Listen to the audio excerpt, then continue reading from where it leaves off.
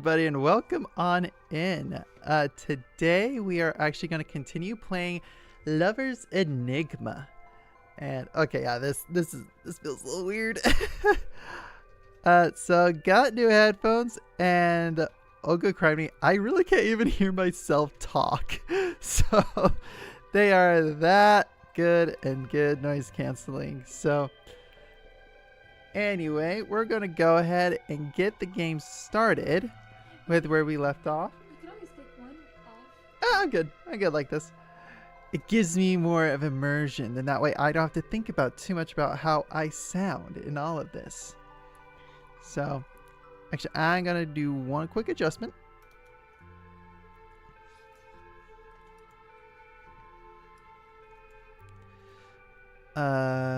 Shoot.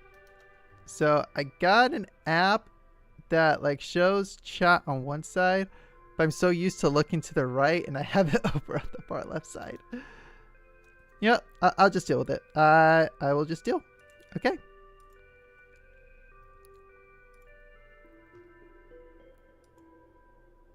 And now it's disappearing. Okay. Yeah, let me. That was loud in my ears. Oh, good. I gotta turn it down a little bit. That was loud. That shocked me. So that actually could make for some fun redeems later. Yeah, okay. Ghost chat. Let's do that. Let's do that. And yeah, I have it top right corner.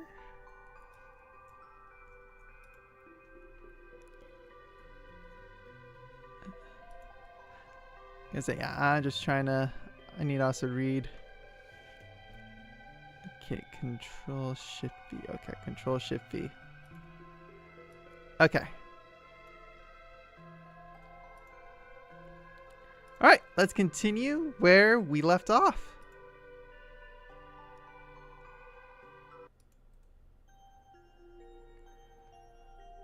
Okay, so basically now apparently I need to do a choice.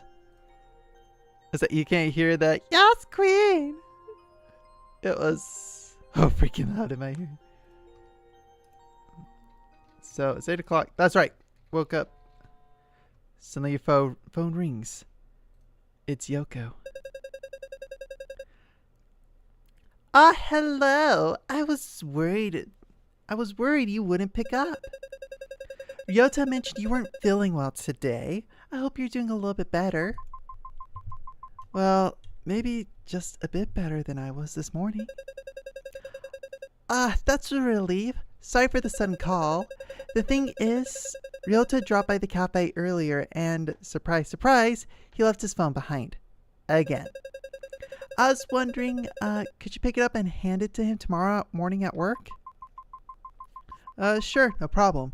I was already out anyway. I'll swing by the cafe and grab it. Thank you, Ame-chan. You're always so sweet to us. I'll be waiting. Ame-chan, thanks for coming in. I'll go find Ryota myself, but my boss is in a mood today. He gave me the stink eye just now. Can you believe it? The nerve. Anyway, here's Ryota's phone. Maybe you'll run into him somewhere around town. Then you can hand it to him. No rush. Not that he'll miss it much anyways. Aside from work stuff, I don't think anyone really texts him. Except us. Oh no, that sounded mean, didn't it? I didn't mean it like that. Oops. Anyway, I hope you're feeling better. I'm doing alright. Yeah, it's alright. You got that look to you again. That look that says you're trying to figure out something or someone. Is this about your mom? How did you... You've always got that distinct frown whenever you think about your mom. Yeah, big surprise there. She keeps things from me again. She's keeping things from me again. I mean, she's always like this, but I don't know why this time it feels particularly stressful. And I'm afraid of pushing and asking her because that's not like me either. To worry so much about her either. Oh, wait, let me reread that bit. Take two. And I'm afraid of pushing and asking her because that's not like me either. To worry so much about her either. I'm just confused and scared. Scared of what she might say. It's terrifying, isn't it? The idea of not knowing?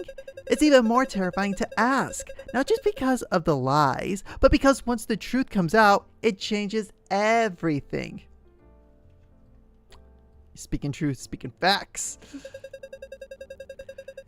Maybe you're not sure if you even want to know everything. Because what if knowing makes it worse? But you can't live your whole life walking on eggshells, Ezra. You can't keep shrinking yourself to fit into other people's secrets. You're allowed to feel betrayed. You're allowed to be angry. But don't let that anger become your compass. Let it pass. Then ask. Push for the truth, even if it hurts. And when you get your answer, really listen. You don't have to trust blindly, but don't shut people out just because they kept things from you either. Hey, you don't tell me everything either, but I'm sure you have your reasons. Sometimes people hide things because they're scared too. That doesn't make it right, but it makes them human. Anyway, I'll stop being dramatic for now. Thanks again for helping with Ryota's phone. I should get going before my boss gives me another stink eye. I'll see you around, Ezra.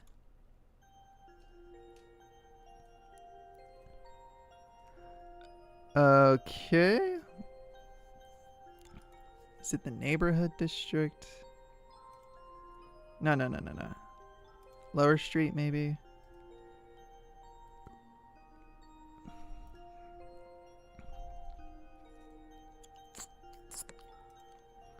Let's see here. What's my task is for today? Try to find Ryota around town.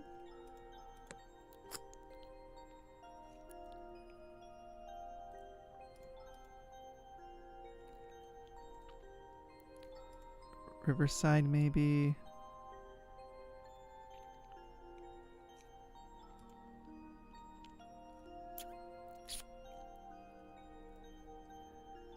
Let's try. He did the cafe. Alley.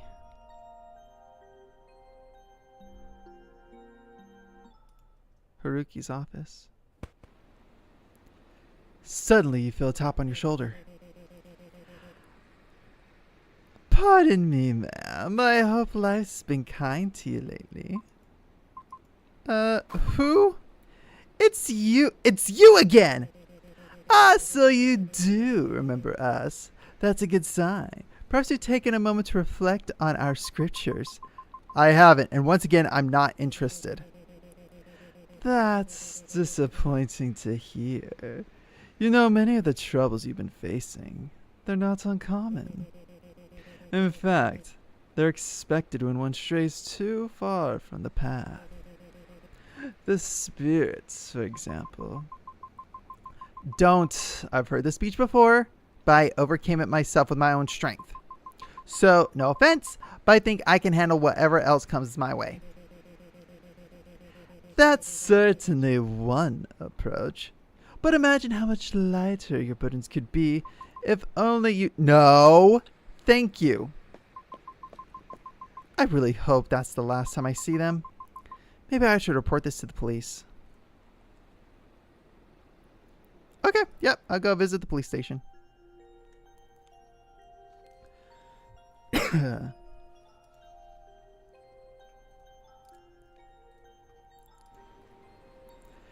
You hear someone call out your name. Ezra, there you are. Footsteps close in fast before you can react. You feel the heat of someone's breath against your cheek. I've been looking everywhere for you. The others keep letting you slip through. But not me. I don't blame them, though. They're not exactly persuasive. But you can't keep running from this. You have to listen.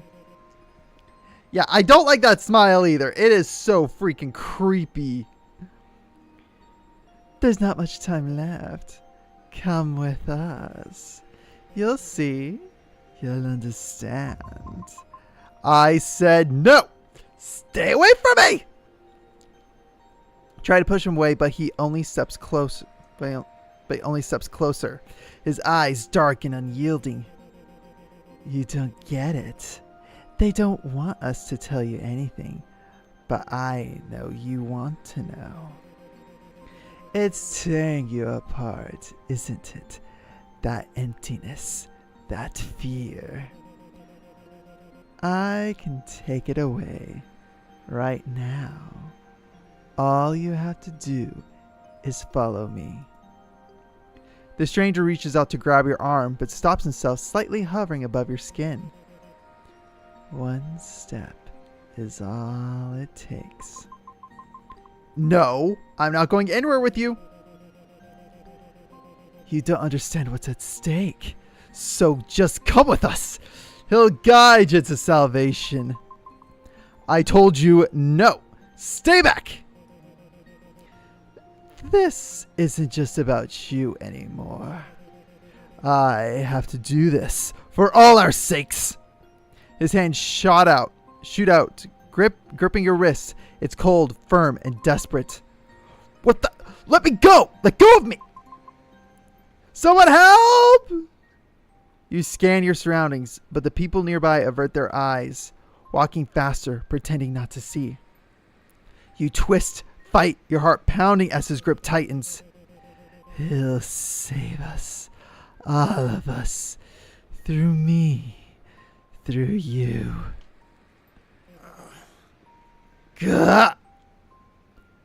I thirst. Is it thirst? Thirst. What's wrong with you? Let go! In his agony, his grip falters. You yank yourself free, stumbling back and running, leaving him behind, writhing, babbling in broken fragments.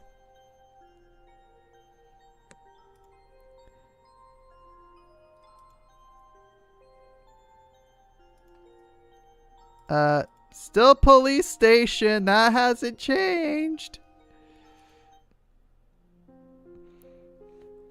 You make your way to the police station. The officer you usually speak with isn't around. You look around and all you see is his empty desk piled with paperwork. For a moment, you think about calling out to him, but then you remember the look on his face the last time. That tired, vaguely irritated expression when he realized it was you again. You decide against it, but then you see it as though... waiting to greet you. You see the file titled Shimizu Kazuki.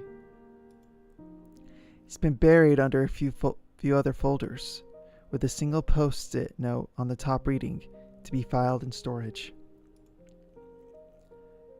You could open it. Maybe there's something inside, an overlooked clue, a buried detail, or even something they've deliberately kept from you. Then again, maybe it's just another dead end. You hesitate. Is it worth digging all of this up again? Worth the risk of peeling back the layers only to find nothing and feel the same crushing disappointment? Or you could find something that would make these past few months of endless searching mean something. It could be the thread you've been grasping for all along is just within your grasp.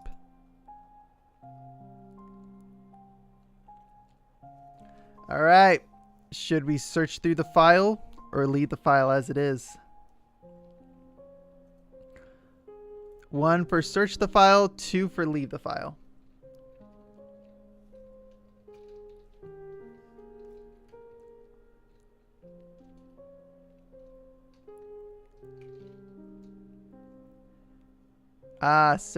Melee saying search the file.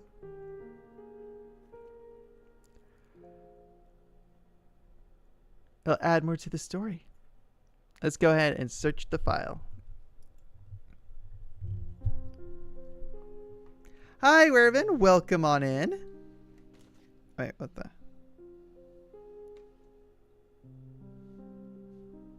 Okay. You reach out with trembling hands, rifling hastily through the stack of old files. Your eyes skim across familiar lines, skipping through the things you already know. Shoes found along the riverbank, belongings washed up after the storm, body not found.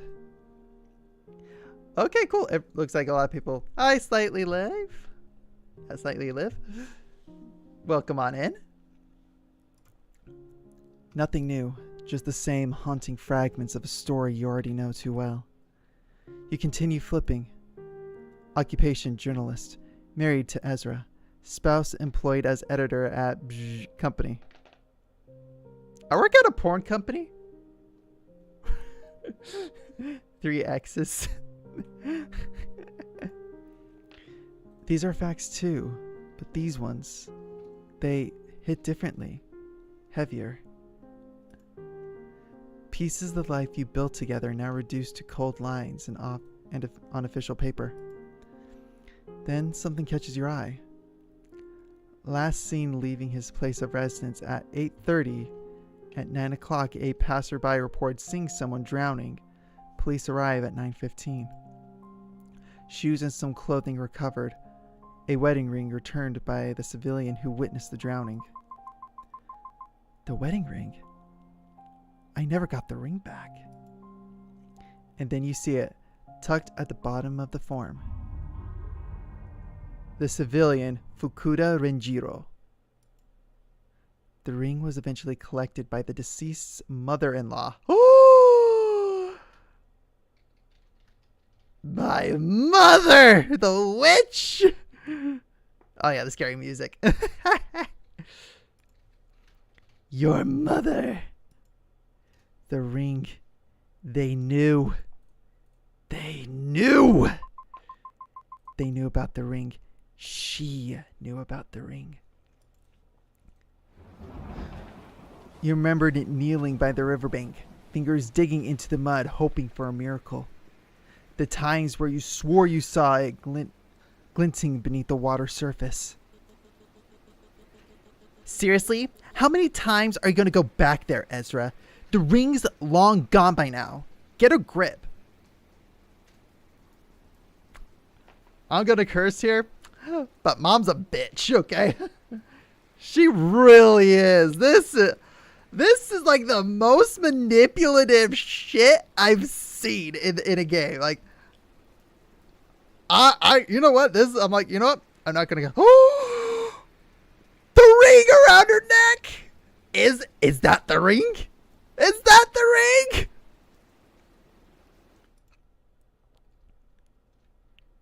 And all this time, they had it? Why? Why wouldn't they tell you? Was it to protect you? Or did they just think you didn't deserve to know? You don't know who to be angrier at. You want to scream, to cry. But most of all, you want answers. Because if this was hidden from you, what else have they both kept from you? After everything he's done, you want to believe there's a reason. That there's more to this than what it looks like.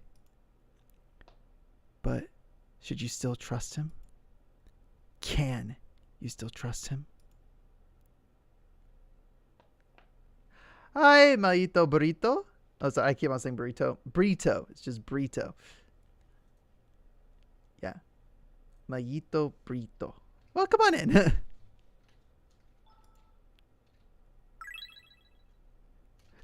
That increased my sanity?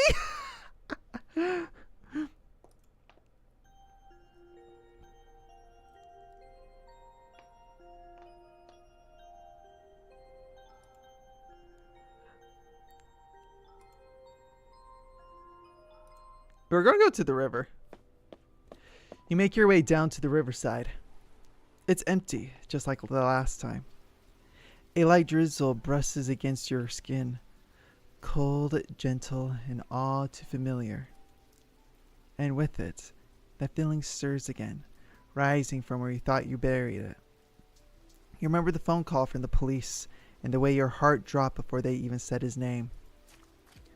Your heels striking against the wet concrete, splashing through puddles as you race down to the riverbanks. You remember the sound of rain accompanied by the low hum of police radios and murmured voices.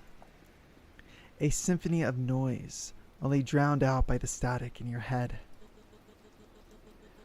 I'm sorry, ma'am. The rain washed mostly everything away. We could only find his shoes buried near the riverbank. I'm truly sorry for your loss. Please come to the station in a few days. We'll do what we can to help. They meant well, but nothing they said could reach you. Not then, not now. Even now, standing here with nothing but the quiet ripple of the river and the sting rain, you miss him. You always will. No matter how much time passes, you wipe away a tear, one you hadn't even realized had fallen. Your hands move on their own, digging through the damp grass, fingers slipping into the cold, wet earth. Something inside you burns. It's urgent and yet aimless.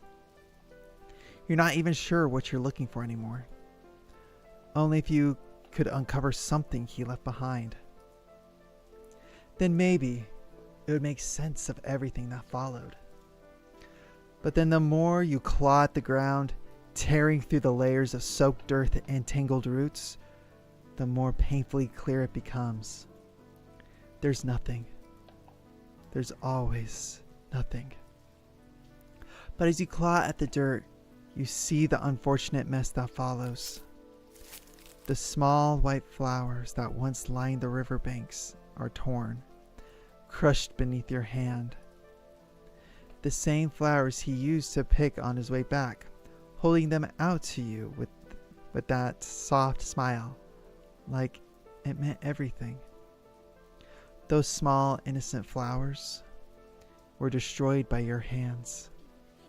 More tears fall, warm against your cheek, mixing with the rain. You miss him. God, you miss him. And the silence around you answers with nothing at all. You carefully gather the few remaining flowers, cradling them gently in your coat pocket, hoping that at least one will survive the journey back home.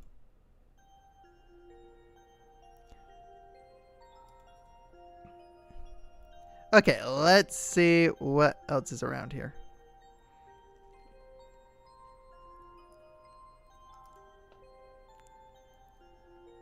We'll try the cinema. Why not? You head to the cinema. Only one movie is playing today. Its title is a little weird. Loop 879? I don't think I've seen this one before.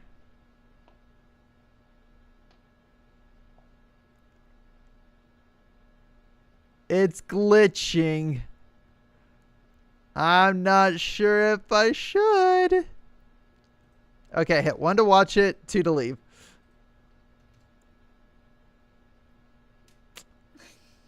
Okay, watch it. I'm gonna give another minute, because I know YouTube can be a little behind.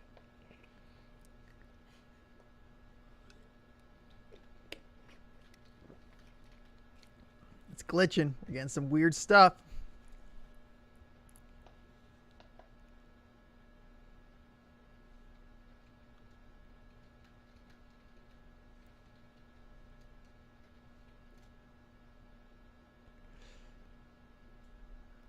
Okay. Okay. It's unanimous. We'll watch it. You buy a ticket and head inside. The theater is dimly lit, the air thick with the scent of popcorn and anticipation. You find your seat and settle in as the light dims further. The screen flickers to life and the movie begins. At first, it seems like a typical sci-fi thriller. A group of people trapped in a time loop, trying to find a way out. But as the plot unfolds, you start to notice something strange. The characters' experience begin to mirror your own life in unsettling ways. Scenes of confusion, déjà vu, and inexplicable phenomenon play out on the screen. You feel the growing sense of unease, as if the movie is tapping into something deeper within you. The climax of the film is a chaotic blend of reality and illusion, leaving you questioning what's real and what's not. As the credits roll, you sit there, heart pounding, try to process what you've just watched. That was unsettling. Okay, that killed an hour. Kitty! You spot a familiar stray cat, Miyabi, lounging outside the cafe. He stares at you as you leave, eyeing you meticulously, as if waiting for your arrival. He lets out a loud meow before strutting off a few meters ahead. As he walks ahead, he turns back to give you a pointed look, like he's personally offended you haven't started following him yet. This one we're following. No need a vote. We're following Miyabi. Miyabi meows in approval and continues to lead you through the alleyway, weaving between the narrow streets and hidden corners of the city. Before you knew it, Miyabi has led you towards the direction of Haruki's office. And with that, Miyabi left flickering his tail at you as he disappeared into the shadows of the alley.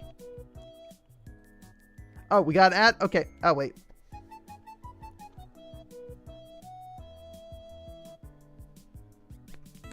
I'll save.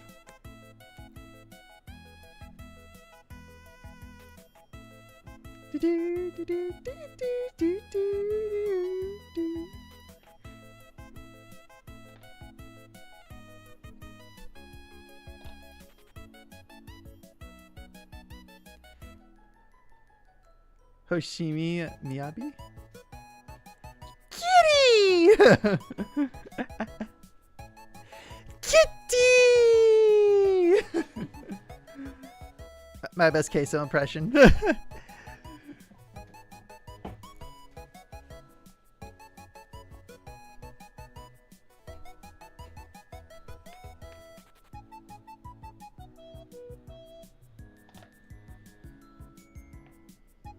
Just let me know if when the ad is done.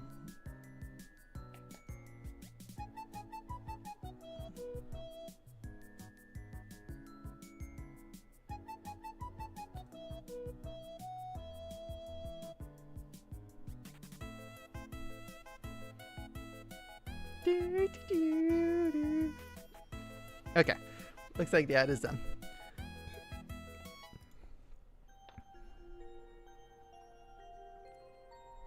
I was expecting the cat to be named it Miyabi since I played Endless Zone Zero. Ha!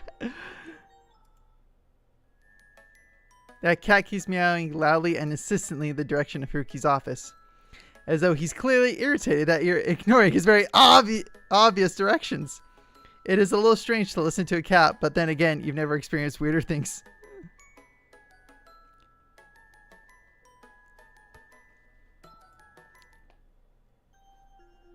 Fine, we'll go to Haruki's office.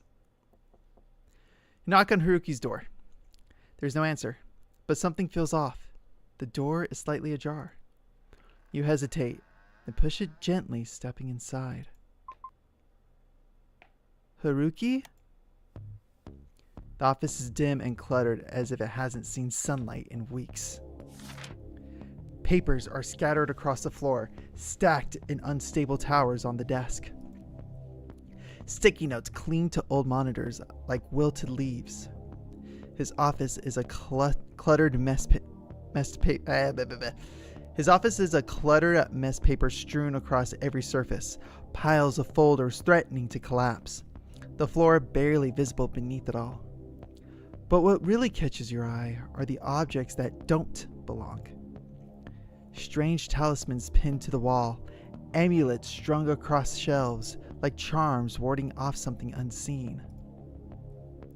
A shrine of beliefs and symbols wedged awkwardly between coffee-stained reports and half-filled notebooks. Faith woven into filing systems. It doesn't make sense. And yet, somehow it does. It made as much sense as Haruki. Just like him, his office is messy, disorganized, but deliberate.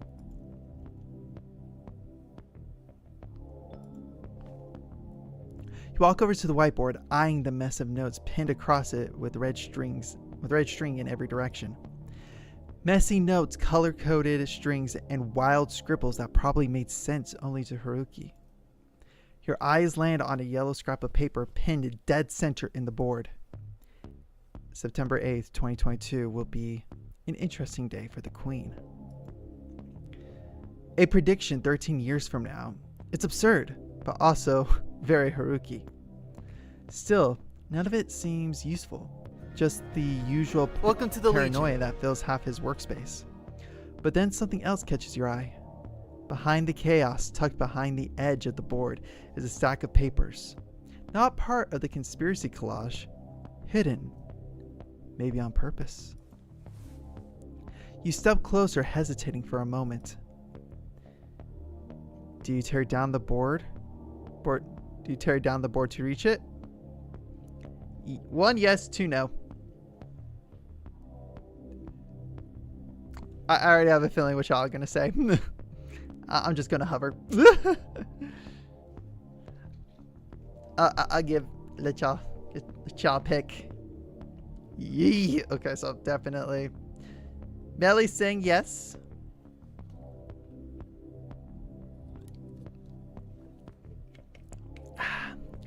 For anybody else who wants to chime in.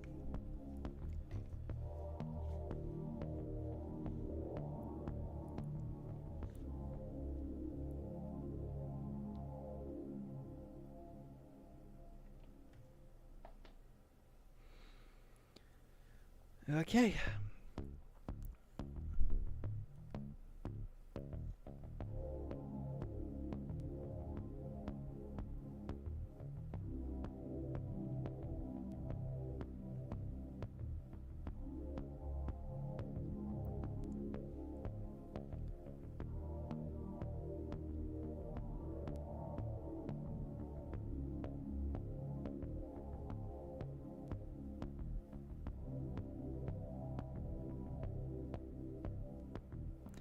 Okay, I'll go ahead and say yes. You reach out and begin pulling away the layers of string, newspaper, and pinned notes. What was once just a chaotic board slowly reveals something more deliberate underneath. Faint words peek through the worn paper.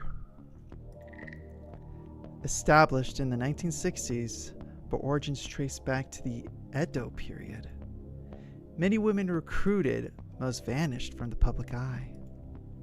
Renowned spiritual masters join under unclear circumstances. Current leader, identity unknown. At the center, etched clearly in black ink, is a symbol you recognized all too well, and a name you've heard far too often. Hiroshi no Kami. You always knew Haruki had some kind of tie to the organization, but this goes deeper than you ever imagined. Behind the layers of conspiracy and junk, you find a full wall of research. Pages and pages of documents mapping the group's history down to every bizarre prediction they've ever made. Clippings from newspapers, flyers, public scandals. But what stops you cold are the notes about you. They talk about your history, ramblings of things that don't make sense. Incoherent words seemingly talk about a past connection of sorts. They reference your confusion, your pain, the isolation that followed. They mentioned your mother and her eventual involvement with the organizations, things even you didn't know about. But it doesn't stop there. There are entries that haven't happened yet, notes about your eventual involvement with the group, your connection to something called the Catalyst. And finally, in thick red ink, the choice. But among the scribbles, something even more unnerving catches your eye. The same two words, "I'm sorry," scribbled over and over. scrawled beside every recorded calamity, every chilling prediction. Something frantic, but all tinged with the same desperation.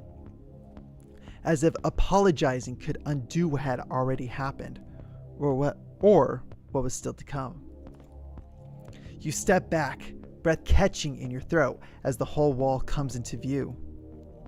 The string, the headlines, the predictions, the apologies. Compared to the tangled web of conspiracy theories, this is something else entirely. More chaotic, yes, but this time, it doesn't feel fabricated. You can see his thoughts bleeding onto the page, the fear, the guilt. The more you read, the less you understand. The words blur together, their meaning slips through your fingers, and all that's left on the board are his fears.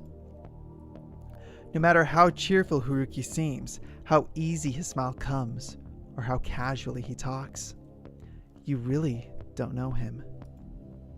Can you even trust someone like that? Okay, that's when I'm answering, nope, not trusting him. You stare at the chaotic sprawl of words on the wall.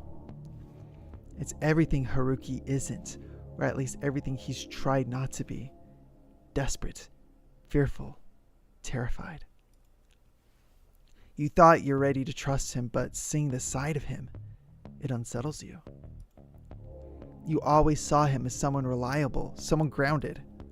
But now, he looks just as scared as you feel. None of the words make any sense. They twist and tingle in your mind, familiar and foreign all at once. You're afraid of them. And more than that, you're afraid of him. A quiet, terrible seed of doubt begins to take root. Maybe the cheerful exorcist isn't as harmless as he seems. Maybe he's more dangerous than you ever imagined.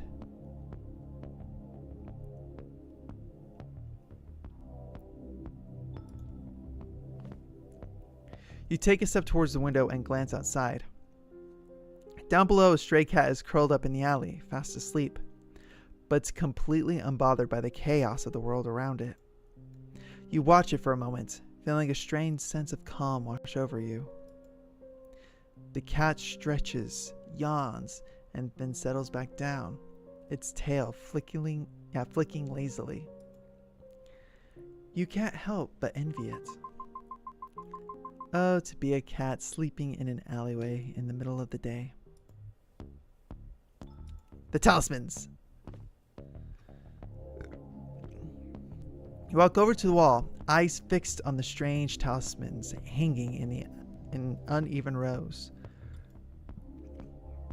They're covered in unfamiliar religious symbols, glyphs and markings you can't quite place. Not anything you've seen before. Some of them are burned around the edges, blackened like someone held them too close to an open flame. Others have symbols that look deliberately scratched out, gouged through with something sharp. You lean close and the pit in your stomach growing as you read the faint numbers scribbled onto the papers. Tiny dates are scribbled at the bottom of each talisman. They're faint but legible. Most are dated just a few days ago. Why would he keep the damaged ones? And these dates are so recent. You've already seen things most people would never believe. Supernatural events, unexplainable encounters. But for some reason, this wall of scorched, defaced talismans makes your skin crawl in a different way. Could they be connected to you in some way?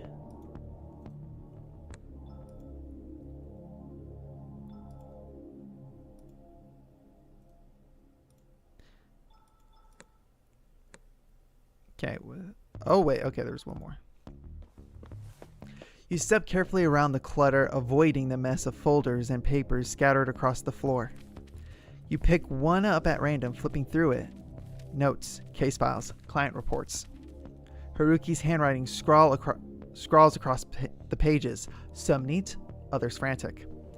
One entry is about a housewife convinced her home was haunted. Turns out her teenage son was were staging ghost videos to upload to YouTube. Their top video got 100 views. Another file talks about an overworked office lady who suffered such intense grief it began attracting malevolent spirits. Not ghosts of the dead, just things. Negative energy is drawn to pain like flies to rot. That one hits a little too close.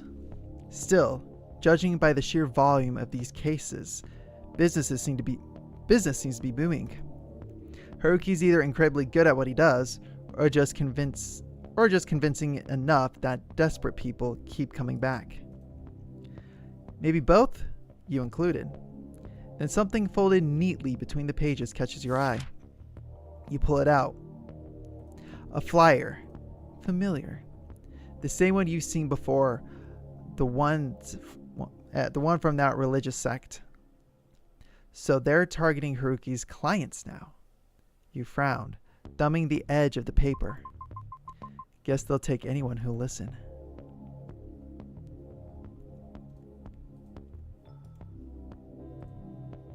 Suddenly, the phone in your pocket vibrates.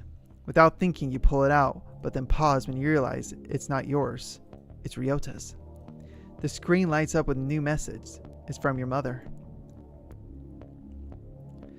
Keep her occupied for now. Oh! Ryota's in! Ryota's in on the conspiracy! You almost lose your balance. This whole time, you were worrying about her, wondering what she's hiding, whether she's safe, whether she even cares. And yet, she's texting Ryota behind your back. You don't know whether to laugh, cry, or feel completely numb. A tight knot forms in your chest. Confusion gives way to something heavier, more invasive. Curiosity. You stare at the phone, its screen still glowing in your hand. You could unlock it just to make sense of all this. But then again, you said you trusted him. And this doesn't feel like something a trusting person would do. Okay, should we unlock the phone or leave it? One to unlock, two to leave it. Woo, this is getting good. Oh, this story's good.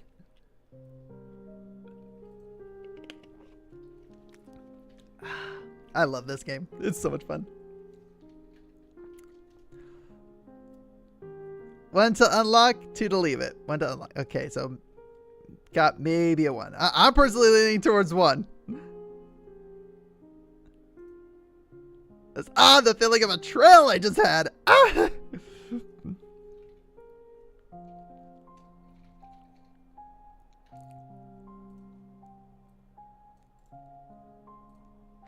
Slightly live one. Okay, we're going. Let's unlock it.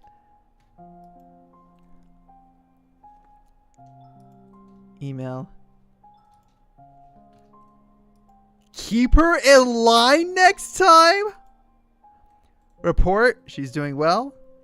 Not well enough, I'm heading over. I don't think that's necessary, ma'am. Nonsense, I clearly need to intervene.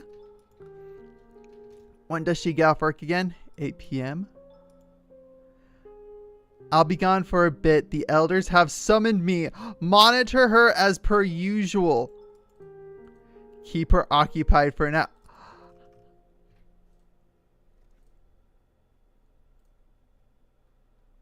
Like, what the heck?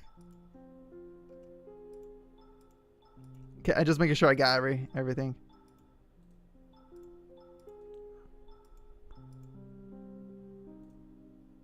Oh, the Doraemon. So, Ryota and your mom have been talking.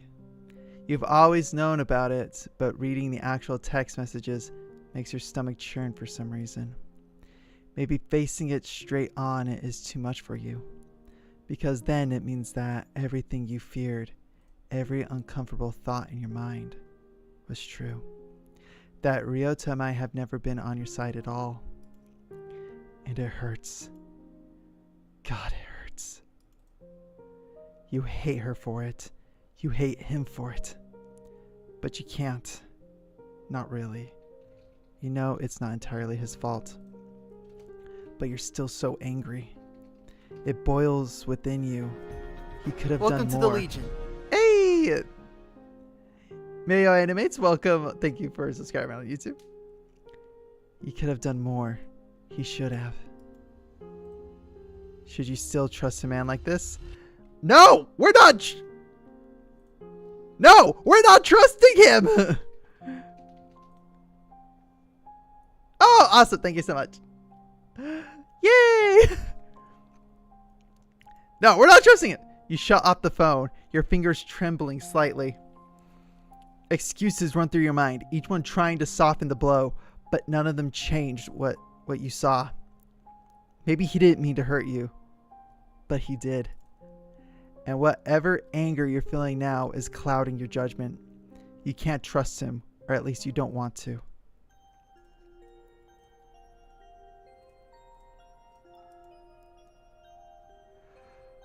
The plot thickens.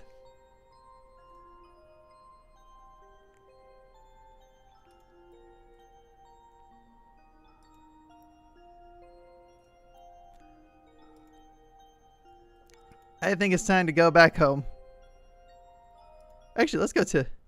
You lean in, straining to catch any sound beyond the door, but there's nothing. It's not unusual for Ren, yet the silence in this apartment building presses on you, leaving a gnawing sense of unease. It's really late. I better head back before Mom gives me a mouthful. Go home. You hear footsteps approaching from behind. Hello, we meet again. You again? No matter how many people you send to me, I don't want to hear it. So listen to me for the last time. I don't want anything to do with your organization, so leave me alone. Yes, you made that perfectly clear. Twice, in fact. But this isn't about you. It's about your mother. My mother. She has finally embraced the full potential of our Lord Hiroshi no Kami. She's transcended. She's become one with him. Is she dead? What are you talking about? Where is she? As I said, she has risen in ranks and she is one with the Lord now. We can help you too, just as we helped her. So come, follow us. We'll give you salvation. No! Just tell me where she is! She's with us, and judging it by the look on your face, you're worried. She sent you a message, didn't she? What did it say? She said she's fine, but... And now, you choose to play the loving daughter? How convenient. You ignore her for so long, and suddenly her absence means something to you. What do you know about our relationship? I don't care about her. Things are just complex and our relationship is complicated.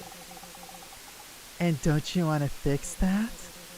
It's not too late. You can still have the mother you always longed for.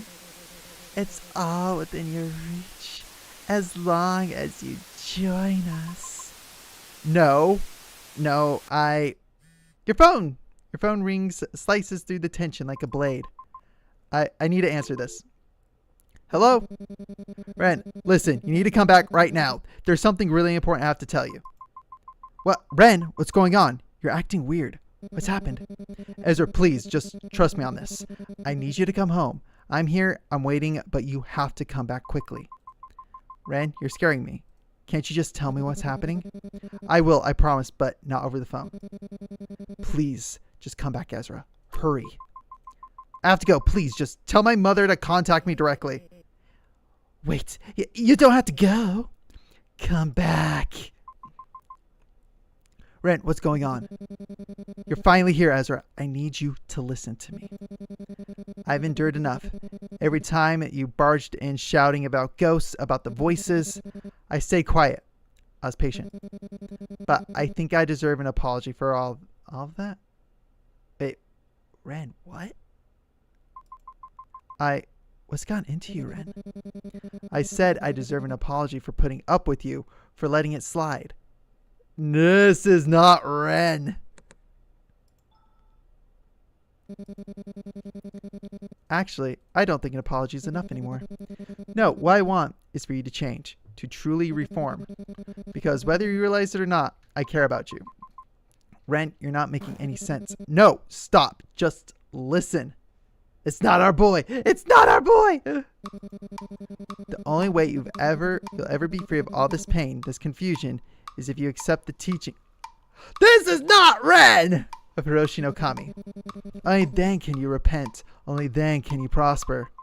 What? No. This isn't you. What are you talking about? You keep pushing people away. You throw yourself into danger without understanding a thing, and you think that makes you strong. You're not strong, Ezra. You're barely holding yourself together. You want to know the truth? I couldn't protect the people I cared about. I failed them. And I won't let the same thing happen to you. Welcome to the Legion. We're the same, you and me. We're weak, fragile, lost. But we don't have to stay that way. I'm not. You are. You're breaking apart at the seams. You've seen it yourself. One wrong word, one bad dream, and you're ready to shatter. That's why you need this. Why you need him. Why you need me. So please stop resisting. Stop pretending you're stronger than you are. We're not weak, Ren. I don't know what's gotten into you, Ren. But you're not weak. We're not weak. Look at everything we've been through. We've still managed to get through. Yeah, we've had setbacks. We've stumbled a lot. But we never gave up. We kept going. And I know Granny would be proud of us for that. Granny? Don't bring her in this. You always believe in the good in people, even when you barely know anything about them. It's almost sweet. Naive, but sweet. You trusted me, didn't you? Even now, after everything, you still do. But tell me something. What do you actually know about me? You think we're close? That I'm some kind of friend? But you don't know me at all. You don't know who I am, what I've done, what I've kept from you. So how about I let you in on a little secret? I saw Kazuki. The day he died, I saw him, alive, alone. And I chose not to do anything. That's the real me. Still want to believe in that now? I know. I saw everything at the police station. Your name was in the file. I know you were involved. And yet, here you are. You really are more naive than I thought. You saw my name, read the reports, and still came running to me. Why, Ezra? What are you really hoping to find here? The truth.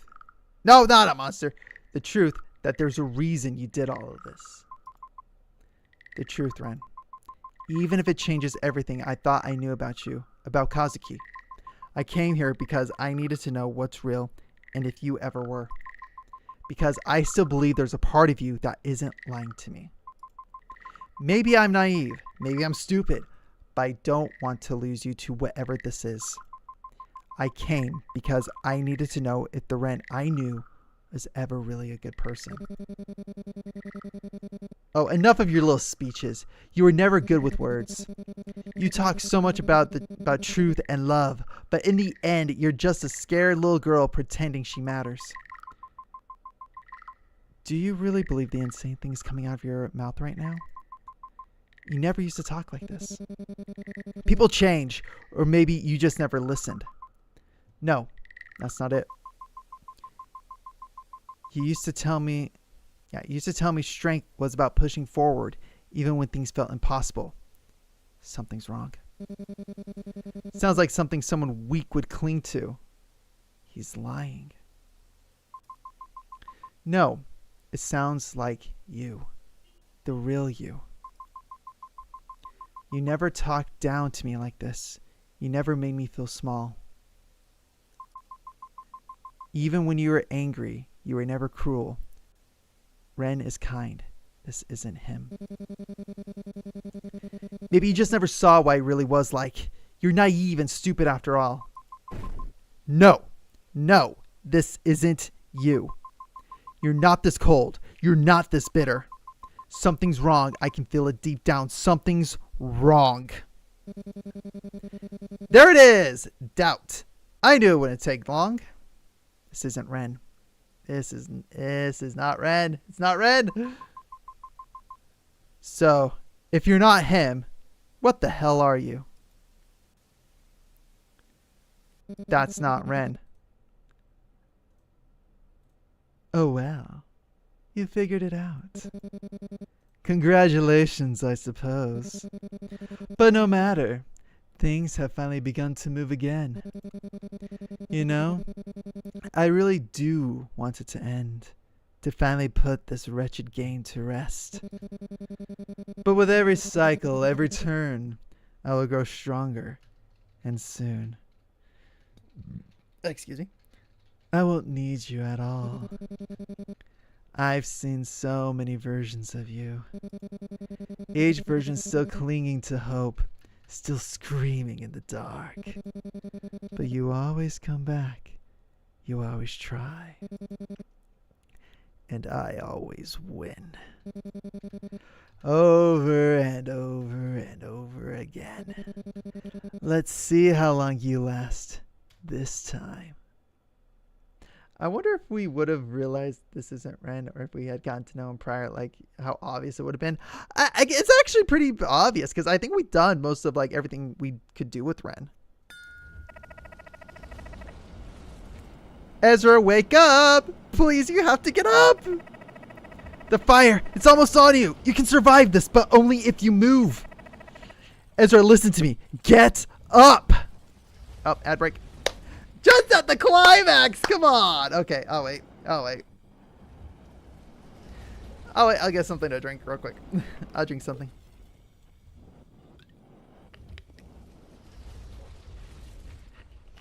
It's getting good! Ah, man.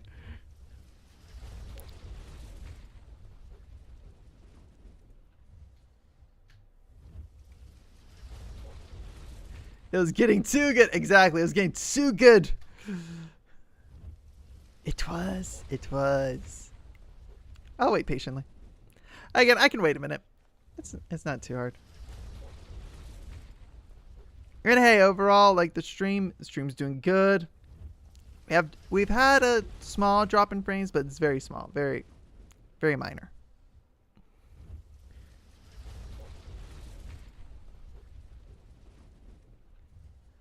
But the story is so good. I love the story. It's getting good. Okay, looks like the ad might be over. Okay. Get up, Ezra! Get up!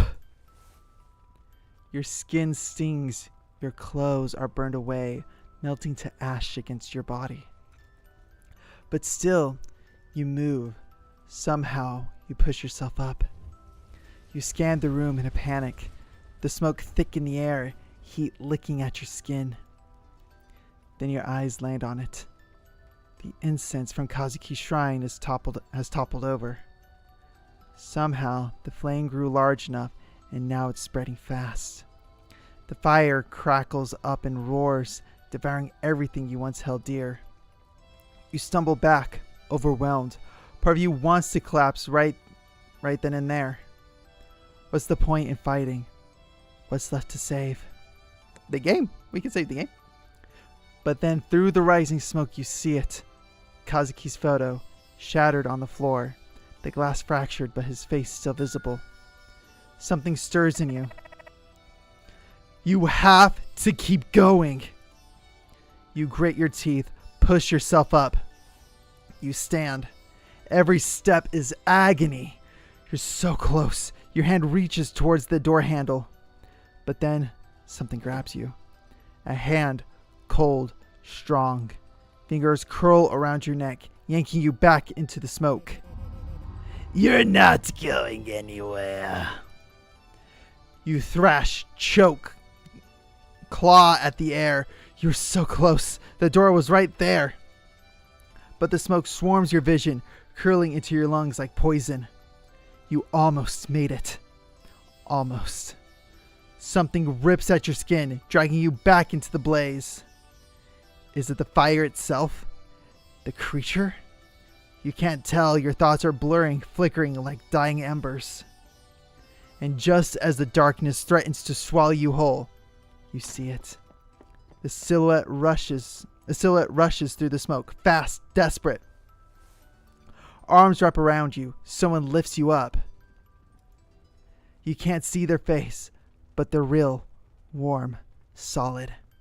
And then you breathe a sigh of relief and finally let go. Day 6! Ah, dang! You drift in and out of consciousness, adrift in a fervent daze, in a fervent haze. Each time your eyes open, the world around you changes itself in fragments. A figure with sunlit hair moves through the blur, arms steady as they lift you from the fire, their warmth the only tether between you and the dark. It's Red, our boy! Let's go! The real Red! I love this boy. Then older hands, lined and trembling, press cool cloths to your skin. Each motion a quiet prayer whispered through touch. And somewhere between dream and waking, a glint catches your gaze. Light bends upon a ring resting on slender fingers, its reflection flickering like a memory you can't quite hold. You felt this familiarity before, in a dream or another life. A voice murmurs through the haze, low and distant, like the world itself is speaking to you. You've burned through this life before. The words don't sound spoken, yet they find you all the same, sinking past the fog in your mind. Still, you rise again. The voices fade, leaving behind fragments that linger in the hollow between thought and dream. They echo, voices lost in a dreamlike state. And as darkness closes in again, you feel a thought that isn't yours settle deep within you. The cycle pauses. For now. When you wake, the room isn't yours. The walls feel unfamiliar, the air too still. Panic creeps in as you push yourself up, then pain shoots through your hand. You look down, a ring glints in your palm. A wedding ring. It shouldn't be here. It got lost in the river after Kazuki's death. Yet, it looks untouched, as if it never left you. Your head spins. What's happening? A sudden bang hits the door, followed by hurried footsteps. Without thinking, you slip the ring into your pocket. Something tells you to keep it hidden. The door creaks open, and a faint silhouette appears in the light. Granny? Granny's small frame enters, carrying a tray of steaming tea. Her face softens when she sees you awake. Ezra, you're finally up. Thank goodness. What happened? That's what I'd like to know, dear. What do you remember? There was an accident. A fire. And then I think I heard someone enter my apartment. And then I can't remember. That's alright. I'm just glad you still remember some of it. I heard the sirens blaring, and then out of nowhere, Ren showed up at my door, carrying you unconscious. Luckily, you weren't badly burnt. I stayed with you through the night, taking care of you.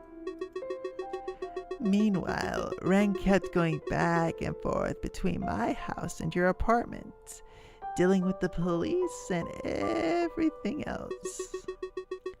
A tall man came by as well while you're still asleep. He helped sort things out with the police. He handed me a message for you as well. Oh, jeez. Okay. Good morning, afternoon, or night, whenever you're reading this. Your neighborhood let me know that you were resting here your neighbor let me know that you were resting here instead. Do let me know when you wake up.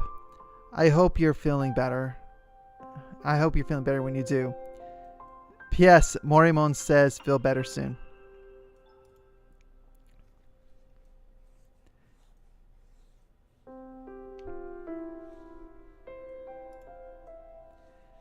You make a mental note to thank him later.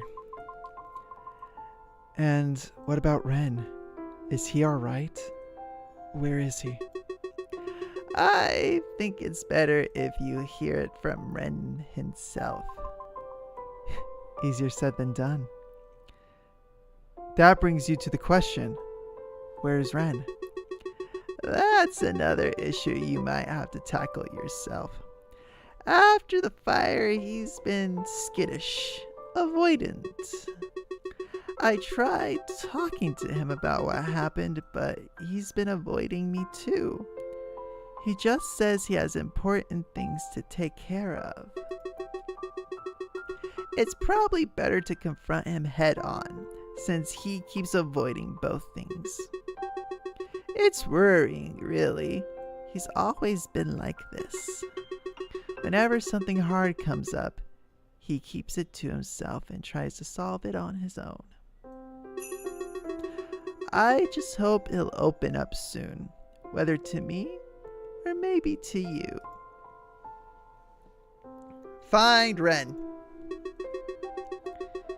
You're welcome to stay here as long as you need, until your apartment is fixed up. Are you sure that's okay, Granny? I don't want to impose. Of course, I enjoy the company anyway. It's been a long time since I had anyone over. I'll enjoy it while I still can. I'll leave you to your own devices for now, but don't stay out too late. I might be asleep when you get back. I'm not as young as I used to be.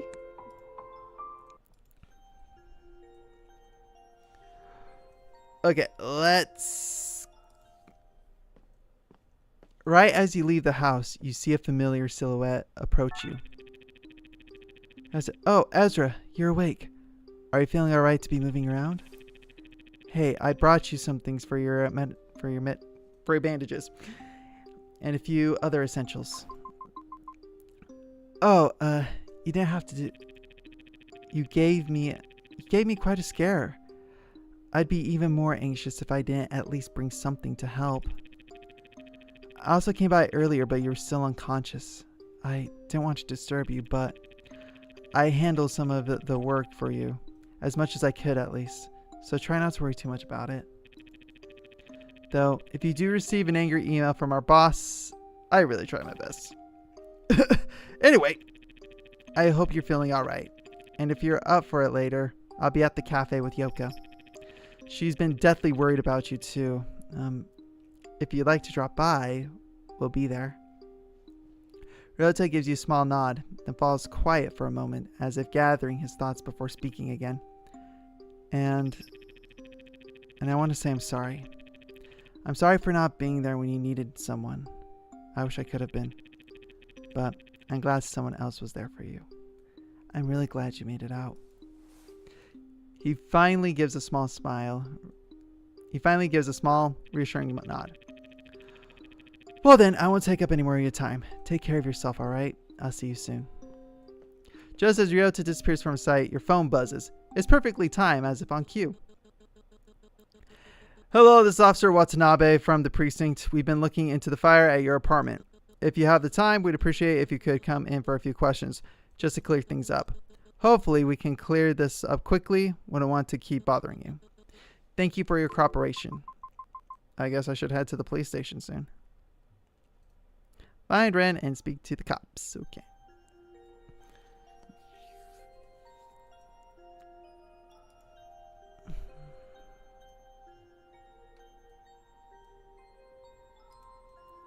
Okay, let's see if we can find Ren. Let's also quickly save.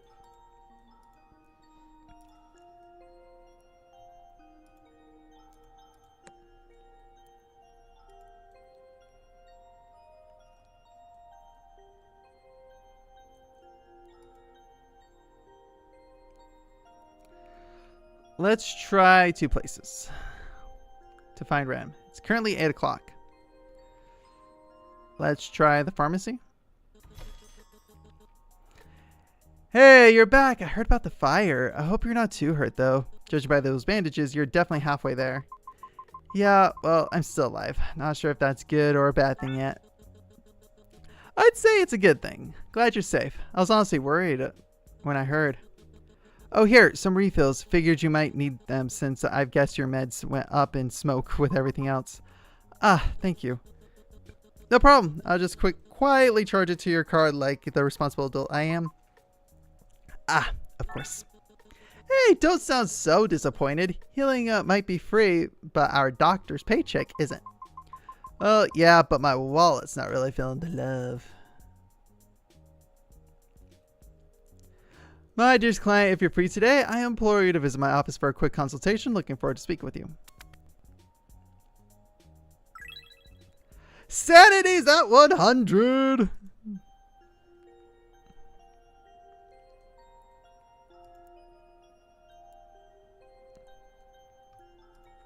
let's try the movie theaters, just because because again, I'm searching for Ren, okay?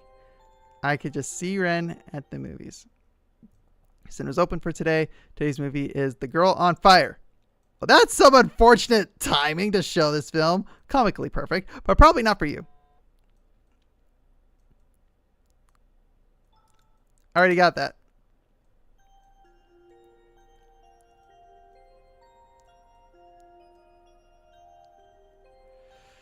Okay, let's go ahead and go to the police precinct.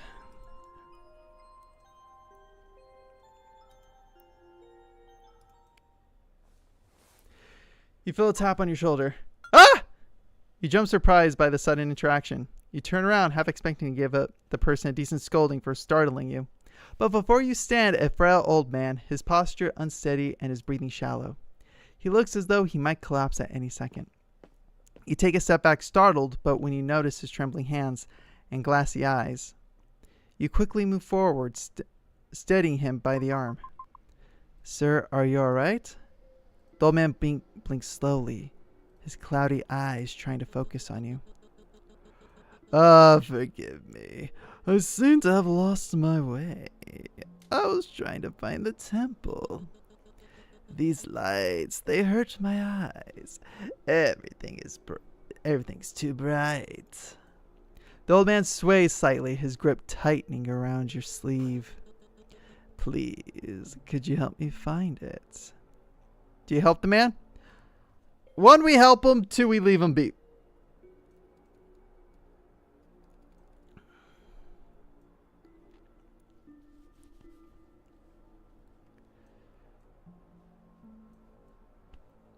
One help, 2 leave. 1 help, 2 leave. Old man seems a little sketch in my opinion.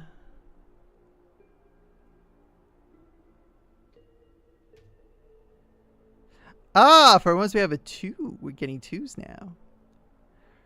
I'm gonna say leave him be. Is that the consensus, everybody? Okay, consensus. Leave him be. For some reason, you decide against helping the old man. You gently remove his grip from your sleeve and give him a small bow. Sorry, sir, but I have somewhere to be. I can't help you. Oh, that's a shame.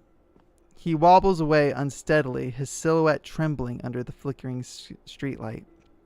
You watch as he tries to navigate his way through the dimly lit path, his figure growing smaller and smaller until it disappears entirely.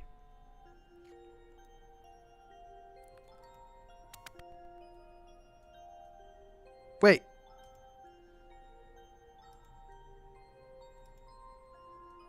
I was trying to speak to the cops. Not. You step into the police station, scanning the area until a familiar voice greets you. Well, we meet again, ma'am. Can't say if it's good or a bad thing this time. Different circumstances, after all. The details around your apartment fire are concerning. You're lucky your neighbor wasn't home, and that no one else got hurt. Fortunately, someone called the fire department in time, though I have to say the timing's a little suspicious. But hey, protocol is protocol, so why don't you tell me how the fire started? Let's go for Kitty. What? We did it! The fire, it started from the incense. Some sparks must have fallen onto something flammable nearby, and it just spread from there. I know it sounds careless, but I'm pretty sure that's what happened. The fire caught faster than I expected. It all happened so suddenly. The man who reported the fire, Nishiyama-san, I believe. From his files, he seems to be an upstanding citizen. Nishiyama. Anyways, he was the one who reported the fire. For the record, could you clarify your relationship to him?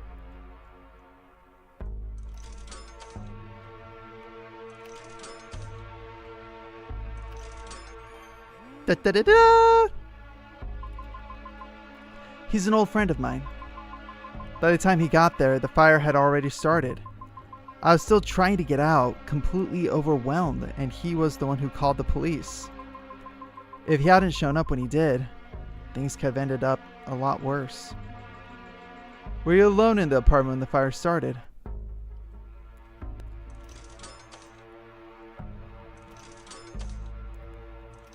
Up.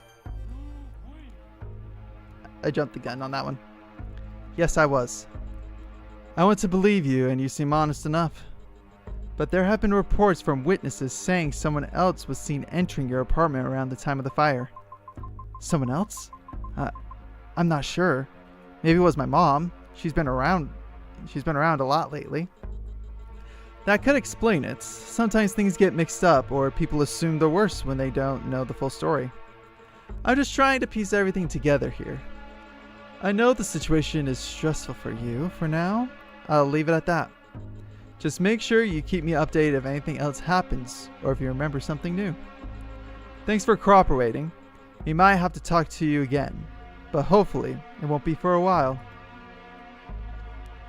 You step out of the police station. The conversation lingers in your mind, like a shadow, unresolved and unsettling. Who could that person have been?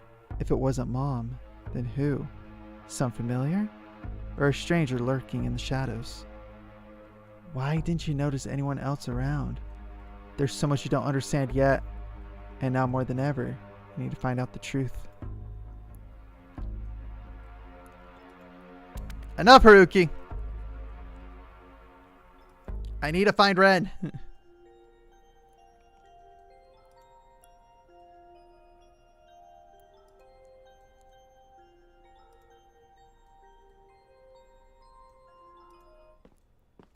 You reach Ren's old apartment building, though you hesitate at the entrance. It feels wrong to be here, like you're stepping into something you no longer have the right to see. And yet, the guilt sits heavy in your chest, urges you forward. A longing sense of guilt of how you've uprooted his life. You peek inside, but there's no traces of Ren, nor any traces of what his apartment used to be. Just soot and black, caused from your own hands.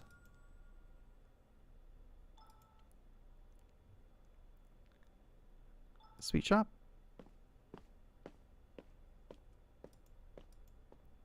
Okay, no, we're not wanting that.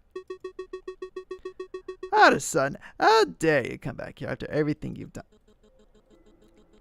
Let me see the boy. I have specific orders from him. I can't mess up again. You will do no such thing. He's already trying to recover what happened before. And now you're coming back to do all this? I had to do what was necessary. What was important? His words? They guided me. They will continue to guide him too. I won't let you do this anymore. But please leave, Hara-san. I'm begging you, please leave us alone. You take a cautious step back, heart hammering in your chest. You've never seen Granny this frantic before. But before you can do anything, the floorboards creak under your foot. Almost instantly, the old man turns his head back, but his anger expression is quickly replaced with almost gleeful joy when he sees you. He has heard my prayers. You're here. Yes, you're the important one. Come with me. He's dying to see you. The old man's eyes widen with pure glee, his face lighting up with an almost childlike joy. Ah, it's you. He reaches out suddenly, trying to take your hand, but you pull back before he can touch you. What are you doing? He glosses over your outburst, continuing on with his ramblings.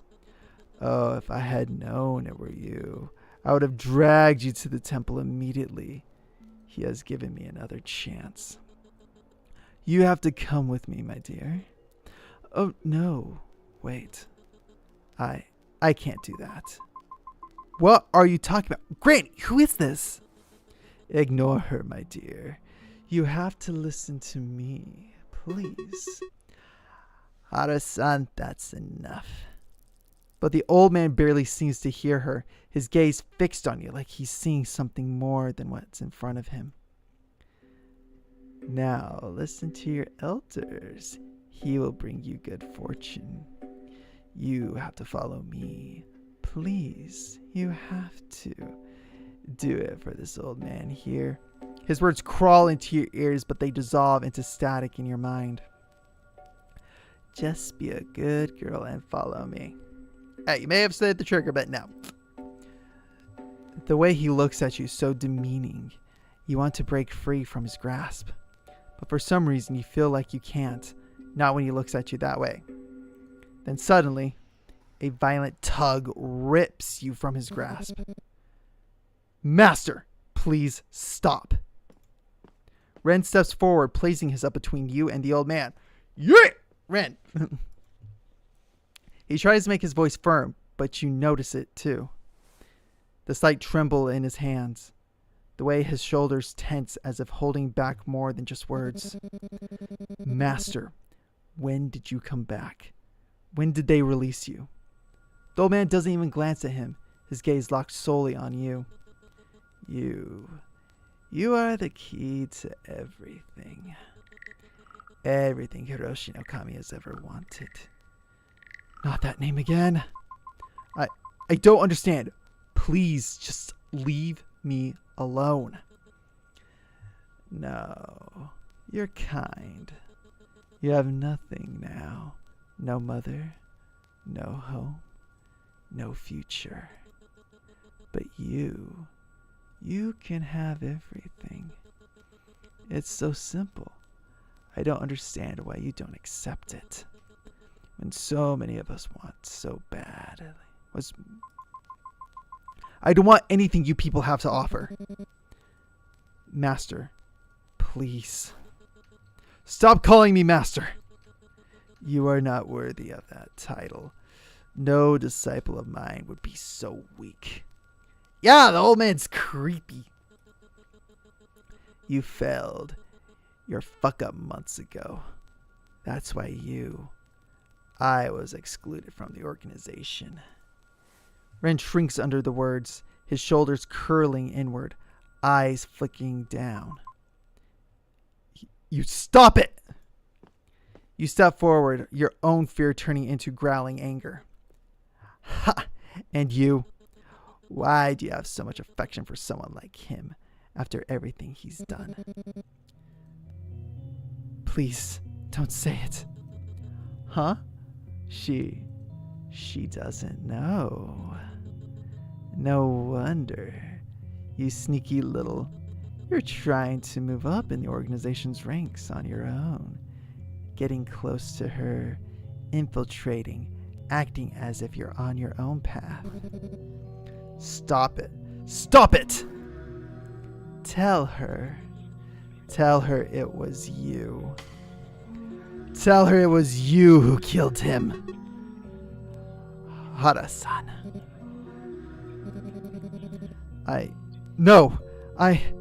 It wasn't like that. There's no way around it. You're a murderer, Renjiro. You've heard enough. Whatever that old man is saying, that information, he's the last person you want to hear it from. That's enough! All of you, stop talking! Can't you see how terrified she is? Wait, who's supposed to be talking here? You point to Granny trembling in the corner, her hands gripping her apron tightly. Oh, okay, we're talking about Granny, okay. Granny, I'm sorry. I'm sorry. It's this weakness that brought you here, Renjiro. And now you're going to let a woman tell you what to do. You misogynistic piece of shit! It's women like you, my dear, who should remain quiet and know her place. We're throwing hands! We're gonna throw hands! Enough. It's time to follow me back. He raises his hand, towering in authoritative swinging it down before you. You felt the wrath of your mother before, but never a man. You brace yourself for his full impact. Smack. The sound echoes through the room. Ren staggers, his hand pressed against his face, blood trickling from his nose. Master, this isn't like you. Please don't hurt her. Please leave. He clenches his fist and raises it, ready to strike back. The old man freezes, clearly shocked that Ren would dare defy him. His mouth opens as if to speak, but before a word escapes, Granny steps forward. Enough. Oh, another ad? Sorry. I'll stop. I can pause for a second. The plot thickens. So, I got theories now.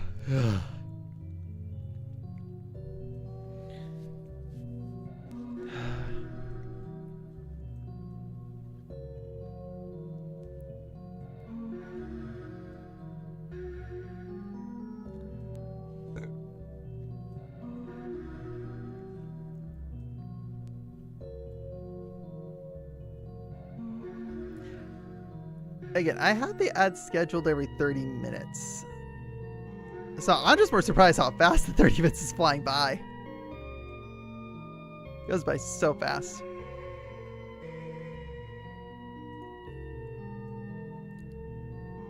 I agree. Southern Granny better be safe. Granny better make it out of here alive here.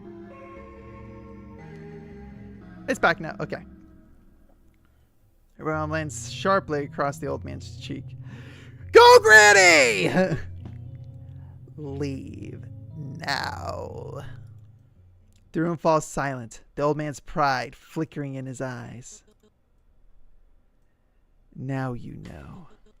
Now you can see who you should trust. Exactly. You can tell he still has more to say, venom poised on his tongue, but he stops himself.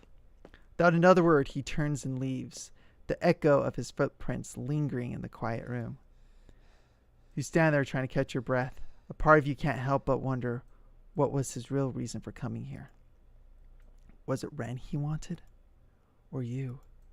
Or perhaps he only wanted to drive a wedge between the two of you. Ren exhales shakily, the fight leaving his body. He stumbles back a little, wiping the blood from his nose with the back of his hand. You move closer, concern on your face, but he avoids your eyes. You probably have a lot of questions. You say nothing. He lets out a small, bitter laugh. I'll answer them soon. Whatever you decide after that, I won't blame you. The words hang heavy between you, the faint smell of incense still lingering in the air. Ren exhales sharply, breaking the silence as he presses a hand to his temple. I'll go lie down, my head splitting. Do you need anything, dear? Some medicine? Some tea? He cuts her off with a small shake of his head. No, I just need to lie down before I pass out. Without waiting for a response, he turns and walks off, his footsteps uneven against the wooden floor. The sound fades until the only thing left is the faint creak of the house settling. It isn't until Granny calls your name softly that you snap out of it, realizing you've been holding your breath the entire time. Dearie? She steps closer, her hand resting briefly on your shoulder, grounding you. I'm sorry. Granny, what for? For Hara-san. All those lies he spouts. You frown, recalling the old man's words and actions. He's been struggling for years now. He's got a lot worse when he joined that organization. For some reason, he convinced himself that Ren committed some ungodly sin. Ren? He brought Ren into the organization, and one day, Ren came back, completely broken. He didn't speak for a month, not a word. And then, when he finally did, all he said was one thing. I did something bad. But we got a 2319! We got a 2319!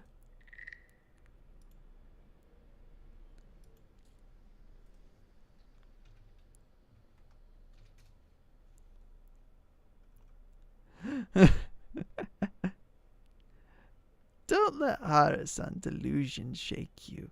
You need to see the truth for yourself. Suddenly, Granny stumbles, her body faltering for a brief moment. Granny? You catch her just in time, steadying her in your arms. Oh, thank you, dear. I need to rest. I'll help you. You guide her carefully down the hallway, supporting her as she leans on you. You leave her to rest in her room. The door closes softly behind you, and the house falls silent.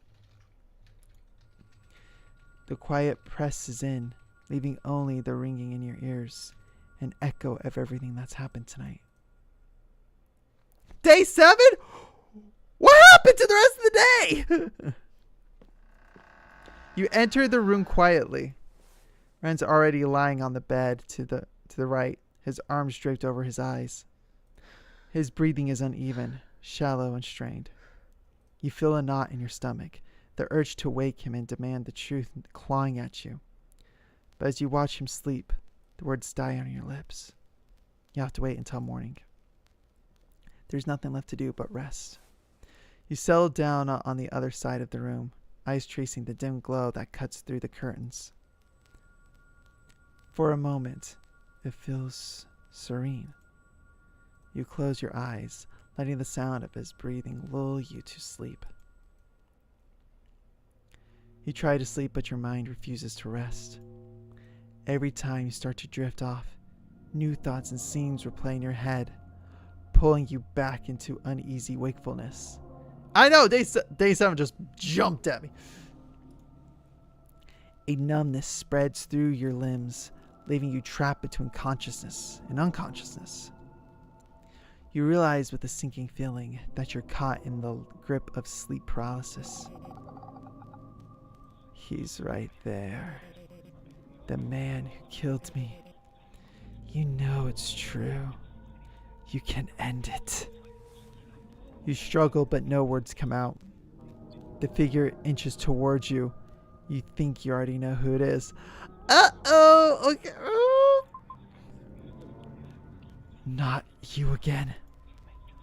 The words resound in your head as you try to speak, but no words come out. I missed you. I really do. And now you've finally figured out who did it. You solved it. You can finally avenge me. Okay, that's creepy. The shadowy figure lunges its hand, stretching towards you with an unnatural predatory precision. predatory precision. Man, that's a bit of a mouthful. Suddenly, you're hovering above Ren. Your hands move on his own, outstretched fingers snaking towards his throat, bending and twisting in almost robotic motion. No. What am I doing? Your hands close around his neck as he continues to sleep unaware. The pained expression on his face, though, mirrors the horror of the scene unfolding. Ren, wake up, please! Ren! Ren. Ren! Ren! You have to go. They sent you, didn't they? Shizuo-san, I'm only following orders. If you hurt me, you hurt her too. I'm doing it for her! Stop! Kazuki! Ah! Shimizu-san. No, it wasn't supposed to be that way. I didn't mean to.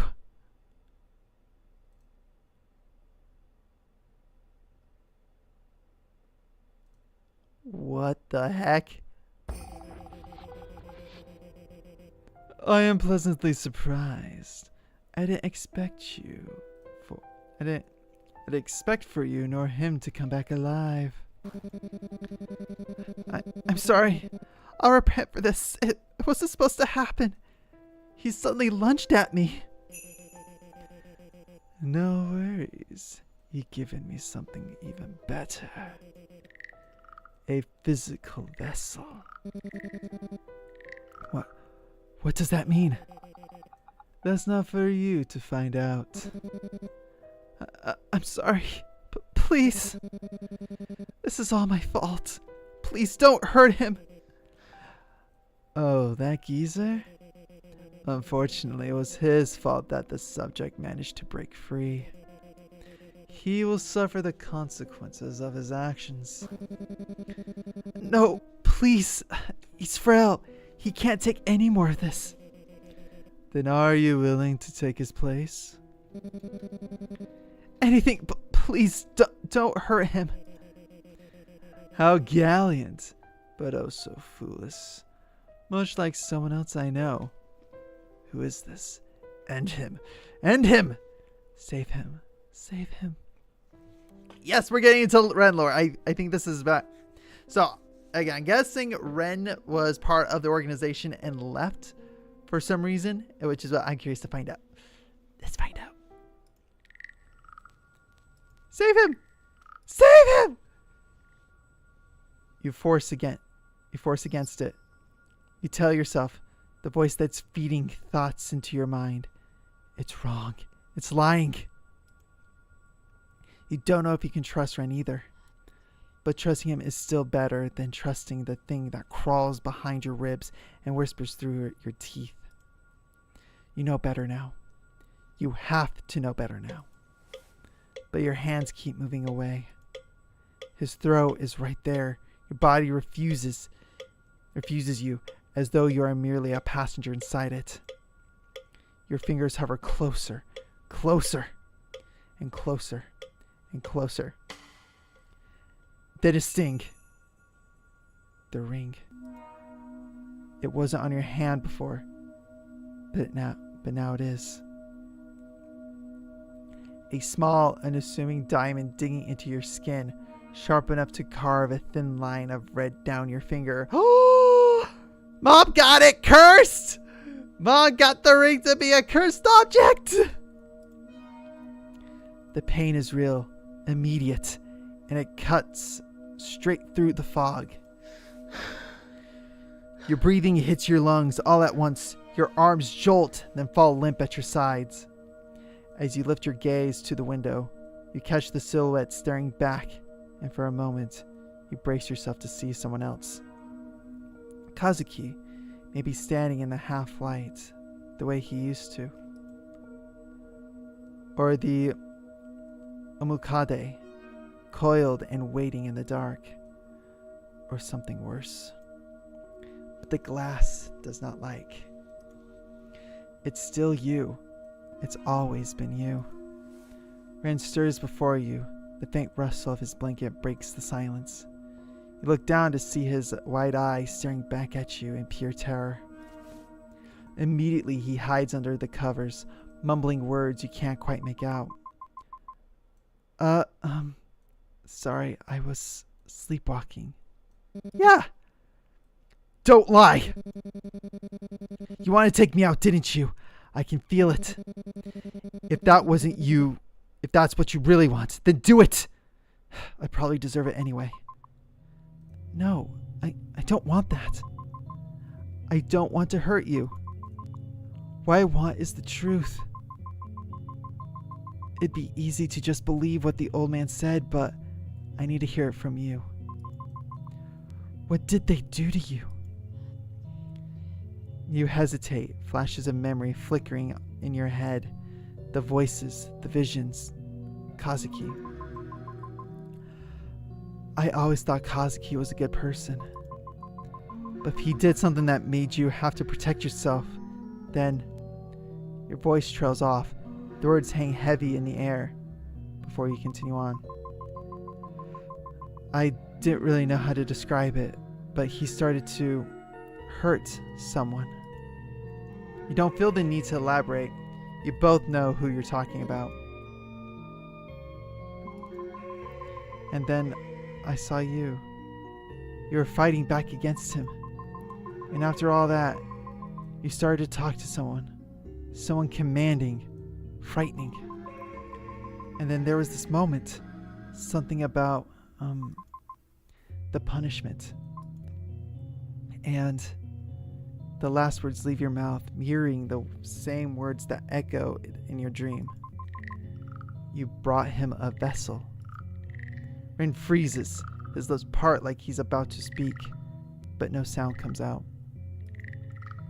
He stammers, trying to force out a word, then grips his throat, as if invisible hands are tightening around it. He coughs and gags violently, the sound shattering the silence of the room. Your heart races as he doubles over, gasping. When he finally stops, he manages to choke out. No, I can't remember. I can't remember what happened. He starts to panic, his breathing uneven as his eyes dart around the room. Reach out instinctively, your hand brushing against his. He flinches at first, startled by the contact, but slowly, the tremor in his hand begins to fade. You feel his fingers shift, hesitant at first, then tightening around yours. His touch is cold, yet his pinky hooks around yours, a quiet plea for something to hold on to. I don't remember. I don't remember anything after the punishment. But I do remember being hurt and hurting him. Kazuki. So Kazuki might be part of the organization too. Because Mom was the one to set it up. Before he can say anything else, the coughing comes back. It's harsher, more violent, as if something inside him is clawing its way out. It rips through the quiet, his whole body jerking with each breath. Ren! He doubles over, gasping, choking on each breath, the sound raw and wet. You reach out for him, but he jerks away, a strangled noise escaping his throat before one final dreadful cough rips through him.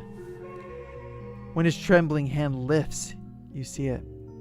A long, slick strand of hair clinging to his fingers, glistening under the dim light like something that shouldn't exist. You feel a chill run down your spine, a sense of deja vu creeping over you as it pulls you back to your birthday. The day your mother gave you that unsettling cake filled with strange hair. You never fully felt quite yourself after that day, though perhaps that wasn't entirely a bad thing. Yeah, not the hair. Ren immediately flicks the hair away, his movement sharp and frantic. He glances around the room, eyes darting as if something unseen is watching. From his pocket, he pulls out a sheet of notebook paper. Hands shaking slightly, he scribbles ferociously, then holds it up for you to see.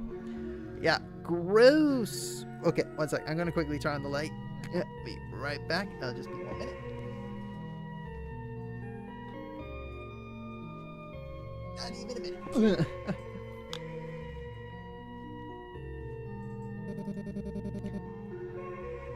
Can't talk. He's always listening. Ren continues to write frantically, each page scratching over in jagged, hurried strokes before he tears it off and tosses it aside. Don't remember much. Brain messed up. He scribbles another page, eyes wide, hands trembling. But Kazuki ordered to follow him. He became weird one day, confronted me. He pauses after writing the last part, staring at the paper as if it burns in his hands, before tearing it apart violently. With a trembling hand, he writes again. I hurt him badly. I didn't know what to do. I brought him back to the place. He took care of the rest. He nervously glanced at him, wanting to ask who, but the words don't need to be spoken. Ren meets your eyes, despair written across his face. You both know. I think it's better to talk tomorrow, or, right tomorrow, I suppose. There's not much I can say right now, not until we actually figure out a plan. Is that alright with you?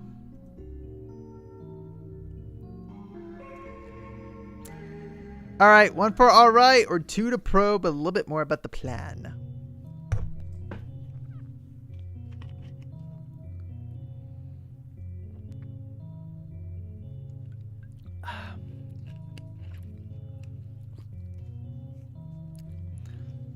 So we got 1 for resting.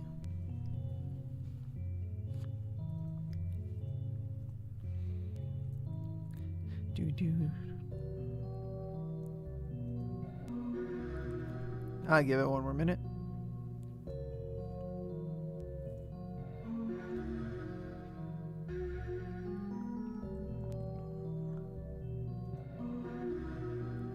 Oh, okay, we're split.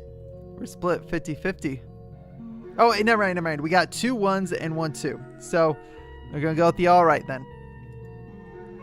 You nod, agreeing with Ren. That's true. It's the middle of the night now. We should get some sleep.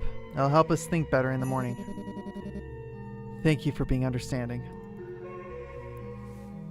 You slide back under your covers, the weight of the day pressing down on you, but sleep won't come. All you can do is lie there, staring at the ceiling, mind restless. Suddenly, Ren's voice breaks the quiet. Thank you for being understanding. I'm not trying to run away from all of this. I just want to do it right. I know how you feel. We'll get through this together. Ren exhales softly, a small relieved sound. I'll sleep better now, and I hope you do the same. The room falls silent again, but this time it's different. It's quieter, softer, as if the storm of the day has eased just enough for a fragile sense of false calm. You take the ring off, placing it gently on the bedside table. It catches the faint light, a small glimmer in the quiet darkness. As you lie down, your gaze lingers on it, a familiar feeling swelling within you. You've seen this sight before, many months ago. For a moment, it feels like he's still here. Kazuki. You close your eyes, that faint ache of nostalgia tightening in your chest as sleep slowly pulls you under. You dream that night of a memory long forgotten.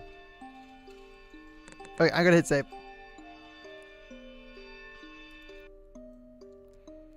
Kazuki in the living room, quietly writing in his journal, like always. The soft scratching of his pen fills the silence.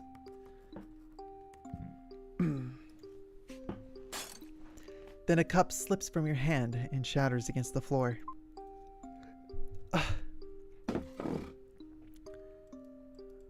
Kazuki shoots up, Excuse me, I don't know why I'm burping so much. Koski shoots up, his chair scraping harshly against the wood. Don't! You freeze. His voice is sharper than you've ever heard it. After a moment, he exhales and rubs the back of his neck. Sorry, you just startled me, that's all. Alright. You kneel to pick up the shards, the quiet now oddly heavy. Lately, he's been more jumpy, more withdrawn. You want to ask why, but the words won't come. Instead, you fall into your thoughts, wondering what other strange moment you might have brushed off, what else you've forgotten. Then, Ezra? You look up, his eyes are distant, dark when he speaks again. His voice is low, almost not his own. Look for the body. You wake with a sharp gasp, your hand flying to your neck. Your fingers tremble as they trace over your skin, searching for marks that aren't there.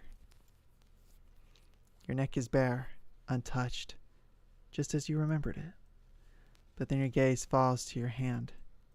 The ring you left on the bedside table now glints faintly on your finger. You stare at the ring for a moment, longer, an uneasy chill crawling up your spine. It feels alive somehow, like it still carries a part of its previous owner within it. You can't tell if that thought brings you comfort or dread. Shaking it off, you step out of the room. Ren is already at the dining table waiting for you, his expression unreadable. Morning.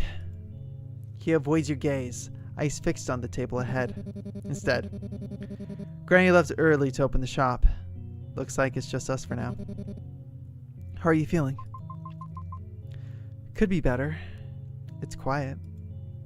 He nods slowly, the silence that follows somehow heavier than the words exchanged. One or two. Ask about the plan or compliment his bed hair.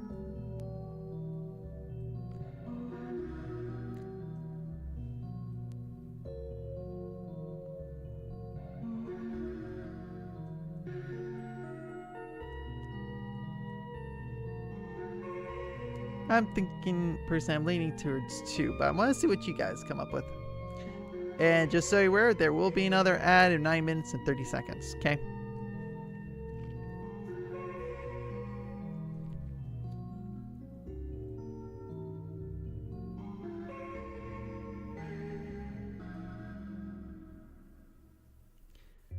They're saying number 1, ask about the plan, get straight to it.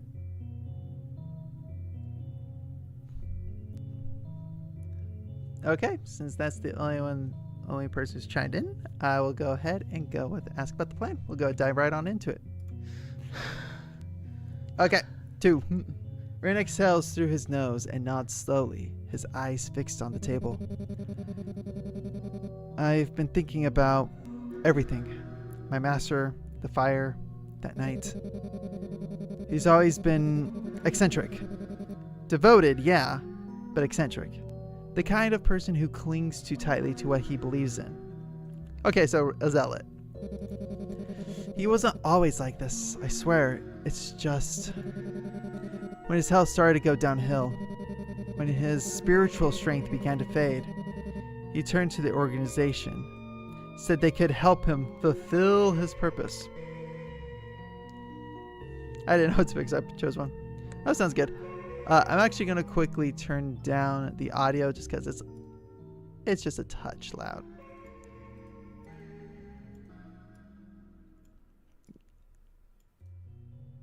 It's all good. We all have those days. There we go. That's comfort. I'll go ahead and increase the volume for chat for the game. For stream, I should say. So they could help him fulfill his purpose. I think what he really wanted was to matter again. To feel like he hadn't lost everything he worked so hard for. His legacy, his marriage. They were a safe haven for him. They told him he needed to hear something I couldn't give him. I'm not too unfamiliar with that feeling, I suppose. So I can't really fault him. The organization was to him what his words were to me. A kind of anchor, I guess. Something to hold on to when everything else started slipping away. But then things started getting weird. They made him do things, strange rituals, and eventually they made him follow a certain someone. I tried to stop him, but I think you know how it all turned out. I don't think I can talk much about it. He's always listening somehow. But I had to be there for my master.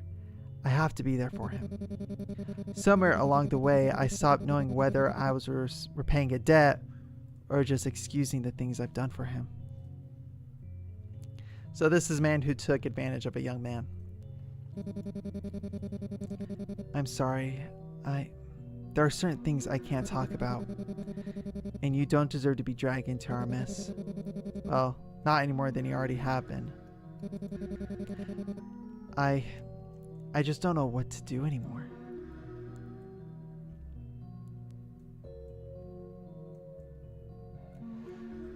Help deal with Haru-san or find a way to get back his hazy memories. Yep, 1 for help, 2 to find hazy memories.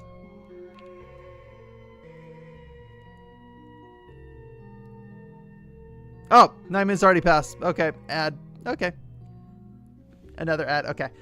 You know what? While the ad plays, I'm actually going to go hit the restroom. So I will quickly switch it to a be right back. I will be back in just a couple minutes, okay?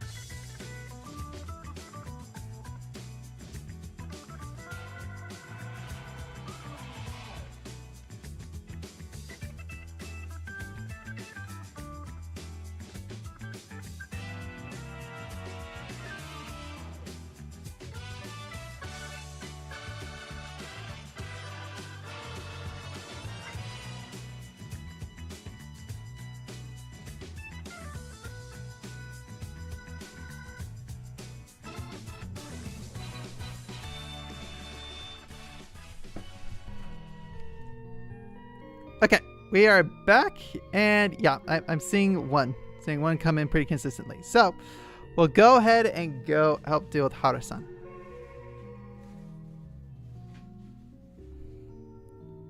Yeah, because I think we need... I agree. Let's help deal with Haru-san because I feel like we need to deal with that trauma first. And then that will also help trigger some of his hazy memories too. Really? After everything we've done to you? You would do that? Alright, I'm also going to do one quick thing as well. Just, I want... Actually, yeah, I think it's fine. Never mind.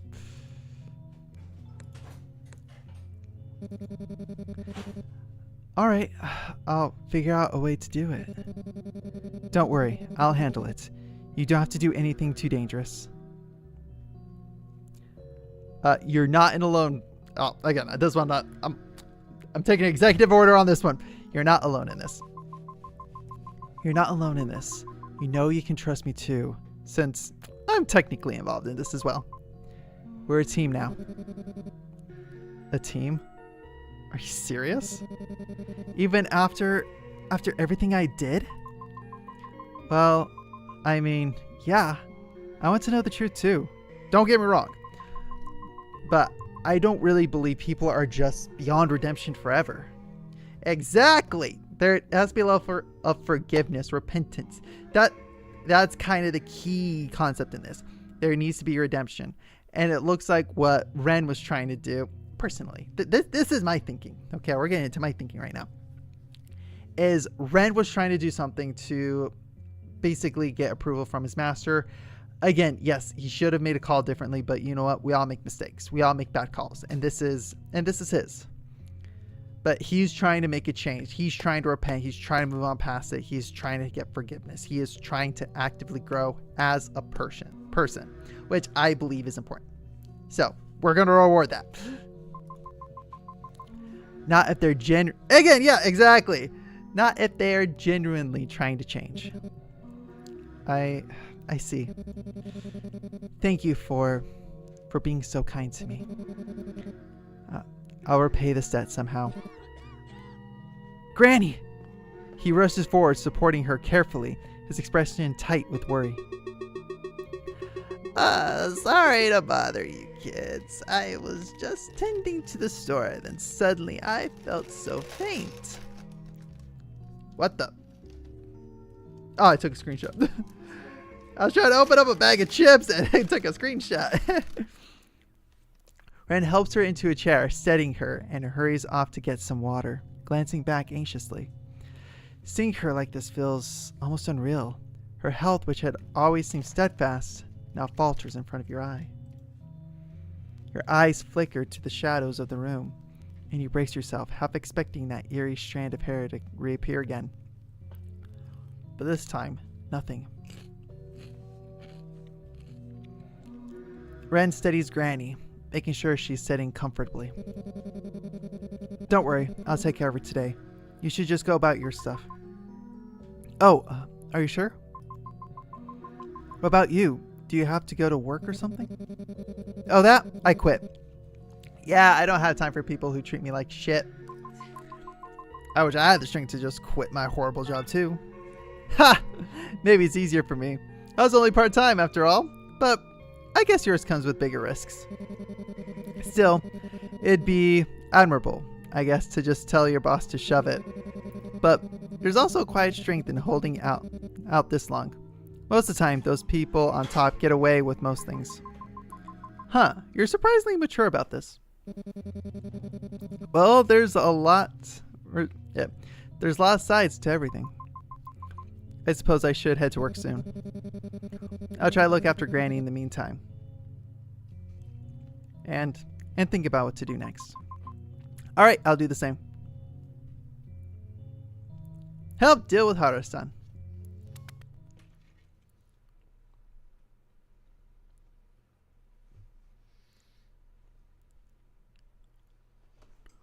Yes, I go to the door.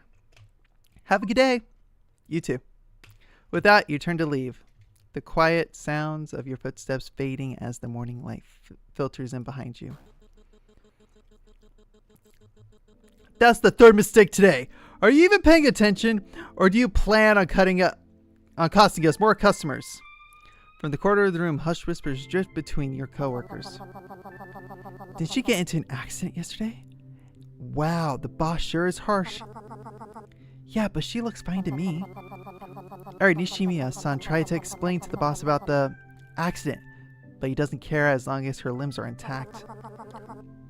Sounds like something he would say. Are you listening? Do you think you can zone out in the middle of this? No wonder you've been making so many mistakes. But the fire yesterday. Don't bother. Someone already told me about your little accident. It doesn't change anything. At the end of the day, this is a business. If you can't hit your quota, then you're out. Simple as that. His words sting, cold and final. You lower your gaze, swallowing the frustration building in your throat. Threaten to quit or tough it out? One or two. I may have an opinion on this, but I'm leaving it to y'all. One or two.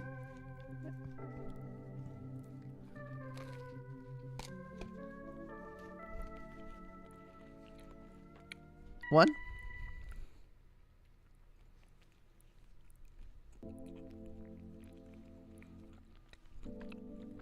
One. Okay.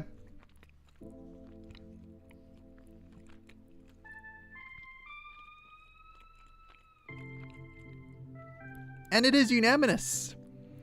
If I can speak. Sorry, mid-chew. Threaten to quit. You look up at your boss. Your chest tight with something that's been clawing to get out. Without thinking, you throw the sack of papers in your hand onto the floor. The sound startles the room into silence.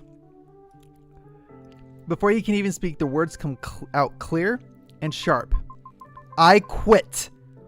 Or I will if you keep threatening me like this. He blinks, taken aback, mouth opening with no sound coming out. You can't treat your employees like this. You take a step forward, steady now, Ren's words echoing in your head. It's about time you told your boss to shove it. You can't just... I'll dock your pay! Then I'll make sure everyone on this blog knows about your exploitative practice. You... Trust fund kid? One or two? I'm personally leaning towards two, because I think two. You trust fund kid? Yes, let's insult. Two's funny. Two? Yes! Okay. Right now it's majority two. Are we going to get a unanimous two, though? That's the question.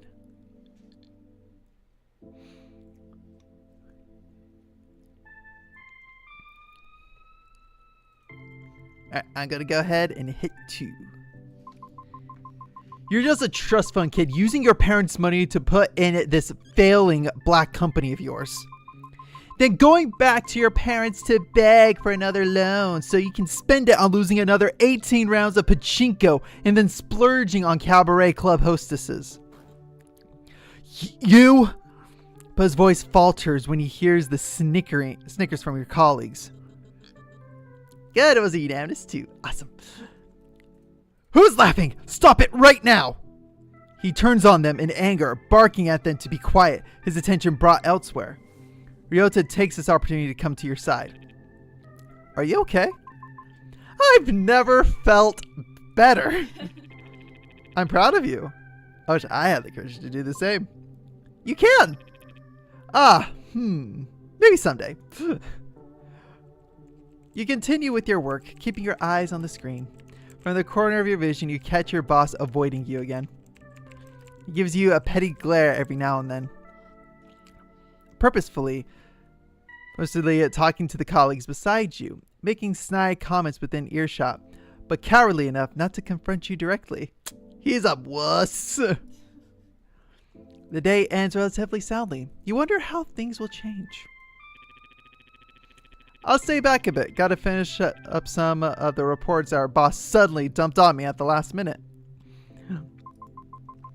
Are you sure? Don't stress yourself out too much. I'm used to it. Don't worry about me. He glances at you with that familiar, gentle smile.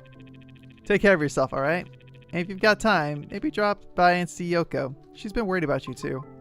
Alright, I will. You give him a small wave before heading off, watching as he turns back to his work. For a moment, you hesitate, wondering if you should have stayed with him. But you shake the thought away. There are more pressing matters at hand. As you step out into the streets, a passerby's voice carries over the hum of traffic.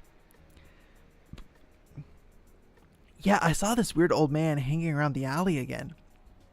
It's just strange. This town's been full of weird occurrences lately. I realized I got pepperoni pizza just now. Nice. Oh my gosh, I got like a burp trying to come out, but it's not. There we go. Can I get something to drink?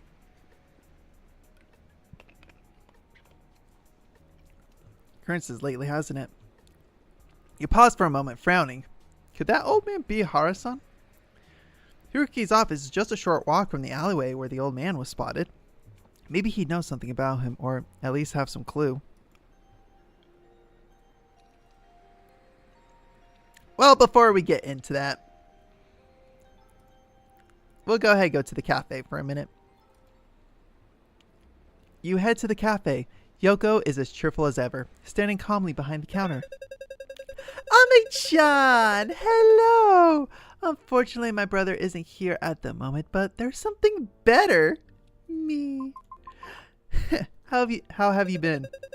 As well as a barista working in a crowded cafe can be. I'm more interested in you, though. How have you been? How are you holding up after the fire? Well, things could be better. I'm sorry. I hope things get better for you. Me too. For all of us. We got another 2319! We have another 2319!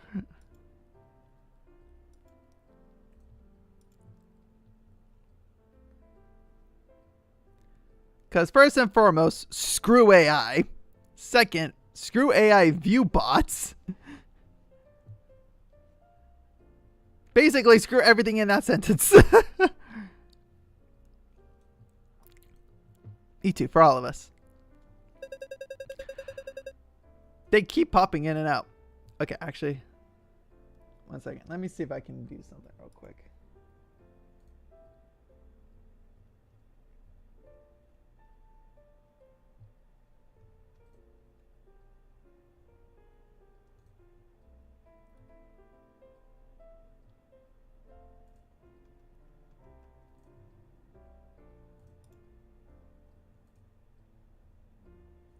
No, not going to turn shield mode on. Let me see about doing something real quick. Because it's always AI. Again, not blocking out the word AI because a lot of times when I get discussing about AI, it's kind of like anti-AI. So, again, don't want to rule that out. But I can rule out the word stringbu. So, not monetization. Moderation. Settings.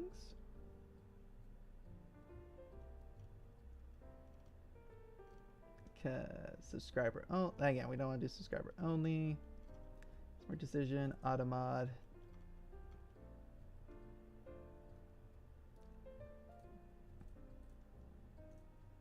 Prohibit terms and phrases. Let's go ahead and then add. First off, we're going to add the phrase AI viewers.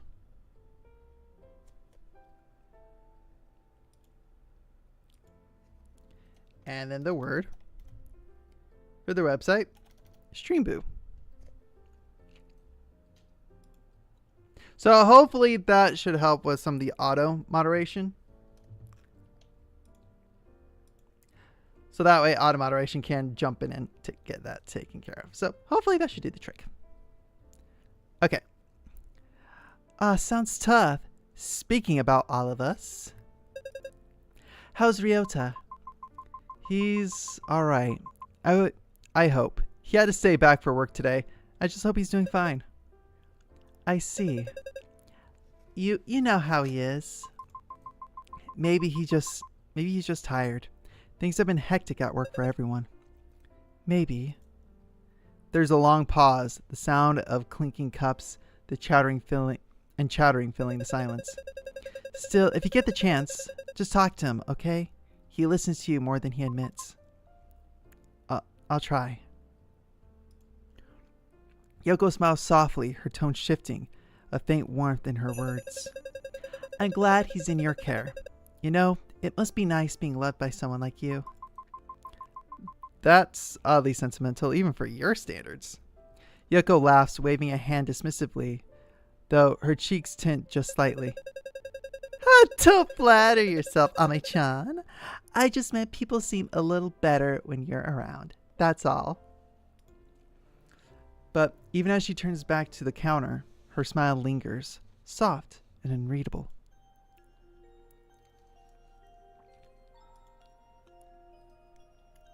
Alright. I was like, let's check tasks for the day. The task list. Okay. Let's go ahead, go to Haruki's office. You push open the door to Haruki's office, hoping to catch him at a good moment. Luckily, he's there, seated behind his cluttered desk, papers, and files that scattered haphazardly across every surface. The moment he notices you, his face lights up with a wide, genuine smile. Oh, my dear clients, I have something of the utmost importance to ask of you. So, what do you think this looks like?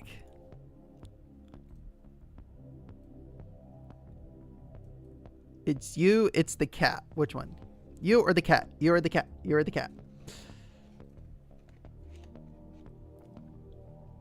Yep, 1 for you, 2 for cat.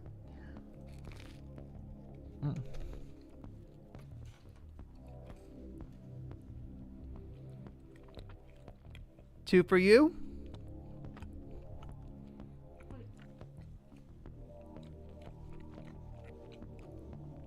Yeah, 1's for you, 2's for cat.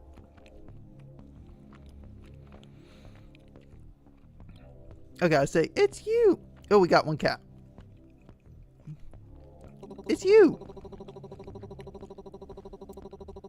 I know the Strong is very cute, adorable, and well drawn. But really, it can't possibly capture the same level of me.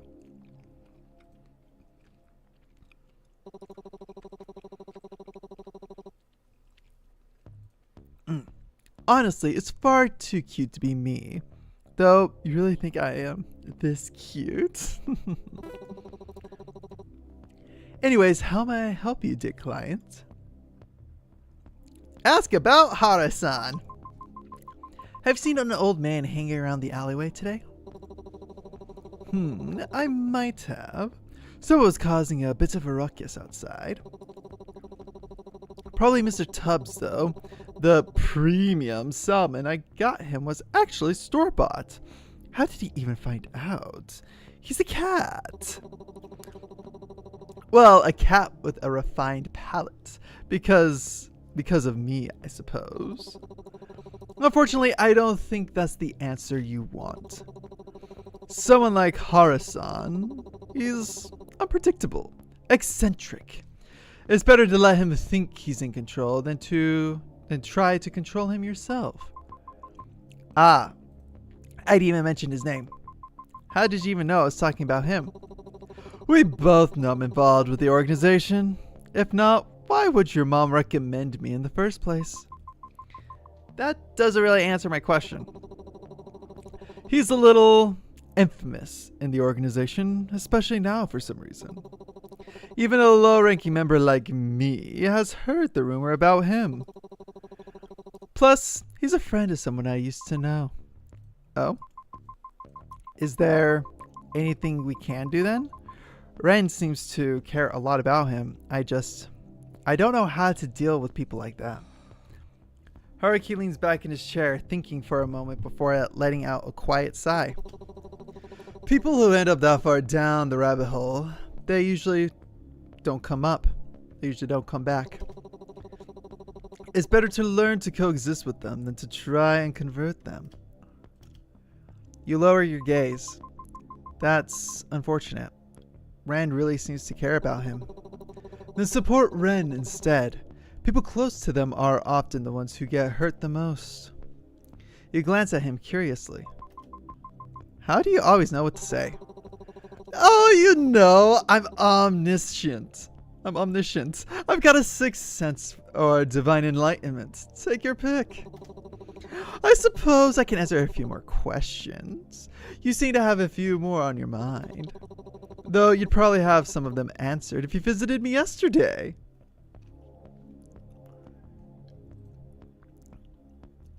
Ask about... Okay, 1, 2, or 3. 1, 2, or 3. 1 for ask about the spirits haunting you. 2, ask about the curses. And 3 to ask about Haru-san again.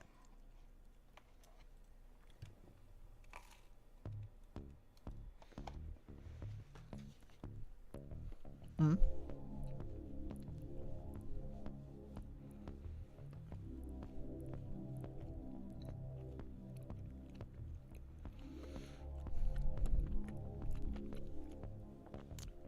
Seems like I gotta ask about the spirits.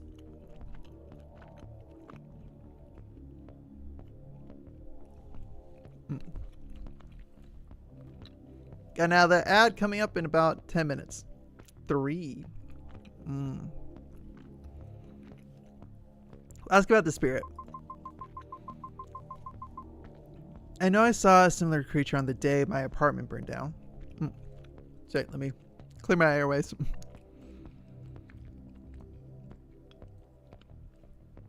Don't want to choke. It had been Ren's face, his mannerisms, but twisted in an awful way.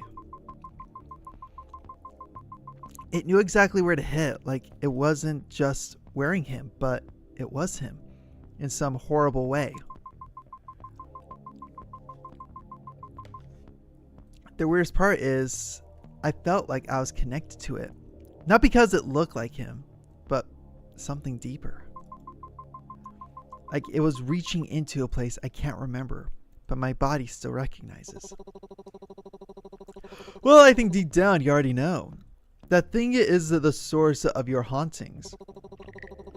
The face it wears, the tricks it plays, it's all to keep you tied to it.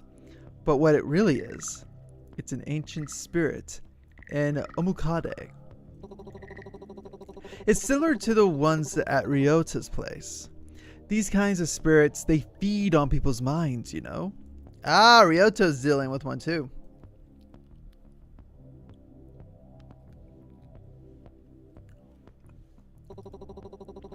Slowly wearing them down until there's barely anything left but an empty shell. But yours, it's different. Stronger. Way stronger than the one haunting him. You think back to the fragments of your nights. The hazy dreams that leave you restless. The half-remembered whispers that linger long after morning.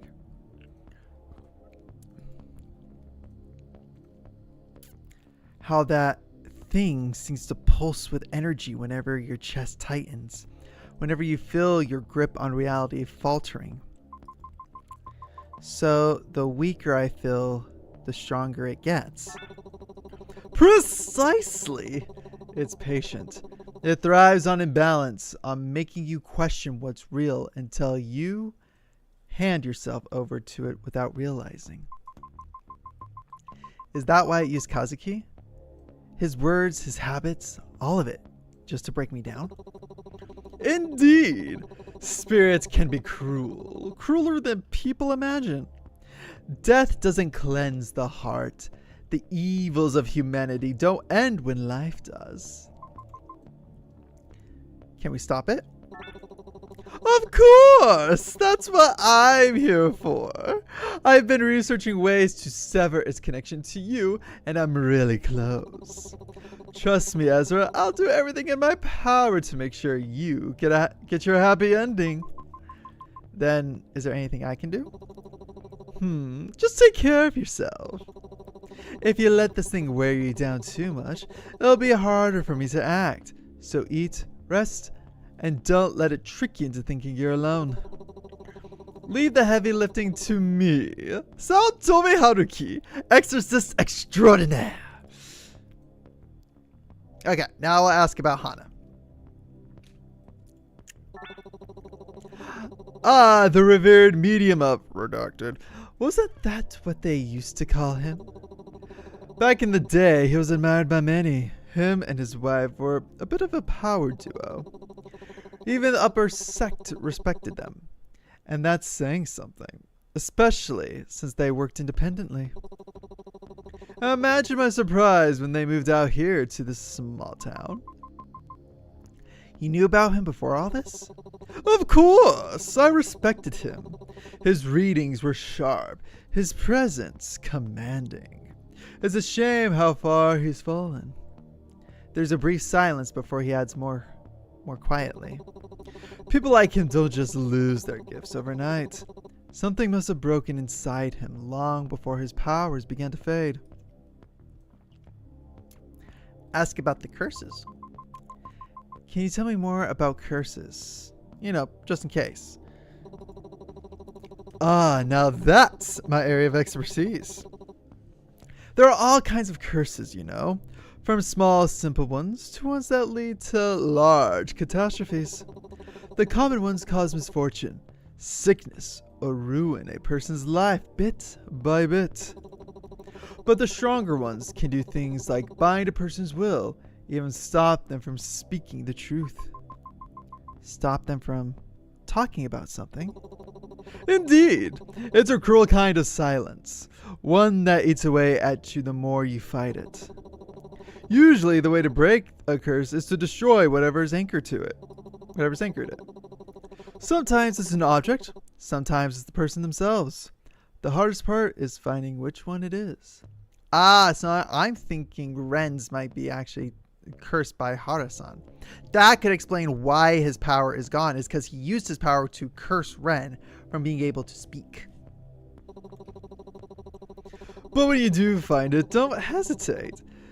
Serve the connection. Is it serve or sever? I think it's supposed to be sever the connection fast. Because the moment you do, the one who cast it will know. Nothing further to ask. I'll handle things on my end, alright? You don't need to worry so much about the organization. And as for the spirits, they're only as strong as you let it be. You've done really well so far. Just keep pushing forward. You've got this.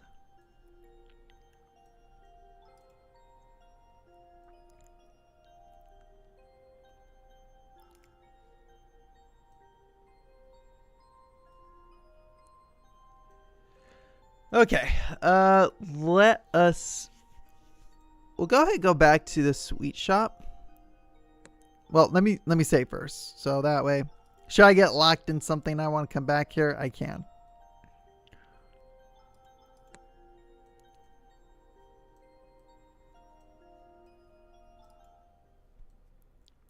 As you approach the house, you notice the door wide open, swaying lightly in the breeze. The faint creak of its hinges cuts through the still evening air. Granny never leaves it open. You step inside. The lights are dim, with a few items scattered across the floor. Granny? Ren? No answer. Granny? Are you here? A sharp crack echoes behind you. Pain bursts across the side of your head before you can even turn. See, this is why we save. The world tilts, your vision swimming with light and shadow. The last thing you hear before everything fades is the faint hum of the wind chimes by the door. Its gentle sound twisting into something distant, almost mocking. Then darkness. You wake up to the sound of dripping water. Your wrists ache, bound tightly behind the back of a chair. You try to focus through the haze in your head, but your thoughts won't line up right. There are two shapes in the dark. Granny? Ren? Neither one of them answers. A voice from somewhere behind you speaks instead, hoarse and trembling. You're awake. Finally. You flinch, the shadows shift, and Harusan steps closer. His eyes glint like wet stones in the dark. I didn't want it to come to this, you know. But I had no choice. You wouldn't understand. None of you would. You try to move, but the ropes bite deeper into your skin. What did you do? Where's Ren? What is this? Ren.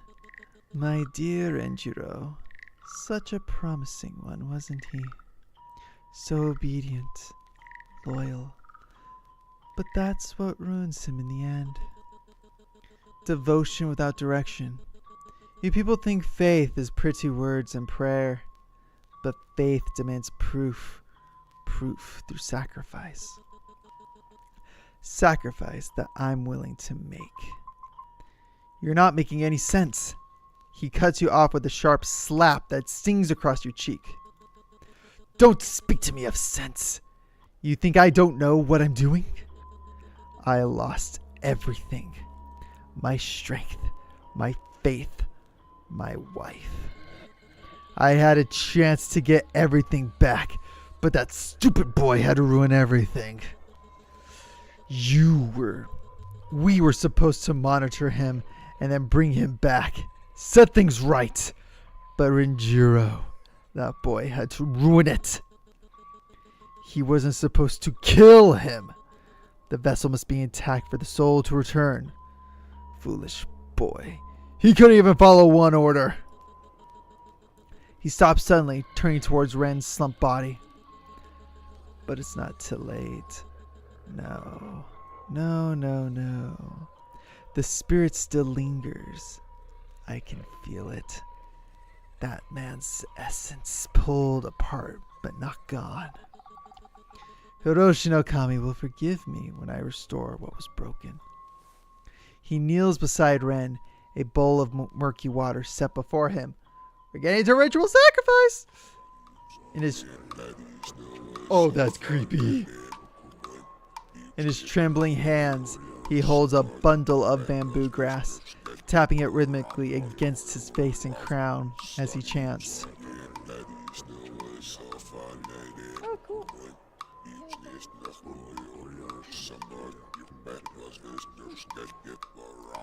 A low, guttural murmur that twists and warps with every breath, no longer sounding like words meant for human tongues. I don't understand what you're doing, but it's wrong. You're hurting all of us. Wrong? You don't know wrong until you've been abandoned by the gods. And when someone else offers you redemption, a chance at retrieving what you've lost, is it a crime to not accept that offer? Technically, yes. You're killing people. That's murder. That's a crime. You pull at the ropes again, panic rising.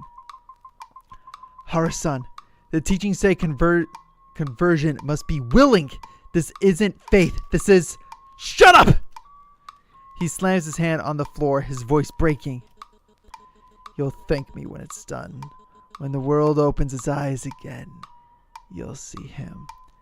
Just like before. The one you lost. He looks at you then, eyes wide and glassy.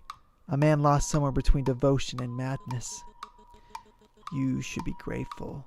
You'll be the witness to his rebirth. 1 or 2. I'm leaning toward 2.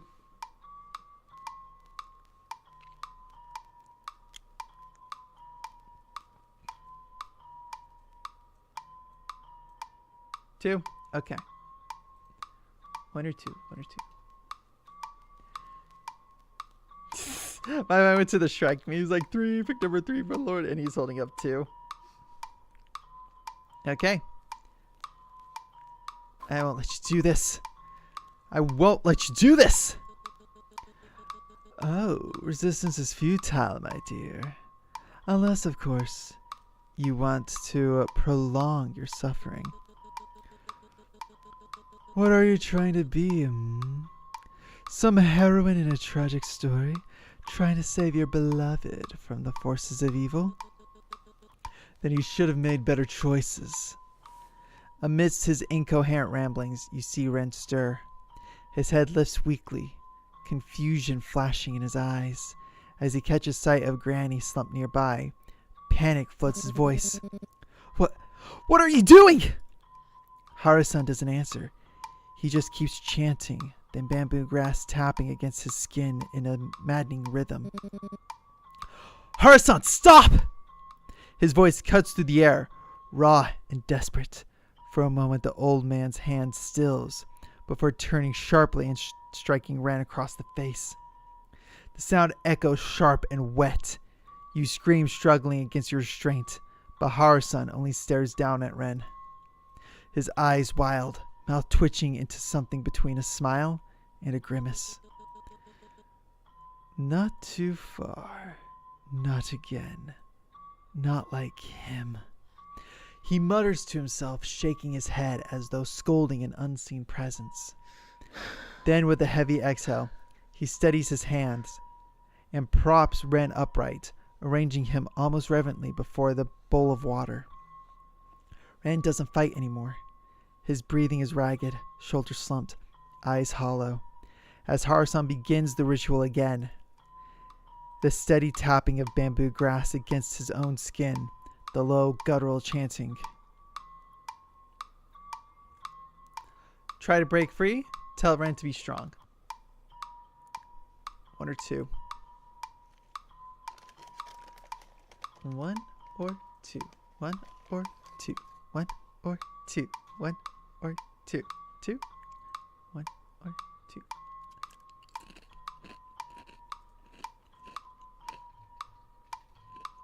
Two? Okay.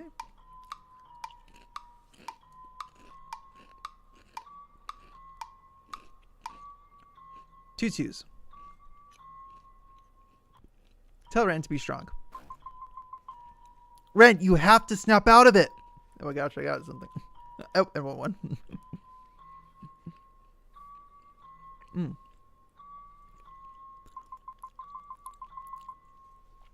Harusan might think he's strong, but you're stronger.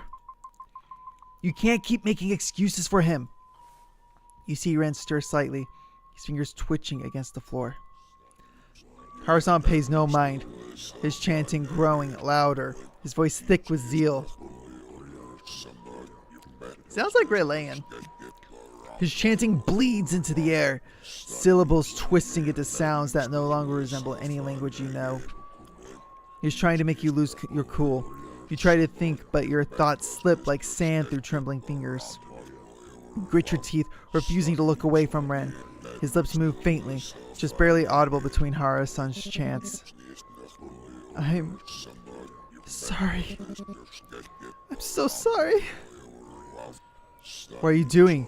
Playing the hero now? Do you really think your voice alone can stop something like this? Get a grip. The voices implode within your mind, both shrill and suffocating, but yet somehow beneath the chaos, their words still find you.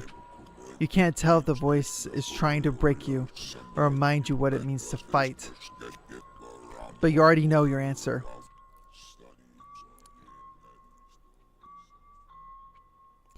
Ooh, fight back, Ren. Don't let him control you, or it's not your fault, Ren. You couldn't help it.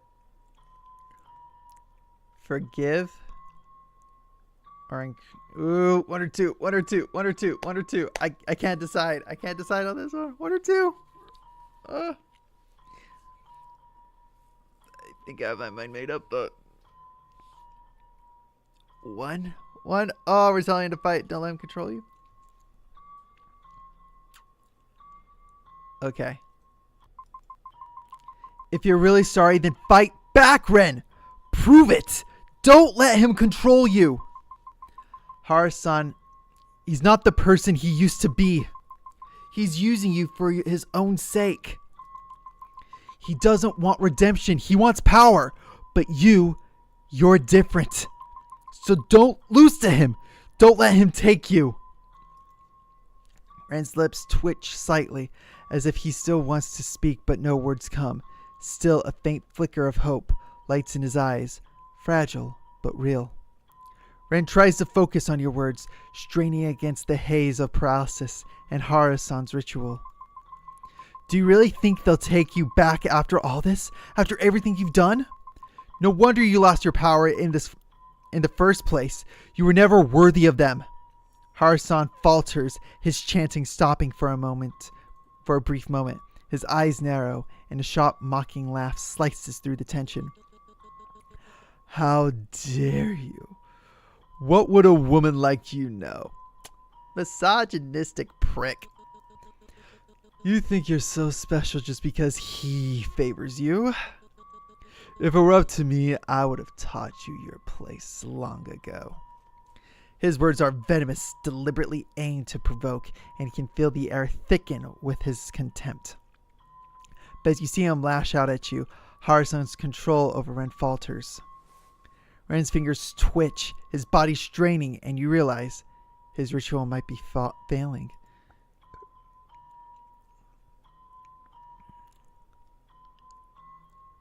You're nothing but a fail. Okay, let's not make an executive decision. We're going with one. We're going with you're nothing but a failure. You're nothing but a washed up failure of a medium. I may know nothing about spirits, but even I can tell you're way past your expiration date. Harusan's eyes snap toward you, his chanting faltering. What? How dare you? His voice cracks with fury, his focus broken. You see Ren's fingers twitch, his legs straining against the process. A flicker of determination crosses his eyes. Slowly, almost painfully, he shifts, trying to push himself upright. Now, Ren!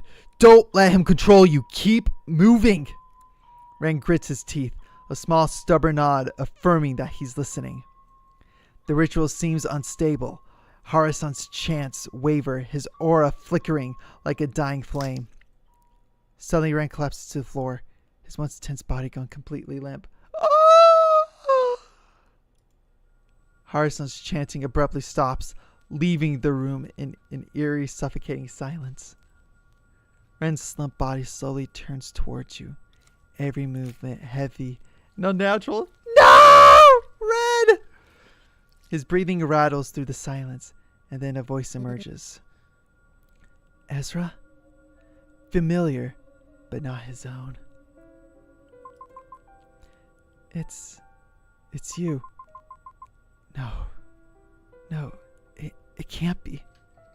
It can't be. It can't be you. Kazuki? Yes. Finally, you see. The organization will welcome me back. I didn't fail. I brought him back. All of this is proof of my worth. You'll all see. Everything falls into place now. We're trying to find out what happened to Red. What happened to our boy? Ren's body twitches violently on the floor, his voice grating and strained. A mixture of his own and something else reaches your ears. I have to do this. Ezra. Don't let him do this. I have to do this. It's my repentance. You stare at him in utter disbelief, your breath catching in your throat. The figure before you.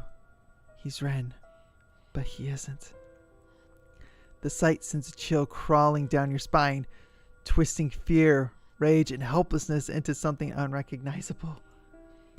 And yet, beneath the panic, something else stirs. A quiet, treacherous leaf blossoming deep in your chest. He's here. Kazuki. After all this time, he's right in front of you. All you have to do is free Ren. And then Kazuki. He'll be back. Yes, leave Ren. All you have to do is leave Ren. You'll be free. You can be free. Let me be free.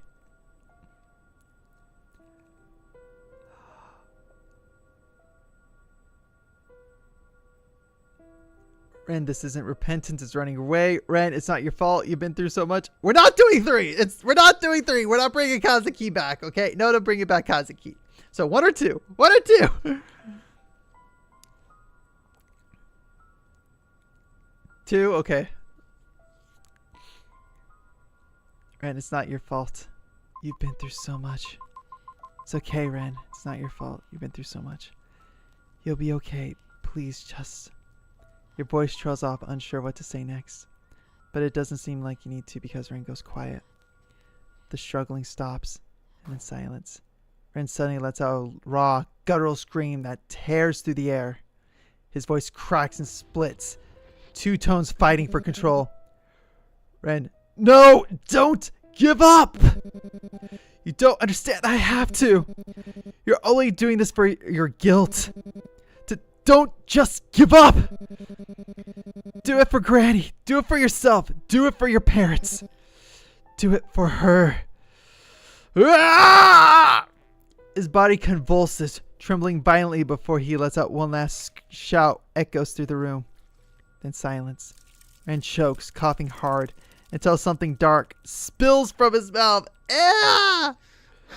He's gasping for air, shoulders shaking, before his head lifts softly to meet your eyes.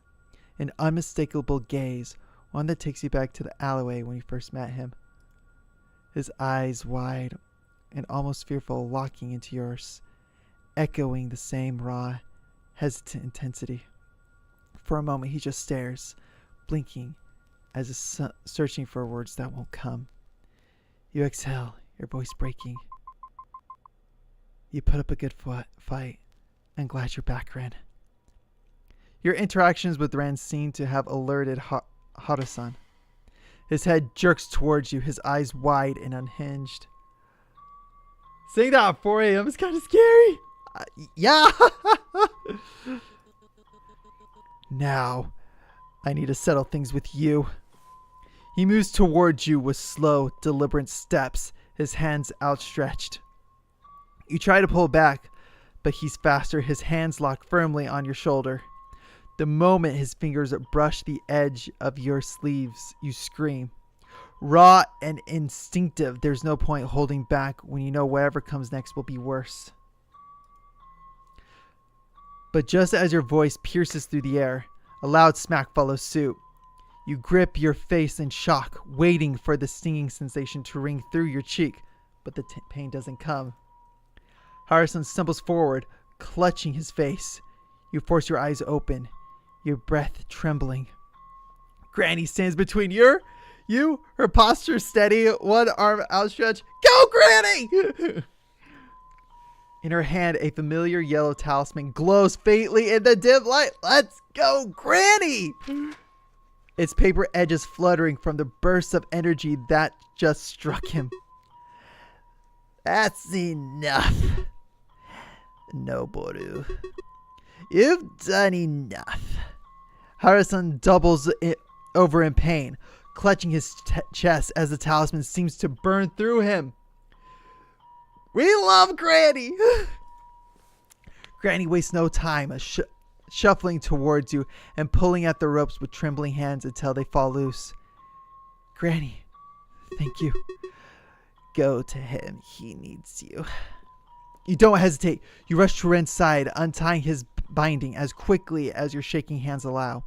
His breathing is shallow, his eyes unfocused, but when you pull him to his feet, he grips your arm weakly. Ren takes a step forward, then another. Harusan's voice wavers, growing more frantic, but Ren doesn't stop. He keeps walking, his breaths coming out uneven, trembling with something between fury and grief. I trusted you. I looked up to you. You were someone I respected. You gave me a purpose. You saved me. But somewhere along the lines, we both lost ourselves. I can't blame you for it either. We're both trying to survive. I can't. I won't forget those years. I won't forget the good you did. But that doesn't mean I can forgive what you did to me earlier. I trusted you! And you did this! It wasn't my fault! This isn't my fault! It's yours! He raises his hand suddenly. You flinch, expecting him to strike Harusan. But instead, his fist crushes into the wall just beside him. The sound reverberates through the room like a gunshot. Silence follows. Dust drifts down from the cracked plaster. Harusan's lips part, but no words come out. Ren's shoulders tremble. His fingers uncurl slowly from the wall, leaving streaks of blood against the cracked surface. For a moment, he just stands there, staring at his blood-stained hand. His blood-stained hands. Then, the strength drains from him all at once. His knees buckle as he sinks to the floor. I just want to be good. I thought if I listened, if I obeyed, maybe it would make me whole again. But it just hurts. Everything just hurts. His voice breaks, the last word dissolving into a sob. He presses a shaking hand to his face, trying to stop it, but the tears come anyway. I didn't want to do this. I didn't want any of this. What do I do? The sound of him crying fills the room. All the tension, the fury, the guilt spills out with every breath. He curls forward, his forehead almost touching the ground. I'm sorry. I'm so sorry.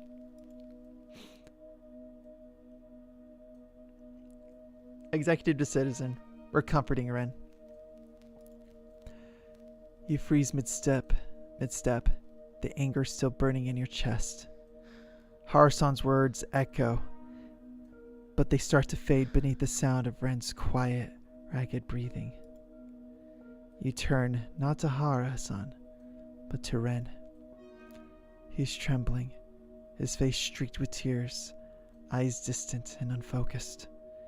The anger in you wavers, softening into something heavier. It's okay. It's over now. You don't have to listen to him anymore.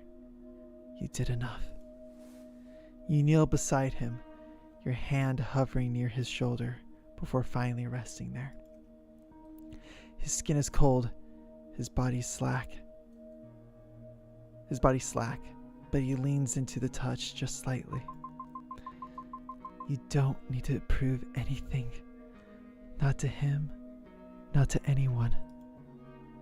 Ren doesn't answer, just shakes his head weakly. His voice cracks when he speaks. I thought things would get better. We could go back to how we were.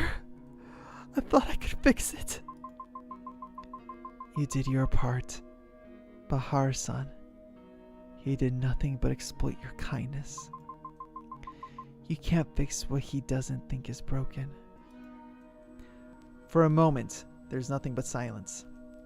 Heavy, but no longer suffocating. Then a firm voice breaks through the air. That's enough for tonight. You turn to see her watching quietly, her expression unreadable, but her tone resolute. Renjiro, you've done more than enough for one lifetime. You both have.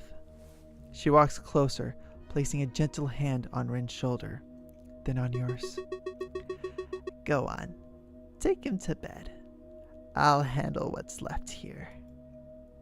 You hesitate, but he's my responsibility too. You nod slowly, helping Ren to his feet.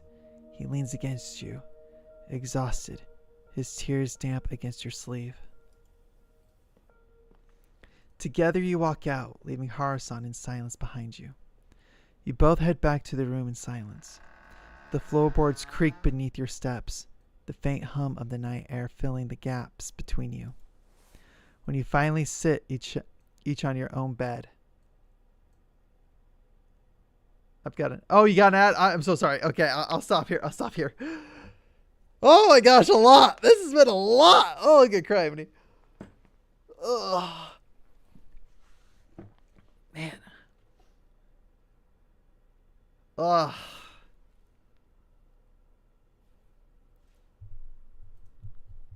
I'll go ahead and wait. Oh my gosh.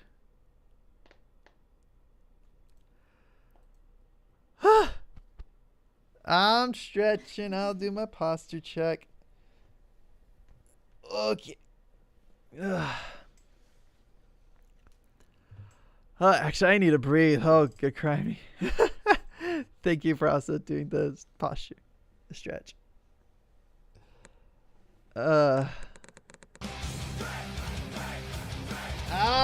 Alright.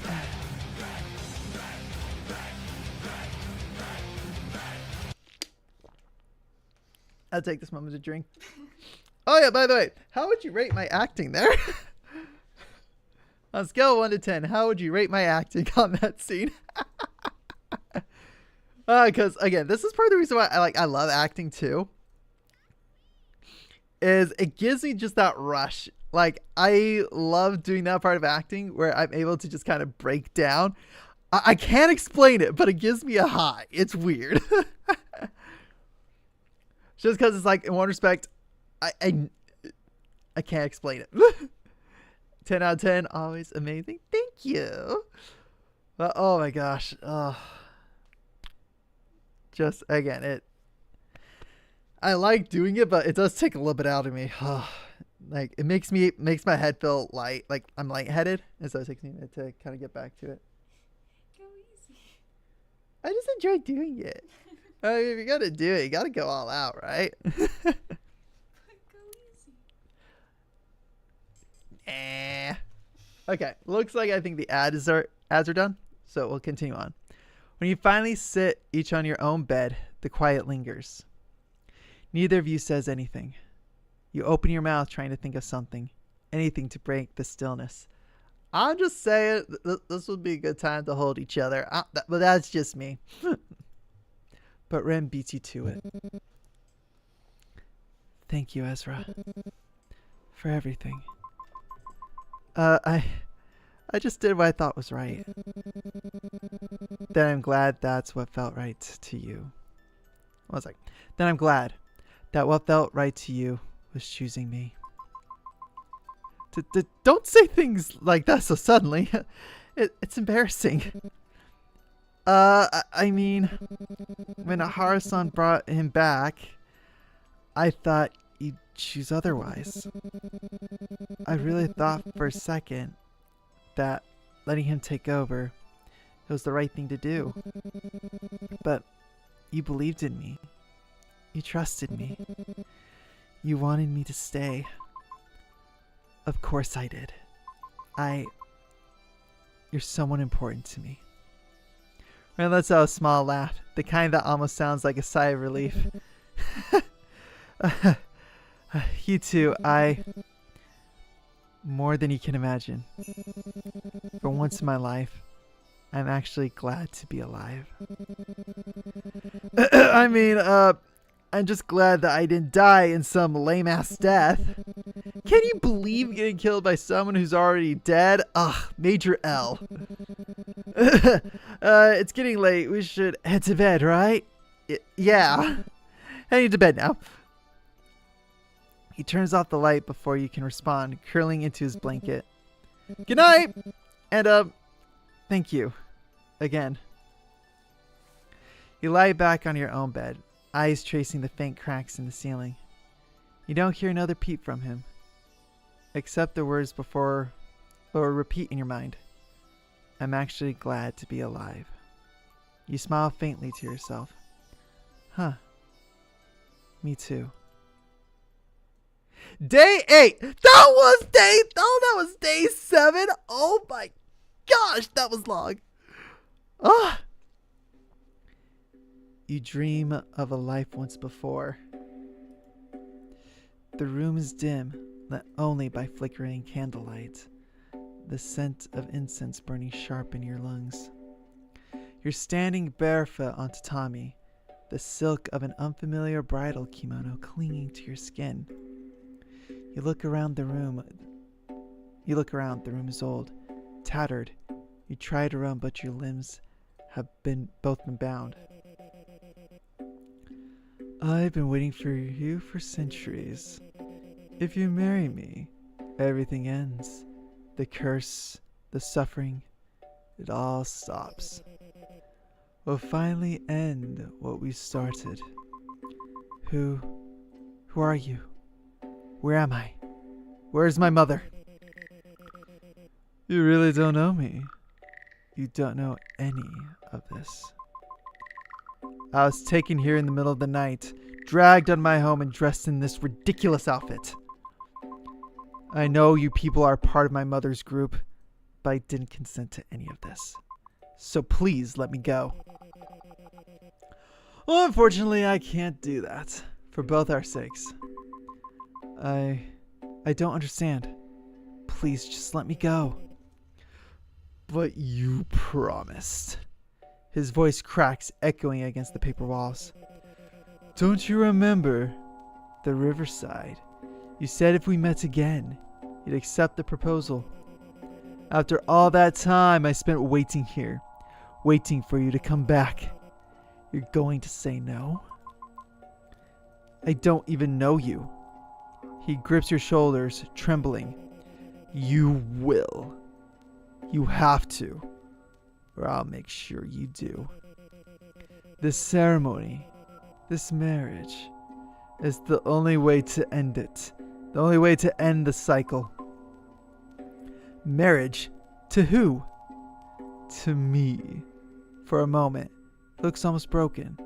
His voice drops to a whisper.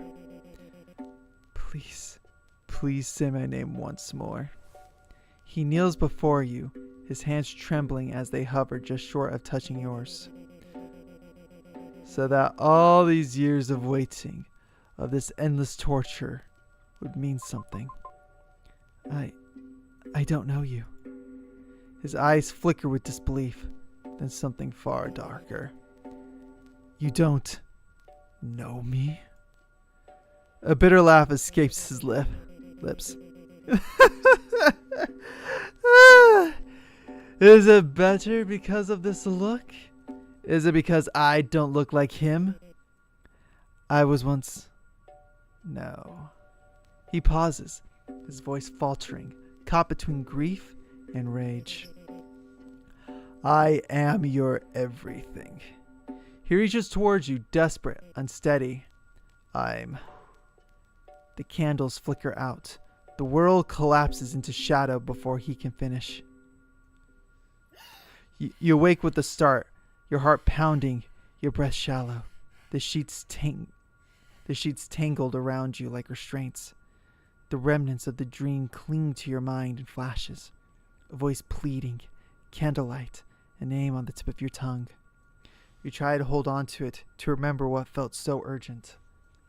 But the harder you grasp, the faster it slips away. Must not have been important. You sit up, rubbing your temples. The room is quiet, dimly lit by the faint morning light creeping through the curtains. Ren's bed is empty. He must be downstairs already. You'll join him soon enough. You head downstairs, rubbing the last of the sleep from your eyes. You freeze as your eyes focus on the dining table. 3 familiar silhouettes sat at the table, and you breathe a sigh of relief when one of them isn't Harusan. And then you catch it. A pair of red lenses glinting in the light, sharp and unmistakable, like they've been waiting for you. Oh, my apologies for dropping by unannounced, but I'm glad you're here to join us, Ezra. You couldn't have come down anytime sooner. We had to listen to this cretin talk about the importance of avoiding identity theft. Identity theft isn't a joke, Ren. Millions of families suffer every year. I reckon it was pretty informative. Anyways, I think you can already tell we have certain things to discuss. You slide into an empty seat, the wooden chair creaking softly beneath you. Whatever lightness Haruki brought into the room evaporated the moment he straightens his posture, folding his hands neatly on the table. Now then, there is something we need to address. His tone shifts, the seriousness in his voice amplifying. With the organization making such large moves recently, the upper sex has taken notice. Granny's frown deepens, the kind that carries years of exhausted familiarity with trouble. But fortunately for all of us, the upper sect has entrusted the entire situation to me. Because I am, of course, exceptionally commendable, reliable, responsible, capable, charming, resourceful, Satomi-san. Otome-san. Right, moving on. I love Haruki's expressions. They're fun. He clears his throat, posture stiffening as he returns to the actual point. The first order of business is with you, Renkun. Normally, I wouldn't extend my services to an outsider, but since Ezra cares about your well-being enough to consult me about it before, I've come up with a way to break that little curse of yours. All without any lingering consequences. Probably. Haruki? Right. What I mean is, I have a proper solution now. It seems that the curse placed on Ren regarding his inability to mention certain events is tied directly to Haru-san. Called it! In a comically ironic way, Haru-san's spiritual powers have been siphoned off from him and used to bind Ren. I call this to a T. Whether he's aware of it or just being manipulated into feeling the curse without realizing it, the result is the same. You feel your pulse quicken as Haruki pushes his glasses up with a sigh, his tone far too casual for the severity of what he's saying.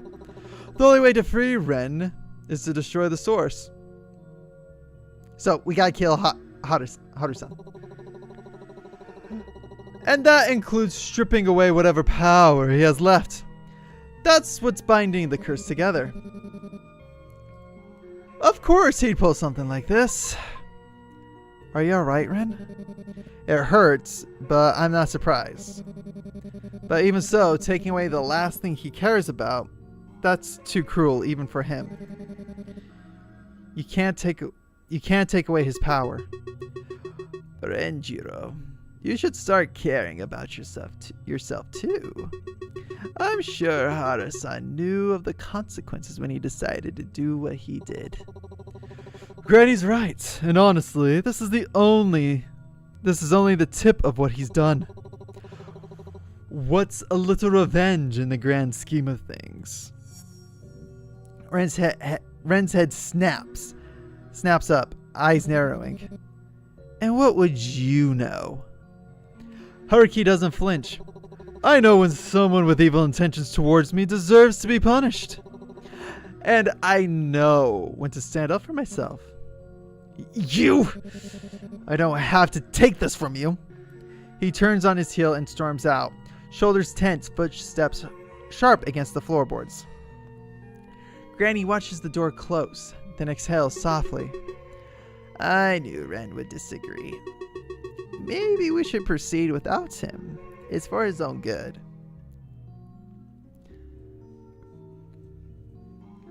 Executive decision. I'm saying talk to him a bit more because this entire thing with our character has been like we need them to be aware of what they're doing. So let's lean into that. Wait, let me try talking to him again. I think it's expected he would be against hurting the person he cares about. But if we were to do something like this, it's better to have Ren on board. I agree. And not only is it better, it's necessary. Unfortunately, due to the certain intricate nature of things that I unfortunately don't have enough time to explain, Ren has to be the one to pull the trigger. Of course he does. Isn't it insanely cruel? Making him take away the one thing Haru-san's actually cared about? Unfortunately, that's just the nature of life when you're a pawn in a higher being's on a higher being's board. Got it. Mortals like us get toyed with, used, moved around. And sometimes we're forced to play roles we never asked for. Even so, it's something Ren has to face. You should talk to him. Feels like all I ever do is... It feels like that's all I ever do lately. Well, the pen is mightier than the sword. And you, Ezra. He gestures dramatically, seem to have an exceptional talent for it. I don't think I have the ability to talk my way out of things is really that impressive. Impressive? Ezra, it's extraordinary! Change is only as grand as people make it out to be. And you have, quite literally, shifted destinies with one. Anyways, leave the ritual's spiritual work to me. That's my job. What you need to do is get Ren to agree. That's the one thing only you can do. I'll come back at midnight to perform the ritual. Just make sure he's ready. And with that, Haruki leaves as suddenly as he appeared. You turn to Granny. She watches the door for a moment longer, her shoulders softening with a sigh. I do hope Ren will come to his senses. He's a good boy at heart, just lost. Yeah, I hope so too. Granny pats her arm gently, forcing a small smile. Oh well. You'd better head to work soon. The trains will get too packed if you leave any later. I think I'll stay home today. The events from the past few days have left me a little more drained than I expected. You nod, but deep down something twists in your chest. Unsettled. Restless. Work? With everything going on, why should she even bother going to work? Because life doesn't stop just because the world wants to fall apart. Your mom's voice echoes sharply through your mind, cutting through the haze. For once, maybe she's right. It's unfair, but she's right. You'd rather not get an earful from your boss, especially now when things are so volatile. Right. I'll head off soon. I guess talking to Ren will have to wait till after work then. I'll be here when you get back. Stay safe.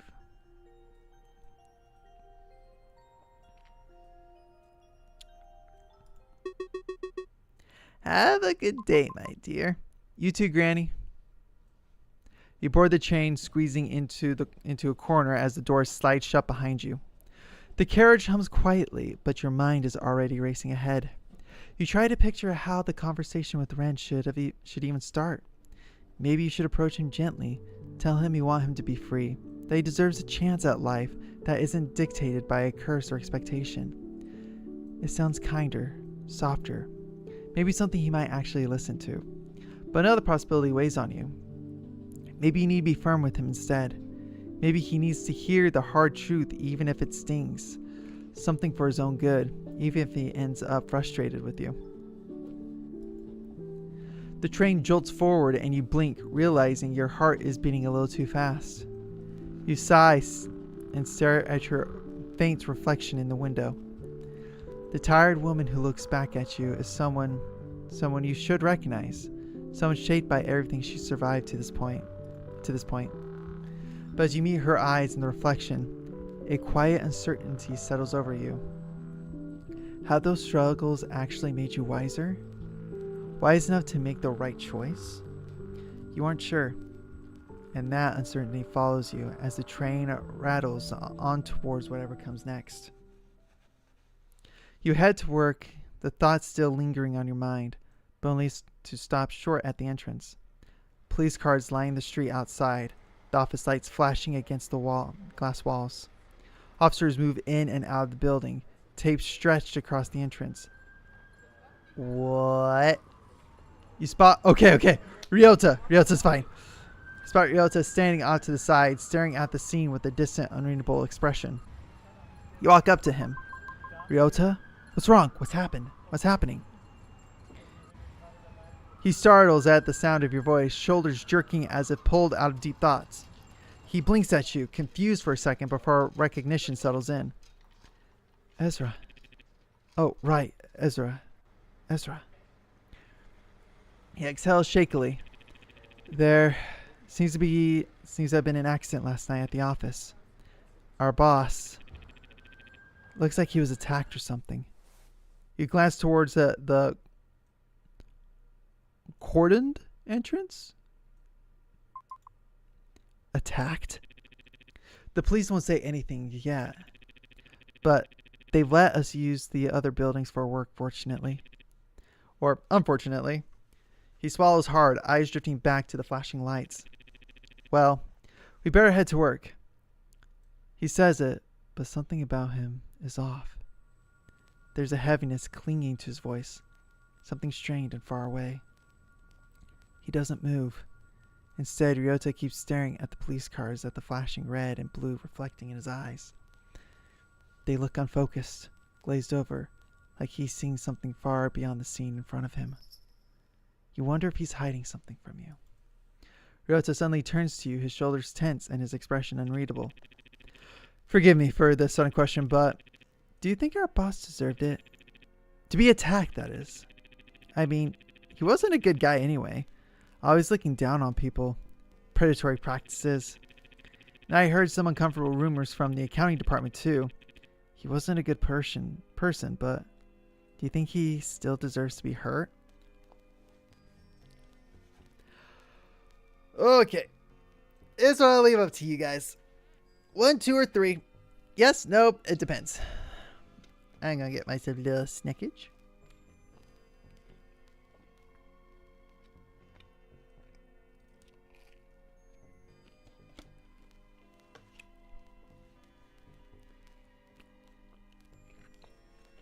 Two.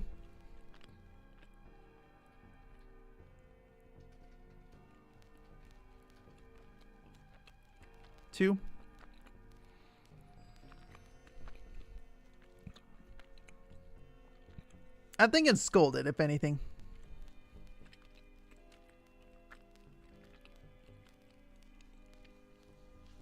Yeah, I vote 2. Because honestly, like, no one deserves to be attacked.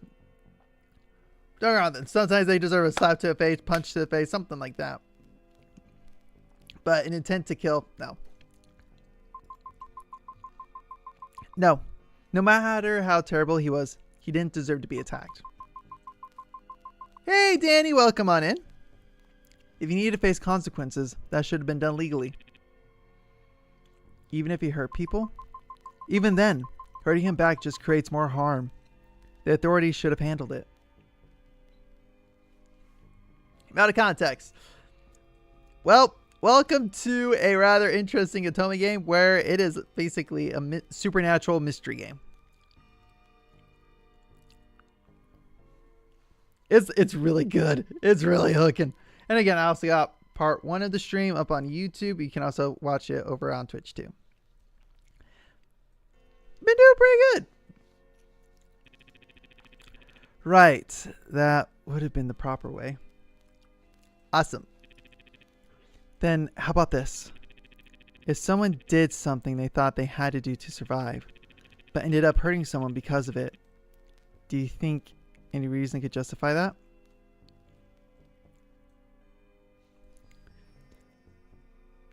Maybe. Ooh. There's a lot of choices here. I'm going to say maybe, maybe not. The consequences don't disappear. I'm leaning to that one because I think that one's like enjoying Pride Month too. Always.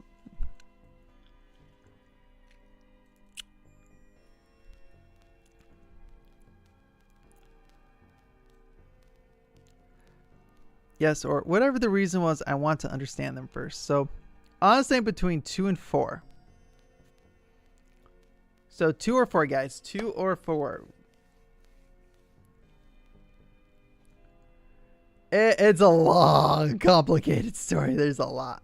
4. So we got 1 vote for 4. Okay, 2 votes for 4. Okay, 4 it is. To understand them first.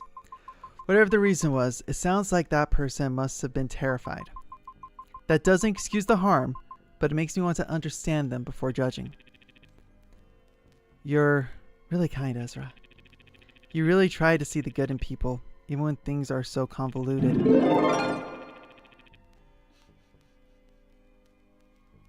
Should disable that.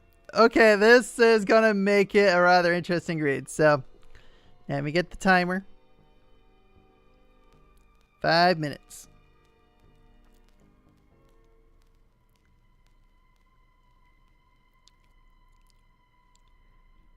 Okay. I hope whoever you're trying so hard to understand appreciates it. They're really lucky to have someone like you Ryota's expression falters as if he realizes he said too much. A faint flush creeps into his cheeks. I mean, forget I said that. But I did mean it. I mean, what I'm trying to say is, we'd better, head in! I'll see you inside, okay? He gives you a tiny awkward nod before quickly walking ahead as if escaping his own embarrassment.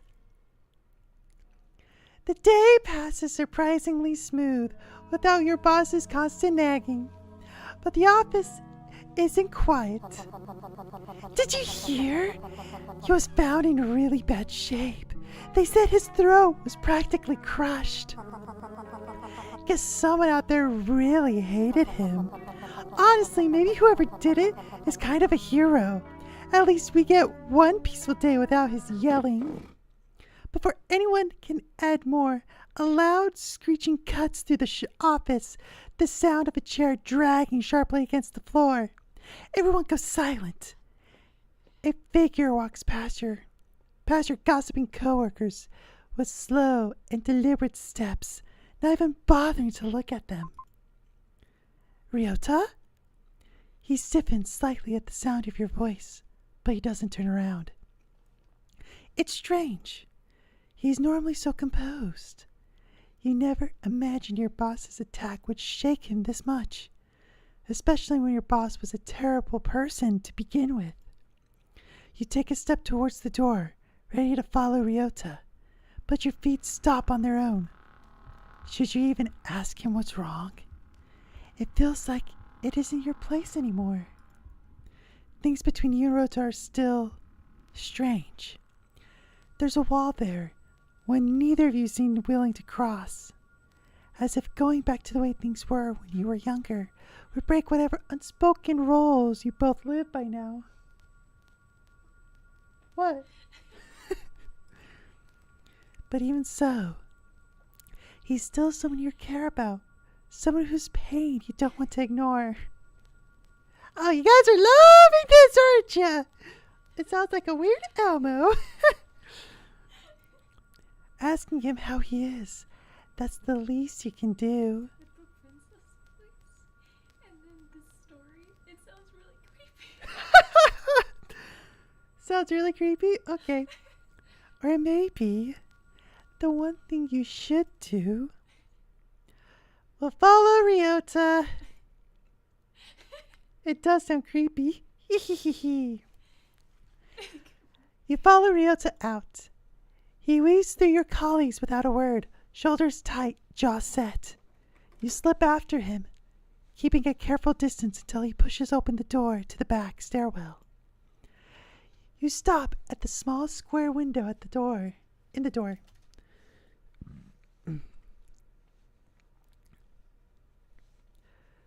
Through the glass you see him sink onto the steps, elbows on his knees. I know he did it! I know he did it! Yes, Melly is off screen. She is just off to the side here. A long, heavy sigh leaves him, shoulders deflating as if he's been holding himself together all morning. Then he reaches into his jacket pocket and pulls something out. You gently push the door open, but it still creaks loud enough to make him flinch. Oh, another ad. Okay, I'll wait. 50 seconds. Exactly 50 seconds. Actually, 43 seconds. I get a drink. Telling being a great power, their physical presence isn't needed to make their voice heard. Exactly. Also, I'm still here. I know. Just got 25 seconds with the break going and everything. 8, 17, 16, 15, 14, 13, 12, 11, 10, 9, 8, 7, 6, 5, 4, 3, 2, 1. Back to normal. Okay. That was hurting my voice, okay? It was hurting it. Just because this game already has a lot of talking in it. Ugh, but then throwing a voice on like that. Ugh.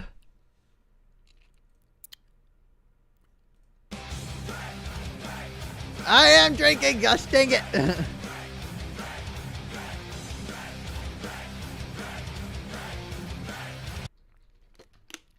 Okay.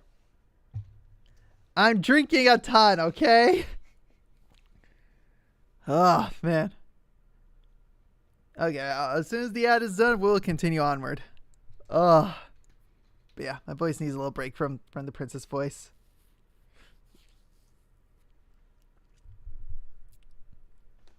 Okay.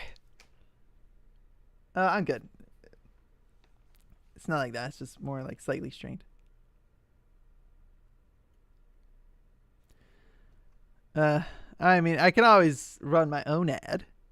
It's finally here! My first line of merch with Catch Dragons. We are selling keychains, mouse pads, and stickers. Go to catchdragon.com/collection/Ezra the Fallen. Use the code Ezra Garnet to get 10% off your purchase. Get your first line of Ezra merch, and I'll catch you guys live. Bye! Okay, there's my ad.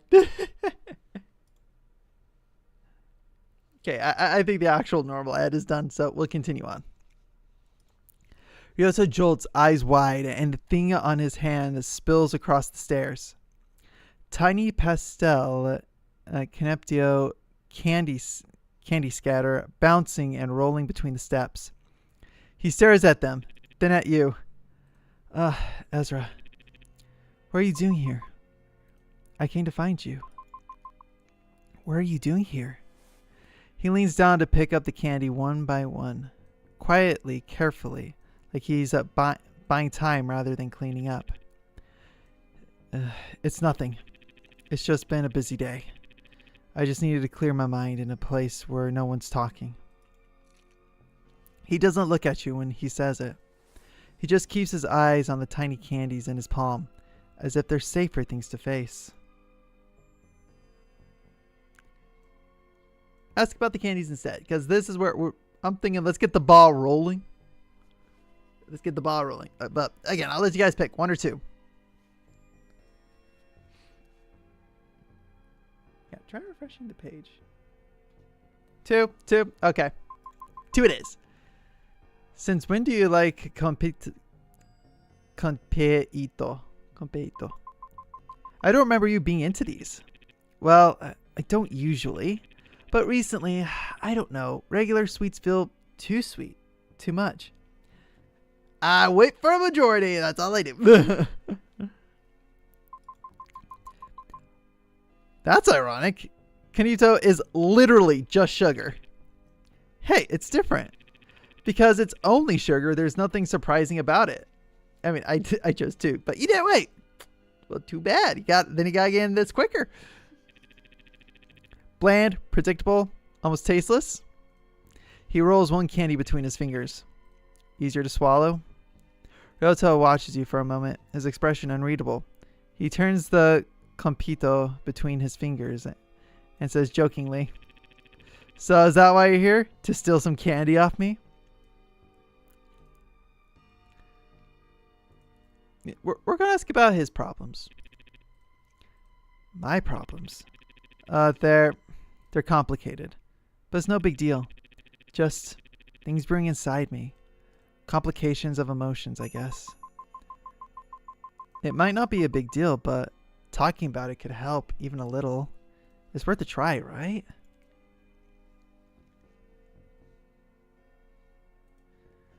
Ooh, 1 or 2, push or give him some good advice nonetheless.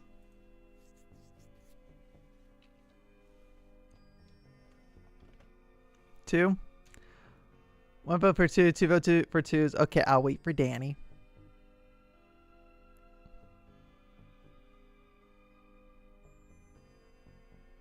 See if it's unanimous or majority.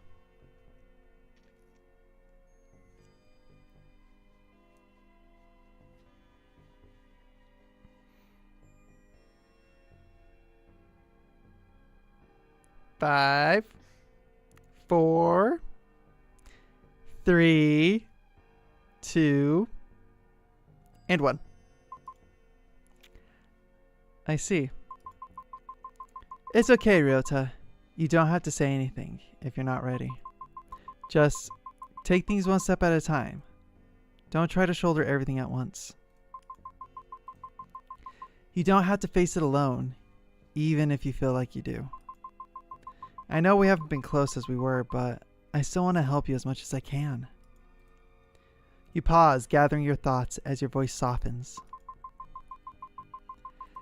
It feels like I've grown a lot in the past few months. I couldn't have done it without the people around me. Things still get to me, of course, but I think I've started focusing on what I can actually control, like the choices that actually matter. Everyone makes mistakes. I've made plenty myself. But I try to make each regret count at least. At the end of the day, there are people I care about. People I don't want to lose. That's enough reason for me not to dwell on those regrets. I hope you won't dwell on yours either, Ryota. I'll be here when you're ready. Ryota thinks for a moment, his gaze softening. Thank you, Ezra, and I'm sorry for making you worry so much. But your words, they help. A lot. More than I expected. He looks at you warmly, a small smile tugging at his lips. Maybe you're right. Maybe the choices I've made, they're not exactly the ones I'd call right, but all that regret, it doesn't feel like regret anymore. Not when it means I get to spend just one more day with you. I get that everything I do has a cost, but hearing you say all this makes you feel Hearing you say all this makes it feel possible to face it. He offers you the last of his candy, his fingers brushing at yours briefly. Here, consider this a thank you for always being so kind to me. Thank you, but it's nothing really. I'm just doing what I think is right. Though you're making this sound like some sort of dramatic goodbye. Don't be ridiculous. I'll never leave you alone. Not willingly, anyways. We should probably head back soon, before they go around looking for us. Let's head back together. You nod, and the two of you walk back side by side. The rest of the workday drags by in that heavy, uneasy way only stressful days can. Every so often, a pair of policemen walk in, their presence instantly stiffening the room. They go around questioning your coworkers about your boss. Their voice is low, pens tapping against clipped notepads. No one looks comfortable. Everyone pretends to work harder than usual. Thankfully, they don't approach your desk. You keep your eyes on your screen, pretending not to listen, pretending not to care. Not that you have anything pleasant to say about him anyway. If anything, it's probably better they didn't ask. Are you heading back soon, Ryota? I would, but I still have to wrap up a bit of things before I head back. It doesn't help that the guy in charge is out of commission. You'd think my workload would decrease. Hang in there, Ryota. I'll see you tomorrow. See you soon, Ezra. You check your phone, hoping to receive a message, a call, anything from Ren. But your notification remains empty. Just a message from your horoscope app. Today will be a challenging day. Remember to use your wit to outsmart any opposing threats. Vague and unhelpful, much like many horoscopes. I'll probably head back at 11:30, which means I have a few more hours to find Ren. Where should I even start? Maybe I should look around town. Ren is bound to be somewhere. Maybe places he's visited before? Find Ren and convince him to hold the ritual. Aye, aye, Captain. I'm thinking, let's try the movie theater.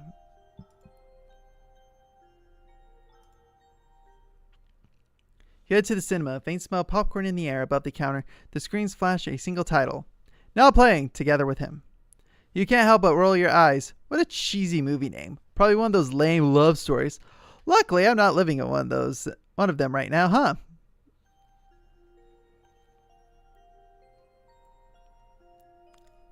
Let's try... Again, it's not going to be the sweet shop.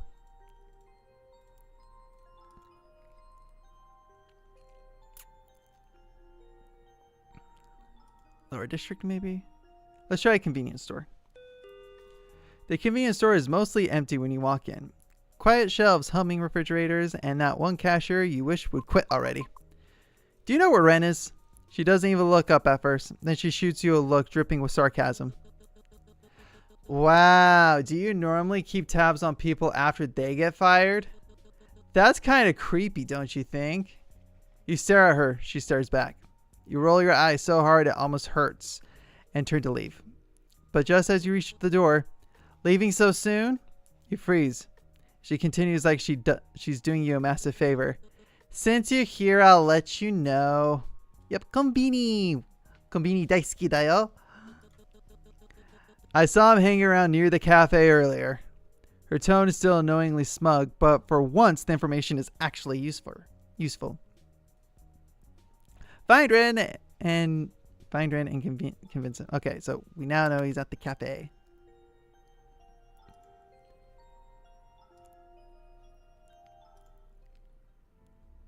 The cafe is quieter than usual when you step inside. Yoko is behind the register, wiping down a mug with her usual, almost sparkly cheer. Before you can even open your mouth, she beams at you. Ami-chan! What can I help you with today? Have you seen my neighbor Ren? Blonde hair, oversized shirt, or is that choker kind of short? Yoko taps her chin thoughtfully, eyes squinting as she tries to picture him. That might ring a bell. I think I saw a guy pass by earlier. He headed down toward the riverside. Really? That's just what I needed here. Thanks, Yoko. I'll go check it out. You turn to leave, but... wait! You stop, glancing back at her. She hesitates for a moment, looking past you before looking back at you. I just wanted to ask something real quick. Are you and Ryota doing okay? Yeah, we're fine. Just everything with work today, it's been a lot. Yoko nods slowly, her smile softening into something gentler, more serious. Yeah, I saw the news. That must have been rough. There's a pause. She takes a breath, one hand pressed lightly against her chest, like steadying herself. I've been meaning to tell you something. I'm really proud of you. A few months ago, you barely came out of your house. You look like someone who'd forgotten how to breathe. And now, it feels like you found a spark again. Even if it's small, even if it flickers, it's there. And I'm really, truly proud of you for that. Your throat tightens a little. Before you can respond, Yoko reaches into her apron pocket. Here. She places something in your palm. A small, soft feather, faint iridescence catching the light. Feather? She nods quietly. When I was a kid, I saw this really beautiful bird. Something totally unique, like it didn't belong in this boring ass town. At all. I thought it was dead at first, so I tried to help it. But it suddenly flew off, leaving the strange little feather behind. She gently taps the feather in your hand. I wanted to be like that bird. To fly away, leave everything behind. But instead, here I am. In this small town, blending into the background, like an NPC in everyone else's story. Who's gonna tell her? But you made me feel like a main character for once. Like I mattered. So, thank you. I hope the feather gives you the strength to keep going. I hope you manage to fly away, soar further than I ever have. Take care, okay? And good luck. Okay, we're going to save because I feel like... Yep. Because I feel like we're closing in on something.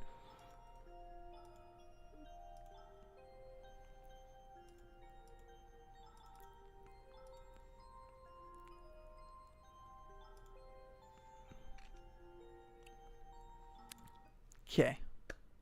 You head towards the riverside. The light ripples across the water, and you spot Ren. He's standing near the edge, staring out as if he's trapped in the dramatic opening of a music video. His posture is rigid, lost in thought.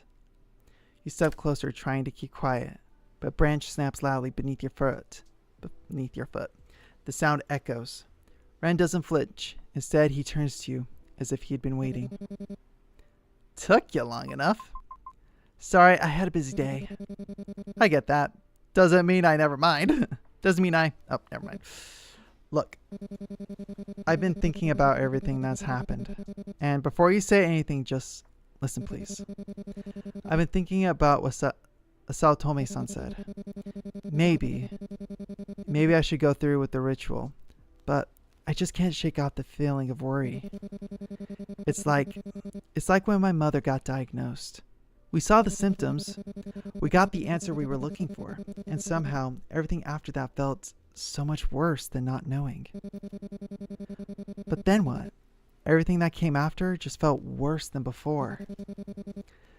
That truth didn't set us free. And then there's that cult. They won't let this slide. They're definitely...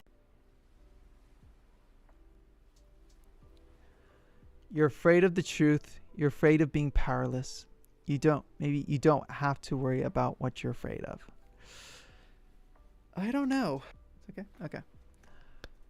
Yeah, I'm thinking 3. Okay. You don't have to know exactly what you're afraid of. Fear gets tangled. It's allowed to. What matters is that you're not facing all of this alone. Ren's shoulders soften, the weight easing a little. But all these worries don't matter if you're not here with me at the end of the day. Hurting someone, living with the outcome, all these things are hard to swallow. I understand, but... Ooh. It's okay to be scared of what's to come. Sometimes sacrifices have to be made. Sacrifices need to be made. 1. Okay, unanimous 1. It's okay to be scared of what's to come. I've been terrified all my life.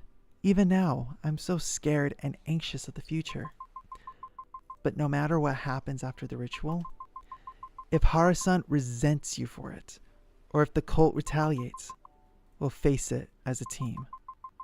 I'm scared of the future too. A future I can't control. A future that could fall apart no matter what I choose.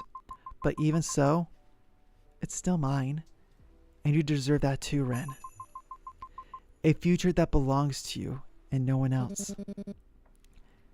A future that's mine.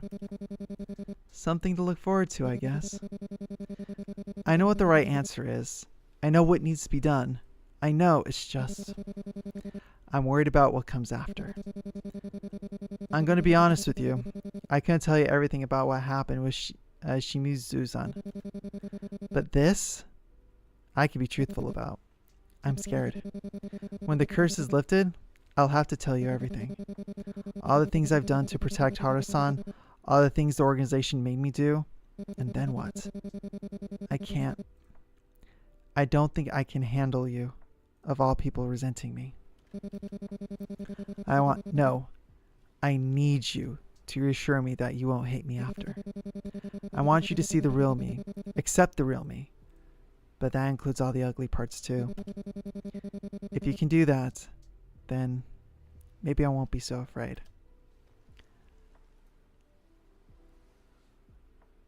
I'll never hate you no matter what you reveal. I can't promise everything, Ren.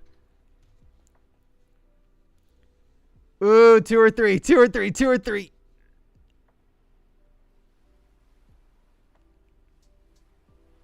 Okay. Ooh, okay. Shoot. 3, 2.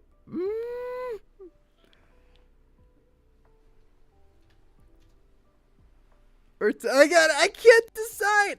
2. Okay. One more pull. Let me see if I can.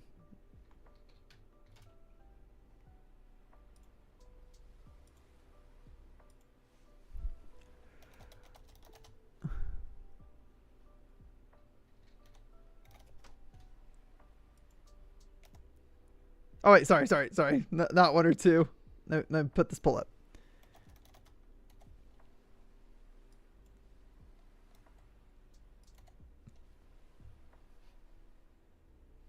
Okay. Here we go. Okay. Got the poll. Go ahead and vote on the poll.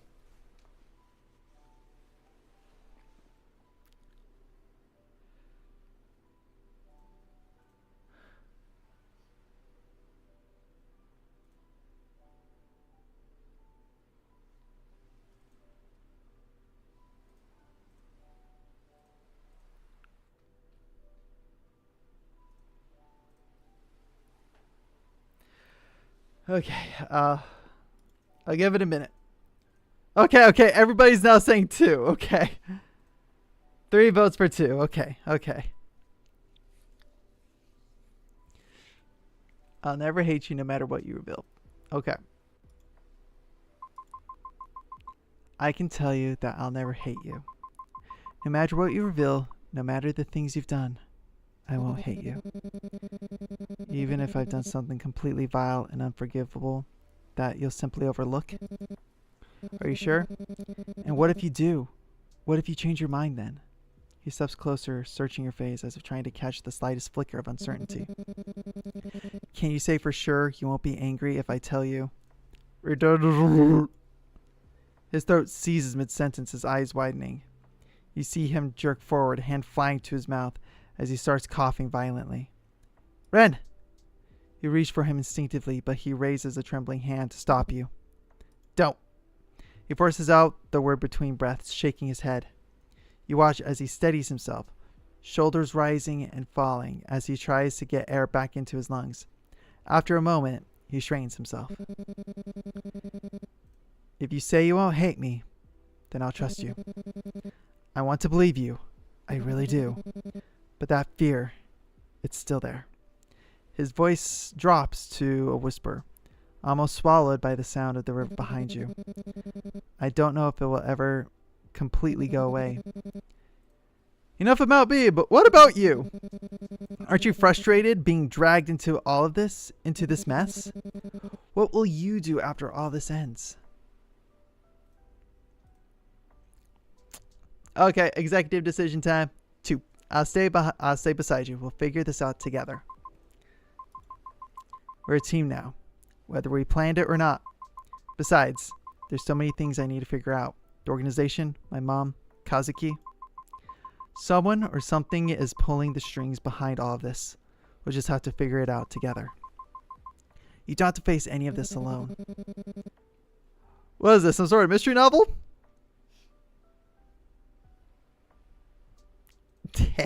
Yes, it is. It's a mystery Otome game.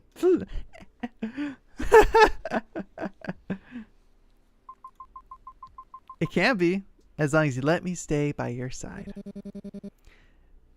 Maybe that won't be too bad.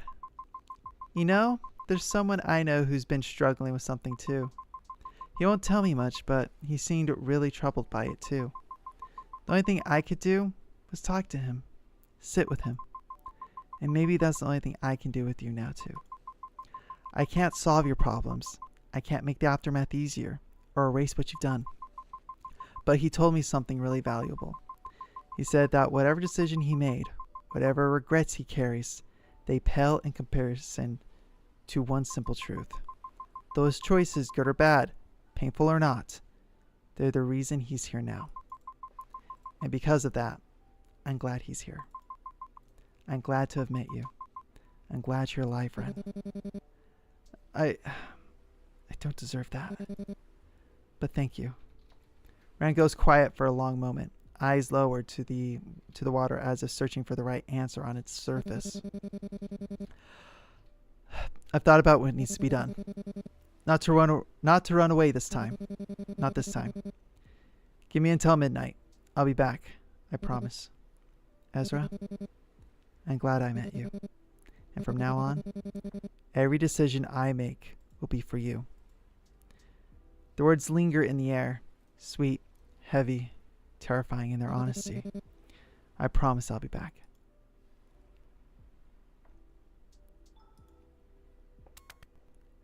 Yes, you do, you beautiful boy. I'm already at 100 sanity. How can you beat that?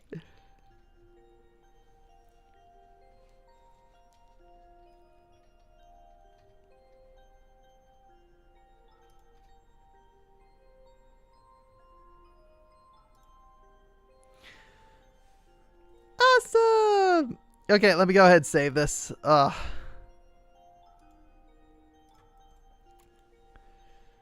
what's it? I got an itch. Oh, there we go.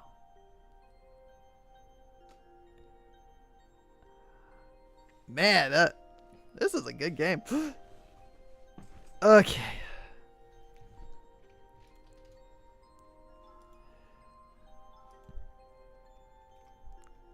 But man, some of these pictures, they still terrify me. Okay. Let's go somewhere. Let's go to the alley. Let's check in on Haruki. So that way we can kind of report. Wait, are those photos? Yes. And as you watch the past stream, you'll see it. You push open the door to Haruki's office, half prepared to see him tangled in yarn, performing some questionable spells or asleep atop a ritual circle drawn in crayon. But instead, he's seated at his desk, surrounded by stacks of books and loose papers, his brows scrunched in rare seriousness. He looks up the moment you step in, almost as if he'd been waiting. "Ah, Ezra, come in. He waves you over excitedly. "Sorry for the mess. I've been a little preoccupied, as you can see." You step inside cautiously. "Is this about the ritual?" "It is, but you don't have to worry at all. I'm talented. I can do this." "Right. Is it safe though?" Haruki nods confidently, almost too confidently. "Perfectly safe. There's a 99.99999% chance everything will go smoothly." And the 0.000001%? "Don't worry, that part will fall on me." "Haruki, I'm worried it'll hurt you too." "Ezra, how kind of you to think of me as well." Again, I like Haruki's facial expressions.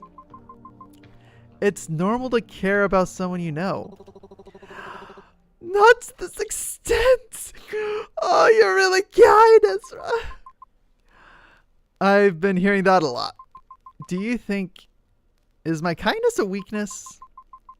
Is it really necessary for Ren to hurt his master? It feels cruel." Haruki's playful expression softens. He taps a finger lightly on the stack of papers. "Kindness is never a weakness. Being kind just means you're aware of the weight of your choices. That's not such a bad thing. And hesitation, that's good too. It means you're thinking about what you're doing." Are you saying I shouldn't let Ren do the ritual? The one that he's definitely going to regret? "Oh no, he should definitely do it."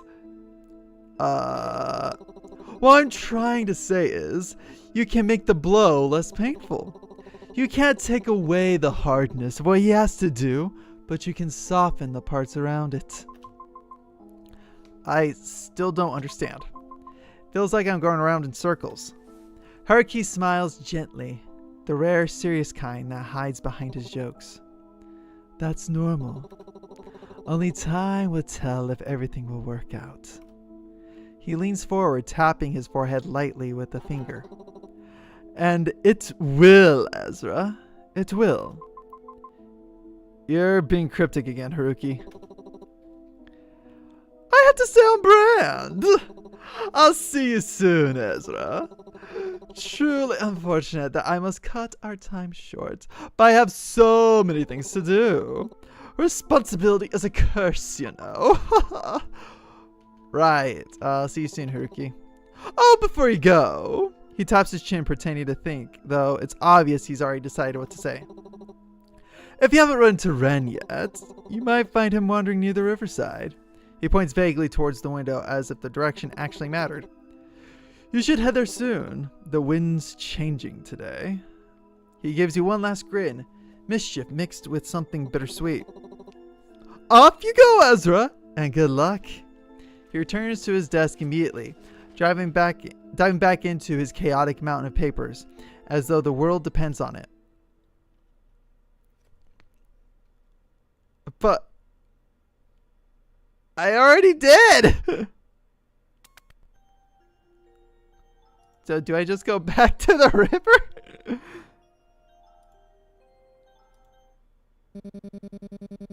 Give me a bit more time. I'll be back. See? I haven't been to the library. You entered the library, and power on the computer desktop is empty. There's only a single document waiting for you.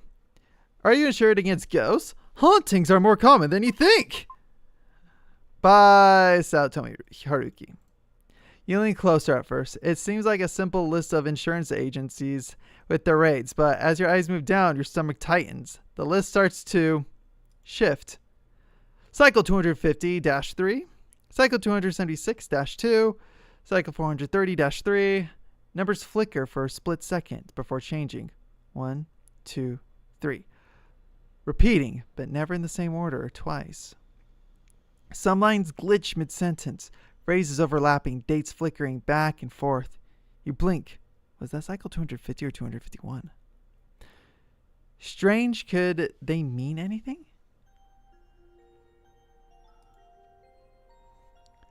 Home question mark? Still cordoned off. Okay, I literally got nothing to do. We'll head back to the sweet shop. The shop smells faintly of incense when you return. Granny looks exhausted but alert. Sleeves rolled up like she's been fighting a war all night. Ah, you're back. Harusan's been active. More than usual. A deep animalistic scream echoes from behind the wooden wall, his fist banging loudly against them. He keeps telling me to let him go. But don't worry, I'm keeping him at bay. We literally have an old man chained up in the candy shop. That's disturbingly haunting, but kind of funny. She adjusts her apron, calm as ever, though her hands are trembling just slightly. Go rest, my dear.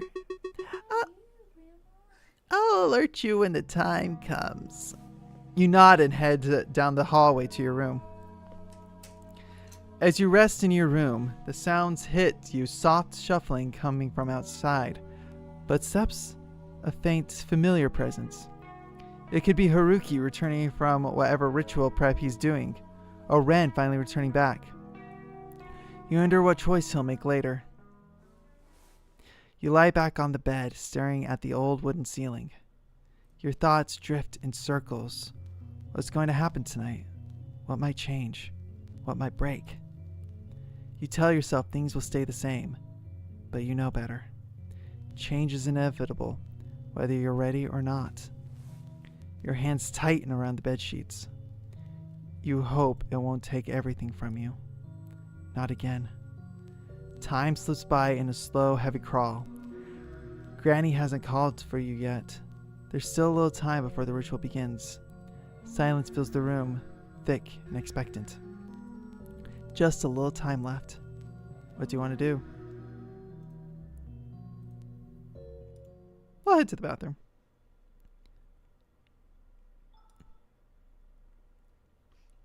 We're going to try hard difficulty again. Let's do this!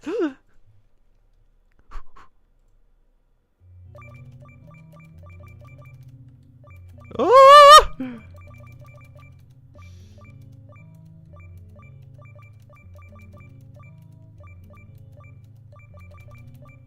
Ah!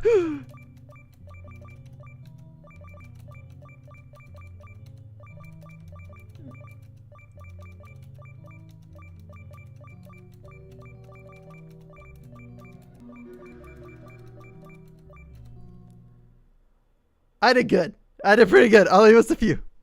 Impressive. You've hit 97% of total notes. Here's Andy. I got it maxed out. A sharp narc jolts you upright. Granny's voice comes from the other side of the door. It's time. Your stomach twists. You gather yourself, inhaling deeply, trying to hold your hand still. Do a quick save. The future is yours to choose. You head downstairs.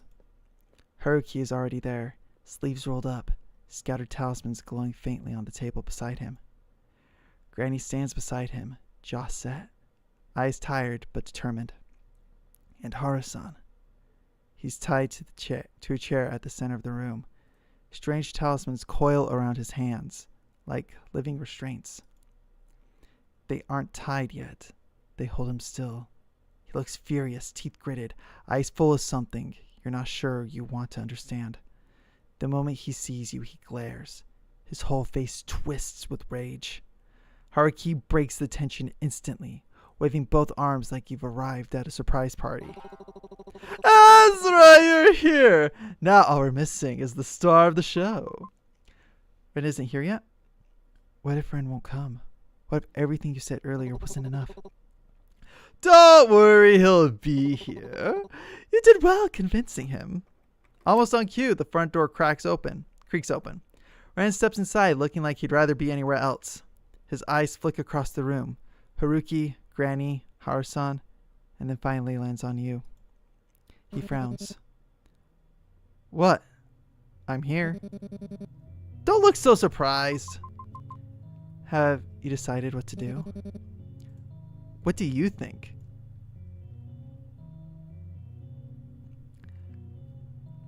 Again, executive decision here. Number 3. It's your choice, Ren. I'll support whatever you decide. Thank you. I've made my choice. And what decision is that? Ren gives him a look before turning back to you. I've thought about what we said at the riverside, and a bunch of other thoughts on my own. Ren takes a breath, eyes lowered, fist trembling at his sides.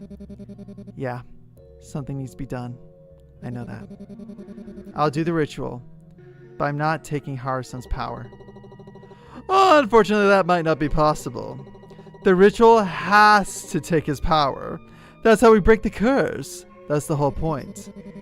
And after we break it, I'll give him my own. Ren! Won't that just make the curse come back? Well, it'll temporarily break. But once Harusan gets his powers back, it's up to him to do what he does with that power. Ren scoffs under his breath. Fine. Whatever happens, then happens.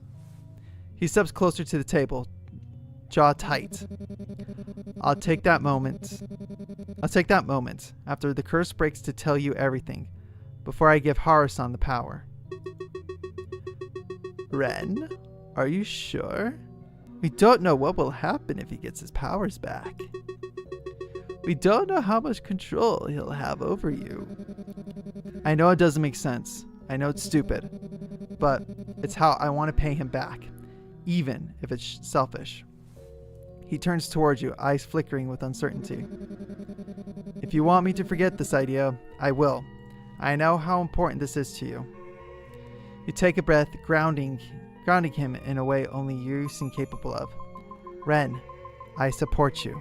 If this is important to you, then I'm with you. I know this isn't easy for you either. Ren's shoulders loosen, barely perceptible. He turns his face slightly so you won't see the tiny smile tugging at the corner of his mouth. Thanks. Really. He looks back at Granny and Haruki, waiting for judgment. Haruki lets out a long, resigned breath.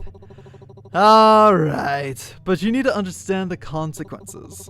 If you do this, you'll be losing your own spiritual power too. Ren shrugs, a dismissive flick of the wrist. It doesn't matter. I never wanted it in the first place. Haruki meets Granny's eyes, then nods. Alrighty then, let's get on with it.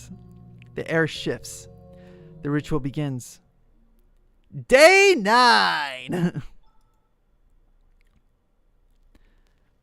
The 4 of you sit together in the tight circle, the floor creaking faintly beneath your weight. Harusan sits at the center, bound and silent, his earlier hostility simmering into something unreadable. His eyes follow each movement, but he hasn't spoken in a long while, not since the arguing stopped. Alright, let me explain how this is gonna work, kiddo. He rummages through his pouch and hands each of you a talisman. This is a failsafe.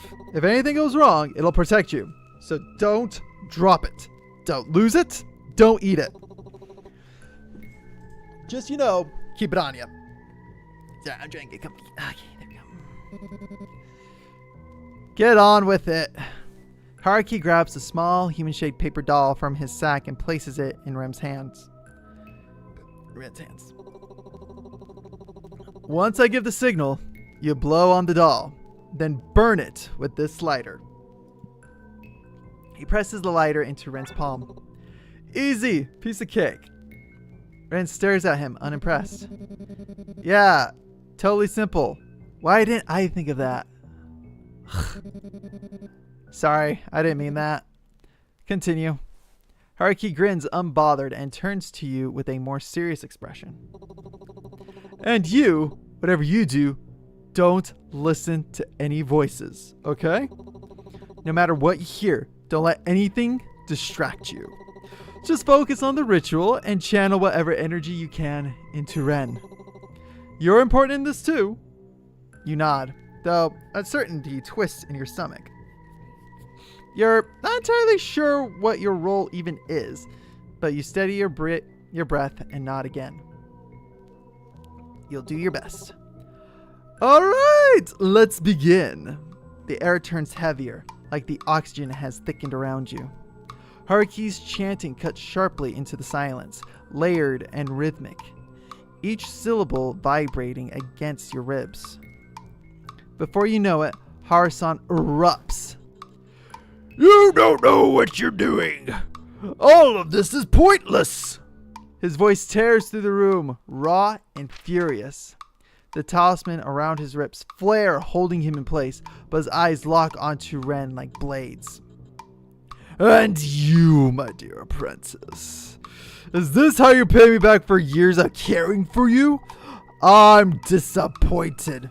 Ren flinches, shoulders tensing, fingers tightening around the paper doll. His jaw clenches like he's trying to react. You see him about to react. Give Ren a reassuring look. You turn to Ren, hoping to catch his eyes, and luckily for you, he does. You shake your head, giving him a reassuring look. Don't let him get to you. This is exactly what he wants. Don't give in. Don't give it to him. Your voice is quieter this time, though not lacking the control you previously never thought you had. But Ren takes your words in, giving you a small nod. His gaze shifts away from Harusan's hateful glare and back to the paper doll in his hands. He exhales, long and shaky, and steadies himself. The tips of his fingers tighten around the doll as he begins to chant. The room hums with energy again, pushing back against whatever evil surrounds you. Welcome to the Legion. Suddenly, a sharp splitting crack rips through the room. It's impossible to tell whether it's thunder outside or the walls themselves fracturing under the strain of everything happening inside these accursed buildings. Harusan screams, tears through the circle. He jerks again, the talisman voice no longer cruel, but pleading, desperate. Please, please, stop hurting me. He knows what you're doing. He knows. He knows. He knows. Ezra, the talisman, you have to tear it, but only when I say so. Not now. I'll tell you when. Harusan's voice climbs higher, raw and shaking. It hurts, please. He'll come for you, for all of you. Once I'm gone, he'll turn everything on you. Ren, you think he'll ever let you out that easy? He will not. He'll rain hell upon you.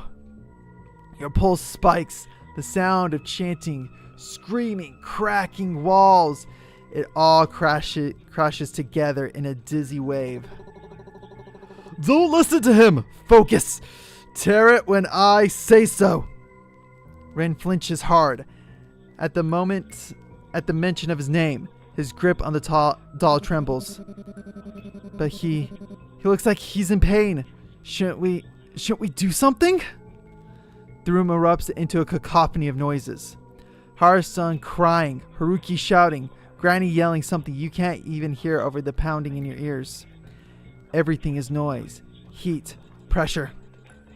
You think this is over?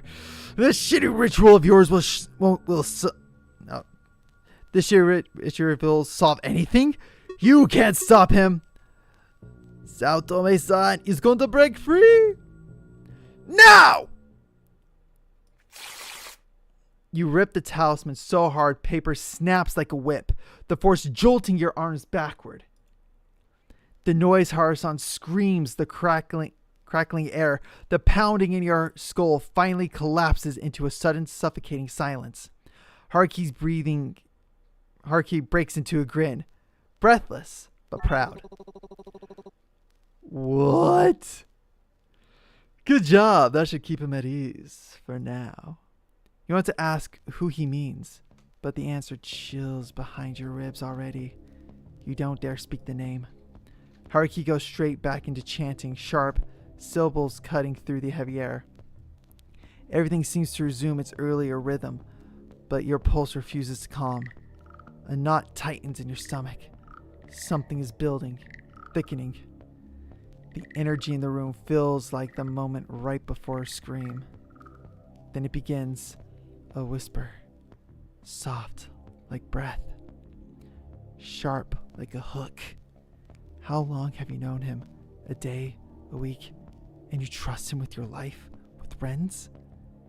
How do you know Haruki isn't one of them? Naive little thing. He's probably using you to siphon whatever energy you have left, to drain what Kuzuki left behind.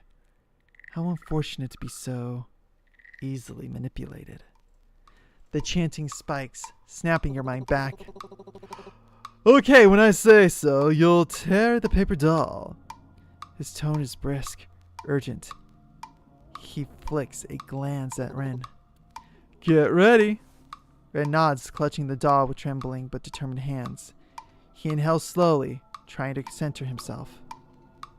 You trying to follow his lead, but the voices press harder. He did say don't listen to the voices. Exactly, yeah. They don't care about you. You're just a vessel. You're replaceable. You'll fail Ren like you failed Kazuki. You'll watch everyone die, and it will be your fault. No. Your breath shakes. Focus. Your nails dig into your palms. Focus, focus. Ezra, are you alright? Now! Tear it! We're completing the ritual. Now! Your voice echoes Haruki's, snapping Ren into motion. He tears the paper doll clean in half. Harusan lets out a sharp, rattled gasp before collapsing entirely, his body going limp. Ren fumbles for the lighter, hands shaking, sparks catching on the scrap he gathered. Flames curl around the power before he tosses it into the metal bin Haruki set aside. The moment it hits the bottom, Ren rushes back to Harusan, lifting him up by the shoulders. Harusan! Harusan! Are you okay? Please answer me! Granny hurries over too, kneeling beside him. Are you okay? Did it work? Ren's hands drift towards his throat. Grasping it gently. He clears his throat, once, twice, till his voice reappears amidst his cough. The night of Shimizu-san's death. I was there. Before he can finish, a violent scream tears through the room. Harusan jolts upright on the futon, eyes wide with pain. He clutches his chest, then begins coughing. Harusan. Haruki is already moving, kneeling beside him, face pale and focused. He's losing control. His spirit is tearing itself apart. If you're going to give him your power, this is the moment to do so. Ren doesn't hesitate. He drops to his knees beside Harusan and presses a trembling hand over the man's heart. Nothing happens. Well, not visually. There's no light, no sound, no dramatic flare. But you feel it. A deep pull in the air, like pressure shifting around your ear. A faint tremor in the wooden floor. A sensation in your chest. Subtle, but unmistakable. Slowly, Harusan's breathing evens out. The shaking in his limbs stop. His body relaxes, sagging against Granny's embrace as the pain drains from his face. Granny exhales shakily, holding Harusan as if he might disappear. Ren lowers his hand, shoulders slumping with exhaustion. Both of them breathe out at the same time, relief, fear, and something unspoken.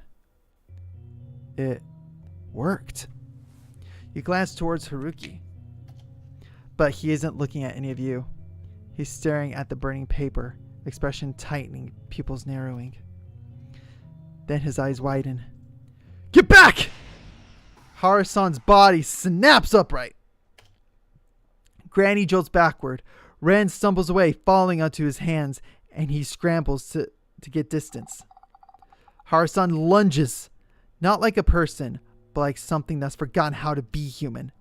His limbs jerk at angles they shouldn't, his neck cracking it to the side in a sickening, rapid series of pops before it wrenches around to face you. Ugh. His eyes lock onto yours, wide, unblinking, empty. And he drags himself forward with a sound that doesn't belong to any living throat.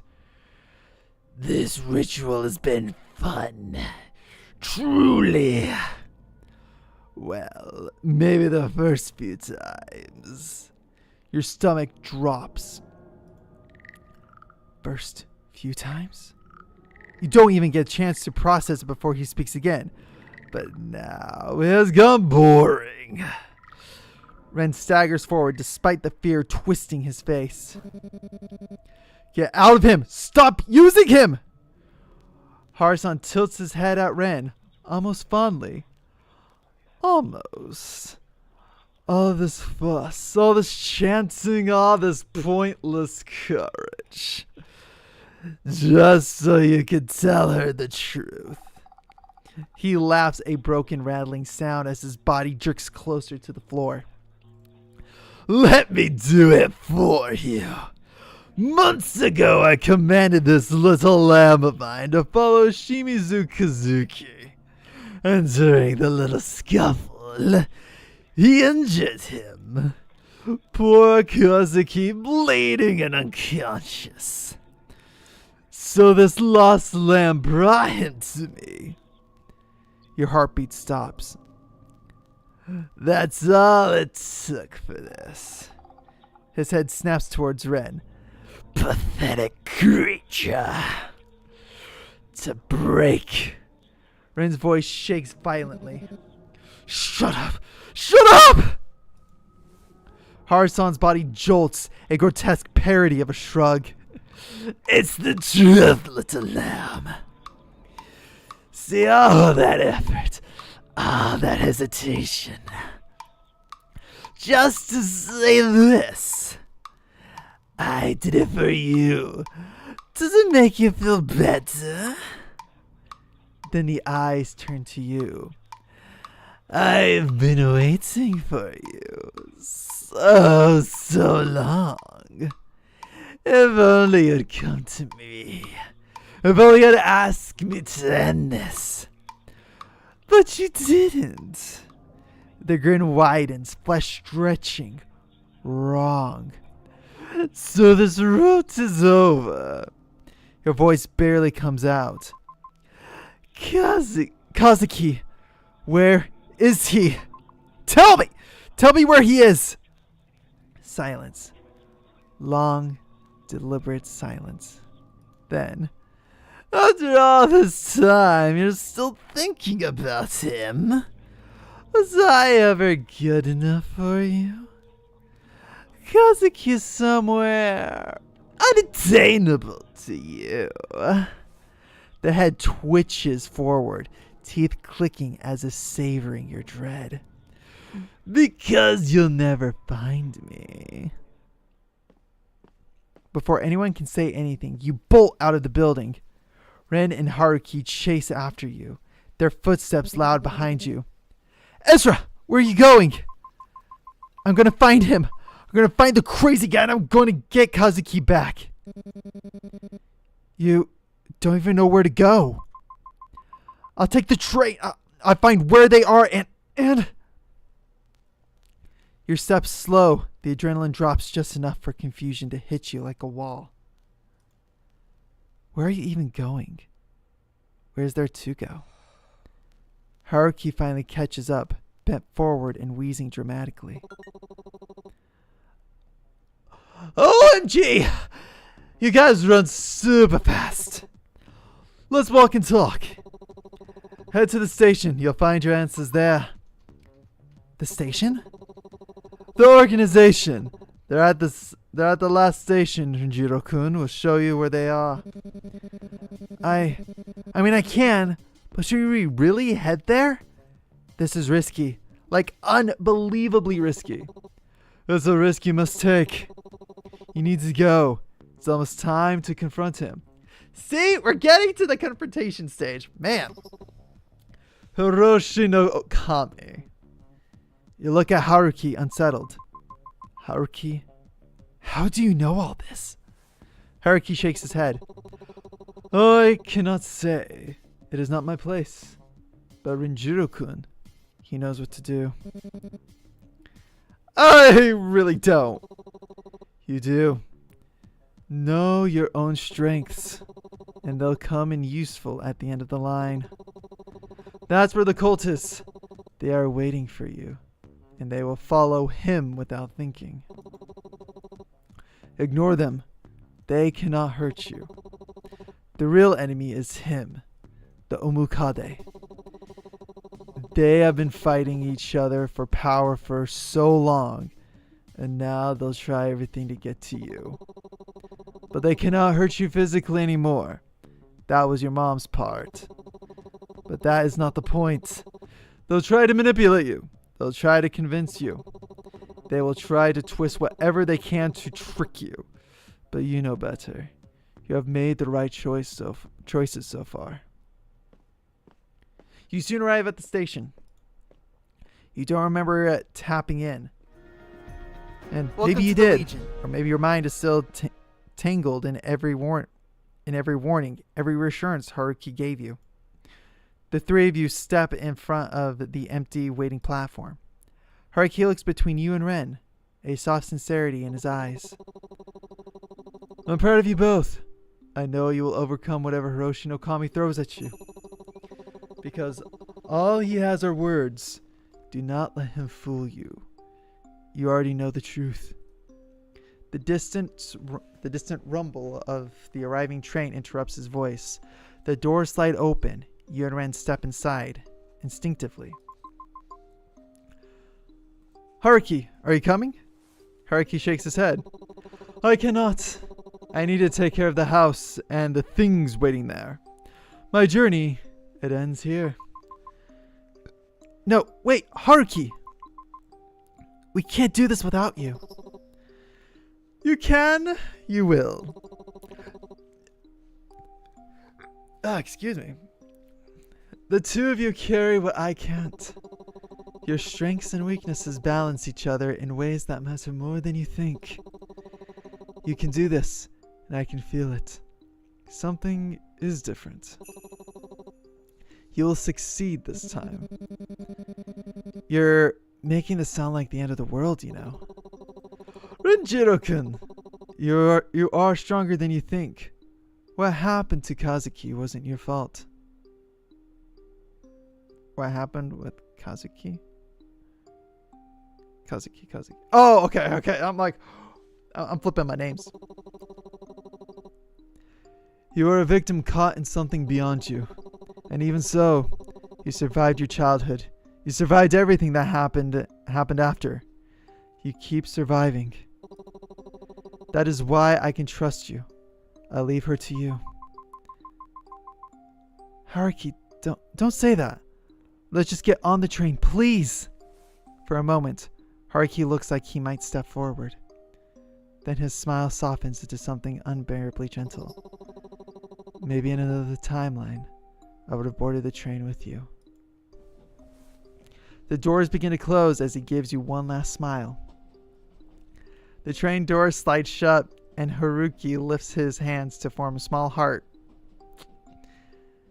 Okay, Haruki's a good guy. I should have given him more credit where credit was due. Ah! What the? But just before the door fully seals, something shifts behind him. A shape, a shadow. Something is wrong. Ah! Welcome to the Legion. It inches closer to him. Haruki! Haruki, behind you! He doesn't hear you. Or maybe he does. And chooses not to react. Let's have not on this! His expression stays strangely calm. Almost like he knew this was coming. Like he's accepting it. Your stomach drops. The train starts moving. The platform slides away. And even with the screeching metal and rushing wind, you still hear it. You snap your head away from the window. You don't want to see. You can't see. You're grateful the train has pulled far enough that you don't catch anything else. Ren tries to reach for you. Ezra, wait. Breathe. Just breathe. Please. But you can't. Everything in you breaks all at once. You scream. The sound rips out of your throat before you even know you're making it. Your lungs burn. Your hands won't stop shaking. You're crying so hard you can't see straight. Haruki. Haruki was just there. He was just there and now he's... Was that really necessary? Did Hiroshi no Kami do that on purpose? To rattle you? To destroy whatever strength you had left? Because if that was the plan, it's working. Your chest feels tight. Your heartbeat stumbles. Breathe. Rin grabs your shoulders gently. Hey, look at me, Ezra. Please, breathe. You try. You really try. Breathe. Just breathe. Ren pulls you into a shaky half hug, half braced like he's trying to keep you upright, but he's barely holding himself together too. His hands are trembling. His breathing is uneven. He's scared. Just as scared as you. Ezra, it'll be fine. I'm here with you. You look at him. His eyes say it all. He's terrified, but he's still here. And right now, it really does feel like the two of you only have each other. We've already gone through so much weird, stupid, insane stuff. If we give up now, we'll never know the truth. I've always been afraid of the truth, of what people think of me, of everything. But now, I want to know. I need to know. Because this is the future I deserve. And it's the future you deserve too. Ezra, I'm sorry about Shimizu-san. I should have told you. I should have never kept that from you. I know saying sorry doesn't fix anything, doesn't undo anything, but I still want to try. Because I care about you. And even if you don't forgive me, I want to do this. I want to help you. I want to be someone you can rely on. After everything, after all this is over, I hope we can get to know each other. The real us.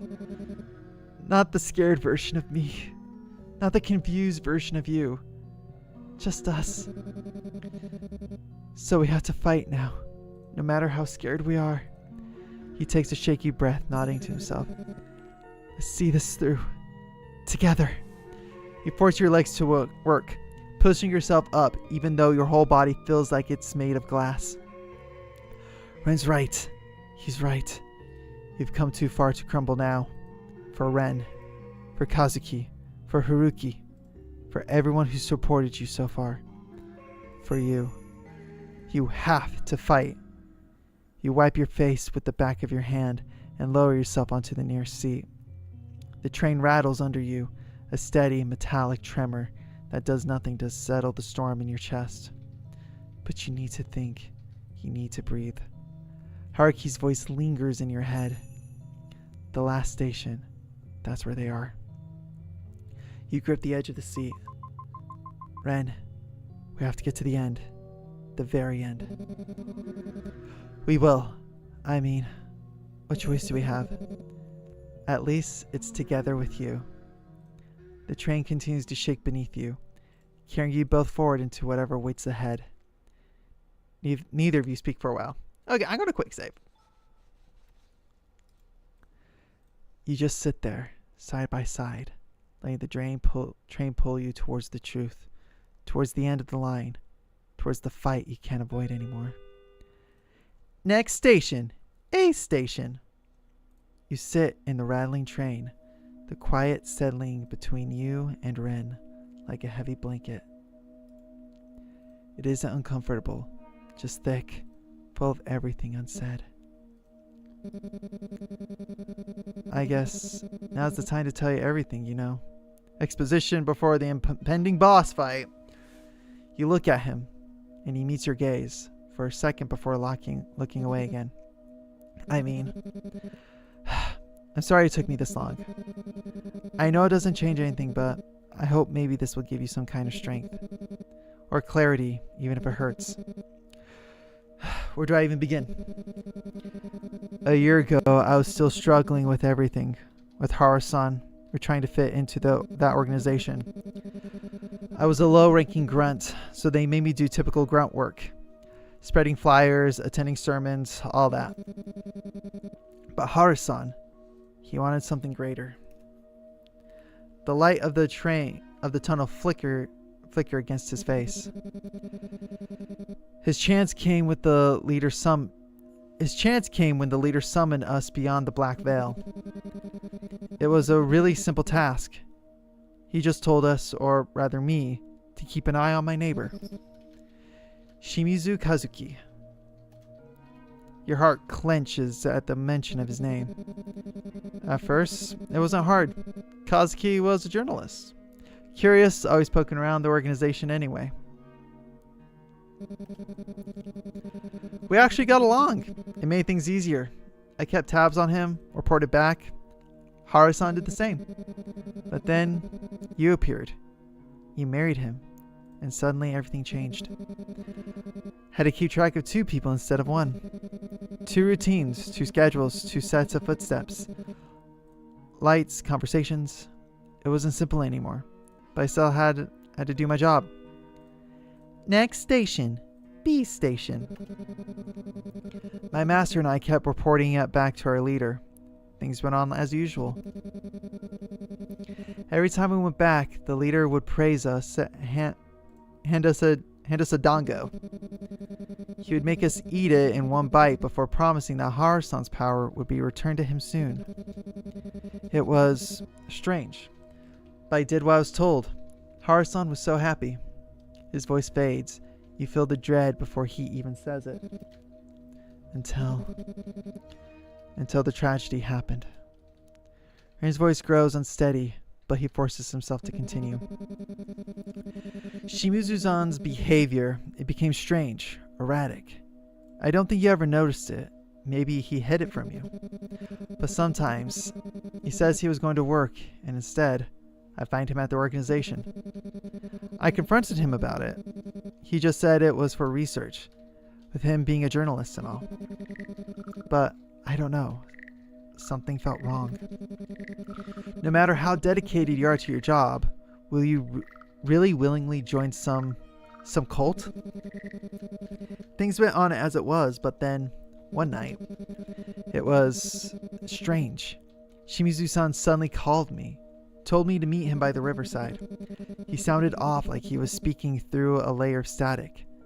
I don't know why, but I went. He warned me about a future where things didn't make sense. Something about how I needed to stay away from you, or it'll inevitably set the loop into motion. Again, I don't know why I remember that part so vividly. And then, I felt it. A voice, not a thought, a voice, telling me to attack him, saying it was time. But Shimizu-san was talking over it, mumbling things that made my head feel like it was splitting open. Too many voices, too much noise. Suddenly, he grabbed my neck. We ended up fighting at the riverbanks in that heavy rain. I couldn't see very well, but Shimizu-san, he was unnaturally strong. That night, I thought I might actually lose. And then the voice in my head got louder than anything else. And I just gave in. Next thing I knew, he was on the ground, writhing, foaming at the mouth. I panicked. I didn't know what to do. I wasn't thinking. I picked him up.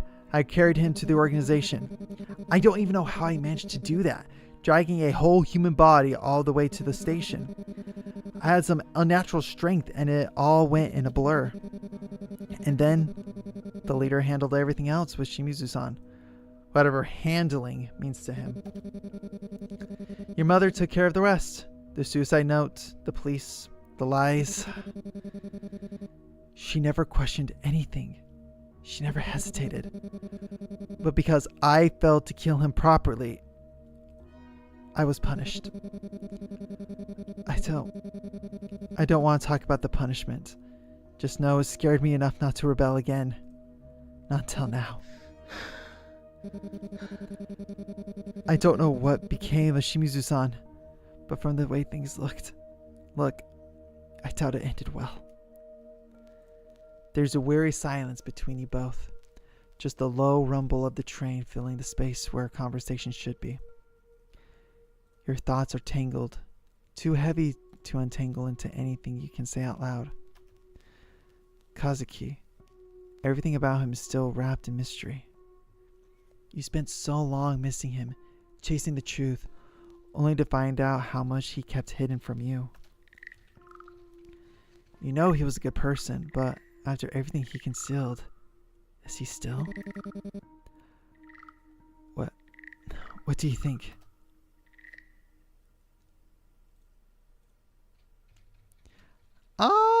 You were a victim, so don't blame yourself too much. Consensus?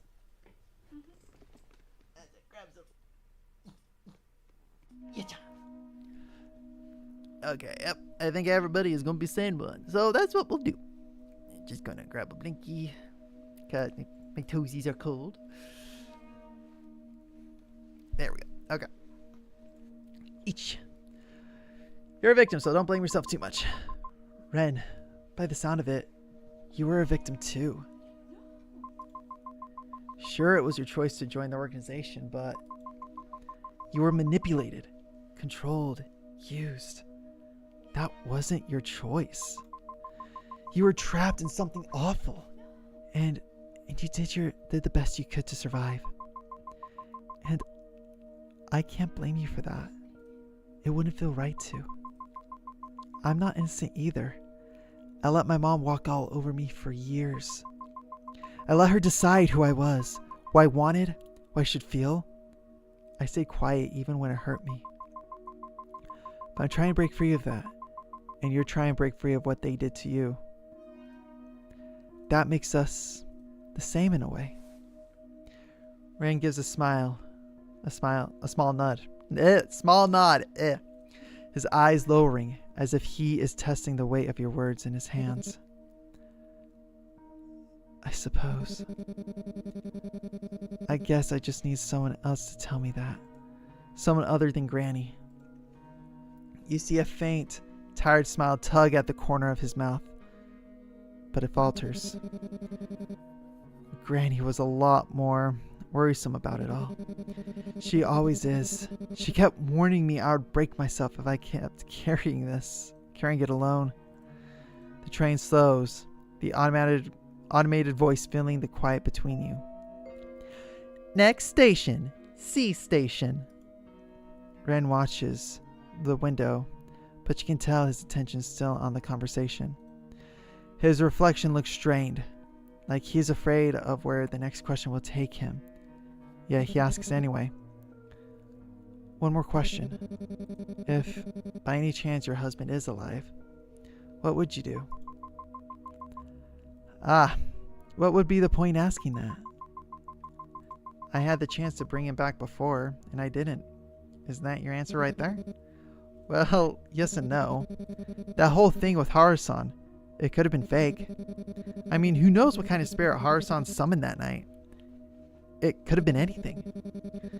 But what if you had the chance to rewrite everything? For him to return to you whole? The same face, the same body? What would you do then? The train hums beneath your feet. The world feels paused, waiting for your response.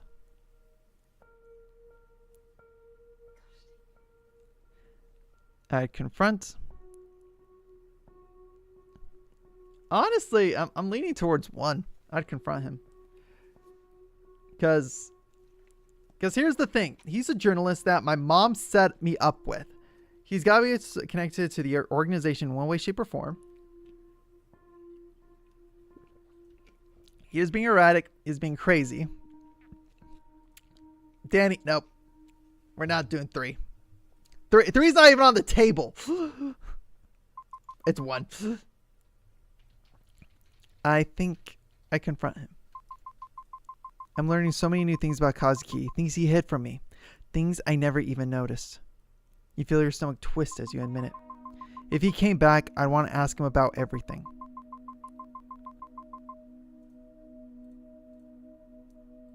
Ouch, that was the counterpart. Exactly! I made the executive decision. In this case. What he was really doing. How much of him was real? How much he kept locked away. This is my thinking. I get it. It's fair to be angry at him for what he hid.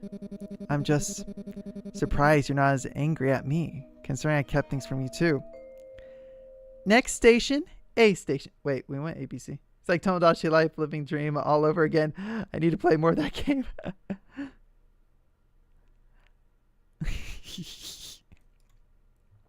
Something feels off. Station C. A moment later. Station D. Something tightens in your chest. Then the screen flickers. Station A. You freeze. Ren? Did you see that? Yeah. But that can't be right. We already passed Station A. You swallow, eyes widening as the train slows. Wait. Just wait. Look. The train pulls into the platform, and your heart drops straight into your stomach. It is the same station. The same pillars. The same spot of black on the edge of the platform. No way, this has to be a mistake. Trains don't loop like that. Not with this route. It's impossible. But it's happening. Your voice comes out as a shaky whisper. Then you hear it. A click in the cabins to your left. The lights go on in the last car. Darkness swallows the entire cabin. Another click. The next cabin goes dark. A cold feeling crawls down your spine. That's not a good sign. Ren, we need to move now. You grab his wrist. Your pulse is racing as the darkness spreads from cabin to cabin, creeping closer with every flicker. The train rattles louder. It sounds wrong, hollow, as if something is crawling inside the metal. Ren looks at you. His hands shake a little. You see fear tightening the corners of his eyes, but he nods. Right, go, move! You both run towards the front of the train. Everything behind you disappears into thick darkness. Cabin by cabin, click by click, something is following. You sprint through the cabins as fast as your legs can carry you. The lights behind you keep dying one by one. Another cabin goes dark. Another. You turn back for just a second. Ren is gone. Ren! Ren! Run! Your voice cracks in the empty metal corridor. Nothing answers you. This is like Chilla's arc. I don't know. Nothing answers you. Shinkansen 0? Might. It'll check that one out. Only the sound of the next cabin, lights going out. You don't have time to wait. You need to move on ahead. It just keeps going. The cabins feel... No. They are endless. And it's an anomaly game. Every time you think you've reached the front, another door appears. You reach the next door and grab the handle. It doesn't move. Come on, please! Yeah, I spot the anomaly. You throw your way into it, pulling hard. Your hands slip. Your breath hits the back of your throat in a sharp panic. Behind you, the darkness eats another cabin. Click. Everything goes black behind you. Click. Another one. Please open. You try to pry open the doors. It doesn't budge for a second. You feel the darkness approaching your cabin. The sound of light dying. The metal creaks. Feels almost as if something is watching. You pull at the door one more time. The door yanks open. You stumble forward and look up. What the? Ryota? His appearance is different. His eyes look clouded, heavier, like he's been somewhere far away for a long time. He is breathing quickly, like he has been running too. Whoa! Hello? It's too much wind. What the heck? I heard, like, again, just one of the noises, like, too much wind. Like, what? Ezra, listen. I don't have much time. Your chest tightens. His voice feels distant. Not wrong, but not quite him either. Oh, did he die? I am sorry. I'm so sorry. I should have been there for you more. I should have protected you better. Oh, Lord. He looks over your shoulder. The darkness creeps closer. Ren is still here. He's in the last cabin. You are 3 away from him. You can reach him if you move now. He reaches out and grabs your wrist. His grip is warm and trembling. Oh, sweet tapioca.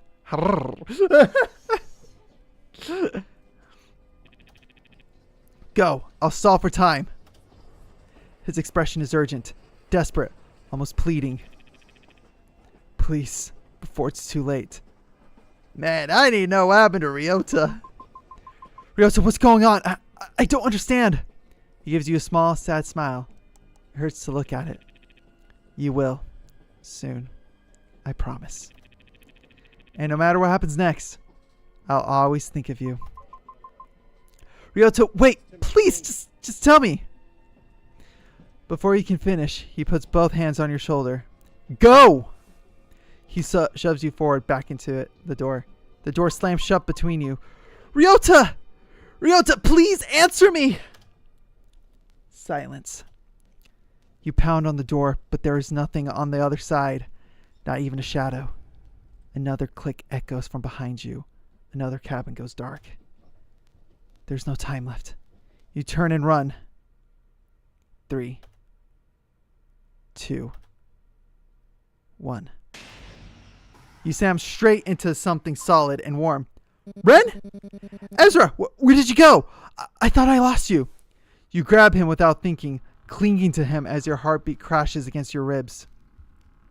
He wraps his arms around you tightly, grounding you back into the moment. Ren, I saw Ryota. He was right there. He talked to me. Your friend? No, but I was the only one here the whole time. This has to be some kind of illusion. It's a spirit or something. Shit. If I still had my spiritual power, maybe I would have noticed it sooner. Maybe I could have seen this coming. His voice tightens. His hands clench. But because I gave it to Harasan, it just appeared out of nowhere. I'm sorry. Kindness isn't a weakness. Ren, kindness isn't a weakness. And it's okay to regret good deeds if the outcome wasn't what you hoped for. It's normal to feel guilty or frustrated, but that doesn't erase the good you've done. Why? Why do you say things like that? Because it's true. Ren grows under his breath, covering part of his face with his hand. If you keep talking like that, I can't help myself around you. What do you mean? Nothing. Absolutely nothing. Forget I said anything. You're like a granny, okay? Kiss, kiss, fall in love. Do, do, do, do, do, do, do, do. Kiss, kiss, fall in love. Always saying wise things at the worst possible time. A granny? Don't look at me like that. I meant it as a compliment. Kind of. Just stop talking before I say something stupid again. Anyways, what should we... Out of nowhere, lights behind you flicker violently. Then, from inside the darkness, too deep and too wide to belong to the train, a voice slides out. Is that what you think, little lamb? From the darkness, a sigh drifts out. Familiar. Wrong, but familiar. A silhouette steps into the weak emergency lighting. What the... The same height, the same build, but something's wrong. Yep, nope, we're done with him. You, what have you done with Kazuki?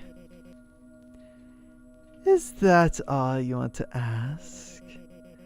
There's no end to this train, you know. There's no way out of this town. The loop won't let you. It never has. He takes a slow step forward, dragging his finger along the seats like he's walked this path 1,000 times already. I tried to help you, you know. This loop, and the hundreds before it, the thousands. But every time you refuse to choose me.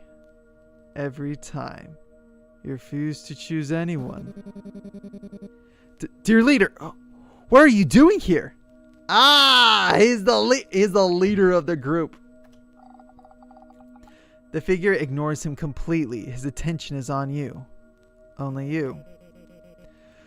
Don't you see? I did all of this for you. All of it. For you. What are you talking about? I suppose you're so-called Hiroshi no Kami? Don't call me that. You never used to call me that. Not back in the days when you were happy. I don't think I could ever be happy around someone like you. You really don't remember anything. I don't think I'll ever get used to watching you lose your memories over and over. He steps forward. Leader, please don't... Hiroshi no Kami shoves Ren aside like swatting away a fly. Ren slams into the subway wall with a thud. Ren! Don't touch him! Your voice echoes across the empty station. Desperation raw, but the man in front of you doesn't even flinch. His attention is pinned entirely on you. In one smooth moment, he closes the distance. His hand cages the space beside your head as he presses you back against the cold train door. Otome. His presence is suffocating, old, but again familiar. You never looked at me like this before. Every time I see you like this, I think, maybe this time you'll remember everything. The first time you appeared in my manor, the way I taught you how to control the powers in your veins. Before the calamity, before everything fell apart. A sharp pain shoots through your skull. Images flashes shattering hallways, candlelit rooms, the brush of a hand guiding yours, the whisper of a name you can't fully hear. No! I know I can't force you to choose me.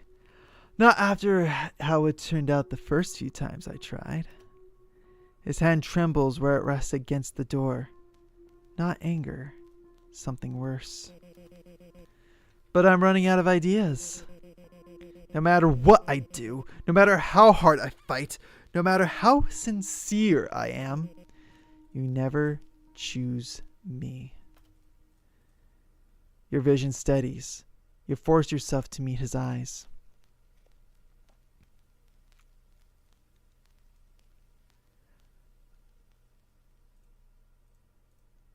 Ooh, you've never given me a reason to. I don't know you. You're not Kazuki. I'm going to say you've never given me a reason to.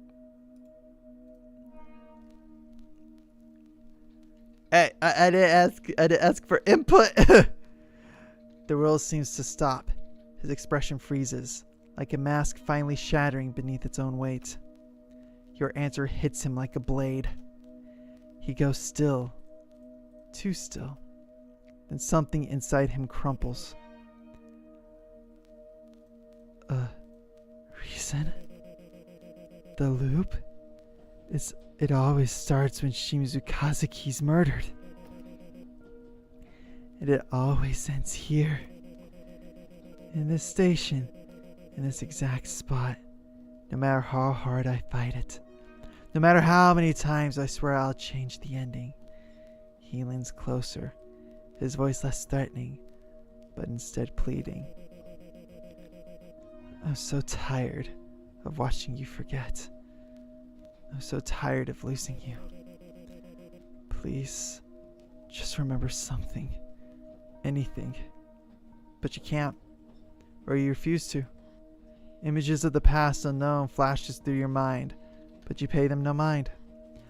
All you care to mutter out is, I'll ask you again, where is Kazuki? He lets out a laugh, almost like he's mocking himself rather than you. Is that all you care to ask about? I've always him. That traitor. His marriage to you. I bet he did all this to spite me. Even now. Even after everything. Unfortunately, that marriage wasn't enough to stop the loop. Gifted with the luxury of dying, resting, being reborn over and over. A clean slate to every life. He's the luckier sibling. Brother-in-law. Unlike the other sibling. The one stuck in a body that won't age, won't break, won't end. Eternal. Unwanted. He points down at his fingers. When I returned, I needed a vessel. A physical anchor. And what better vessel than my own flesh and blood? He spreads his arms as if showing off a cruel joke. To answer your question, he's right here. Or at least what's left of him. No, you. Shimizu Kazuki's body fits perfectly. Familiar, strong, loved by you. He touches his cheek, almost insecure, almost human. But you don't look at me the way you did at him. You don't even look at me the way you used to. Why? Why did I do wrong this time? Tell me so I can fix it. What else do you want me to become? What else do I have to shed, replace, destroy? Just tell me. What will make you choose me? You can't expect me to love someone who hurts people. I can't. I can't love someone who puts people in danger. You're nothing but a monster. Whatever you think we had, whatever you're clinging to, that can't be love anymore. No, you don't understand. Do you think I wanted to hurt anyone? Why? Why isn't that enough for you? It's alright. You don't have to be scared. He steps closer, slow, deliberate, eyes locked on yours. The Omukade will come for you soon. You feel it, don't you? That crawling dread in your spine. But you don't have to face it alone. Not anymore. Ren struggles on the floor, breath shaky, but Hiroshi no Kami doesn't spare him a glance. His entire world narrows to you. Ren, Don't look at him! I'm here. I've always been here. All you have to do is accept me. He lifts his hand towards you. I'm the only one who can save you. Your only sanctuary is this endless storm. Come to me. He inches closer, his other hand reaching for your cheek, his voice thick with false warmth. Choose me, and nothing will ever hurt you again. Don't listen to him, Ezra! Please!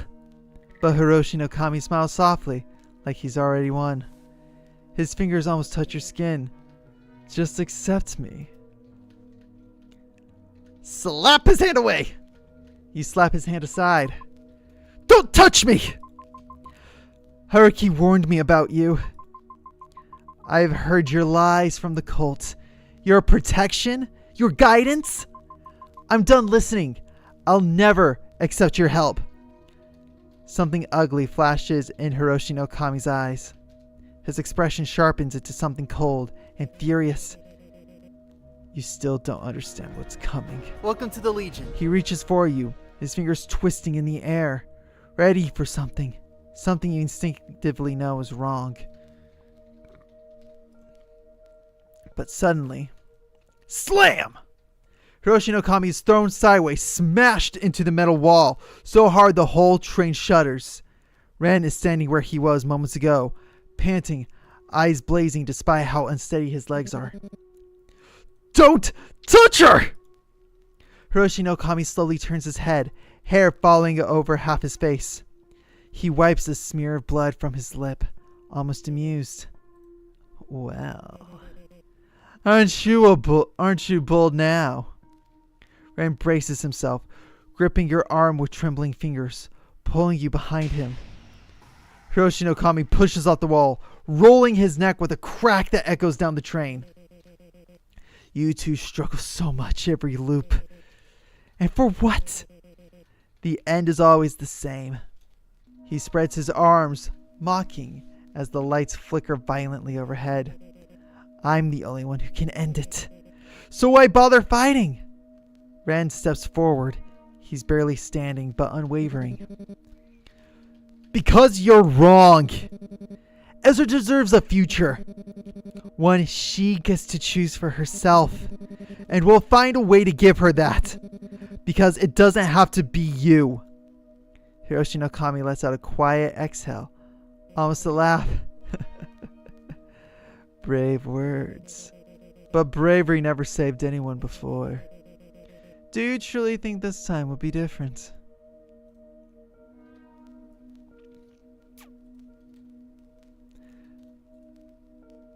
I believe in Ren. I do. I believe in Ren. I believe in our strengths. And the people that have helped us get this far. And that's already more than anything you've given me. Hiroshi no Kami laughs softly, the sound echoing unnaturally through the empty train cars. The Omukade will consume this loop soon, and everyone in it. It's about time the train reached the last station. Ren shifts, stepping closer until he's right beside you. His posture is unsteady, but his eyes are sharp, glued onto Hiroshi no Kami, like he's ready to tear him away from you again, if he has to. Oh, I wished you would let me stay beside you. But no matter. I'll see you soon. I always do. I'll simply try harder next time. As my one final sacrifice for you, at least in this loop, let me give you a bit more time on this earth. Remember, I'll always wait for you. A violent jolt rocks the train. Lights snap off, then flicker back on, then off again. Metal groans under your feet. The train screeches like something enormous is climbing over it from outside. You turn sharply towards Ren. He's already looking at you, and without thinking, he reaches for your hand. Ren's fingers wrap around yours, tight, trembling. He squeezes, just once, like he's grounding himself as much as he's grounding you. No matter what happens, don't let go. Another deafening crash from above. The final light sputters. The world drops into darkness. Ren? I'm here. You hear a large snapping noise echo around the train, almost akin to neck snapping. Ren? Ren! Your voice bounces into the suffocating darkness. No echo, just swallowed whole. Static tears through your skull, sharp and electric, like claws scraping the inside of your mind. Ren! No answer. Only that crushing, splitting migraine. And then a squeeze. Your fingers twitching as Ren's tightens around yours, steady and warm despite everything. You still can't see him, can't see anything, but that pressure tells you enough. He's here. He hasn't let go. The static sharpens, stabs, then abruptly, everything goes white. A vast empty whiteness stretches around you, almost glowing. There's no train, no shadows, no sound. Just absence. Ren stands beside you, but his shape looks wrong at the edges. Softer, sharper, like you're seeing a version of him caught between frames of someone else's memory. His expression is tense, confused, like he doesn't recognize this place either. What is this? Before you can answer, your attention snaps to the body lying in front of you. Hiroshi no Kami. No. Kazuki's body. Oh, we're getting creepy music! Folded unnaturally. Limbs bent like a discarded puppet. Crumpled on the white floor in a way no living thing should be. Your breath catches. Then, crack! The limbs jerk. Crack! The spine twists back into place. Crack! In a grotesque insectoid motion, the body stands, lifting itself with angles no human joint should allow. You already know. You've seen this monstrosity too many times in the dark corners of your loops. The Omukade. Wearing Kazuki's face like a mask, tilts its head up at you. Ah! Hello again, my dear. That is terrifying! Ah! Its voice crawls under your skin, thick and sweet, echoing from everywhere and nowhere at once. Kazuki's... Oh! Wrong! Bad time to do that! Oh! Ah! That's like the most horrible time! Kazuki's mouth stretched into a smile that is not his. These vile things using Kazuki's body in such a grotesque manner. You... Get out of him! But the creature simply smiles, stepping towards the both of you. Don't touch her! The Omukade watches the two of you with a curious tilt of the head. A low click rattles inside Kazuki's borrowed throat.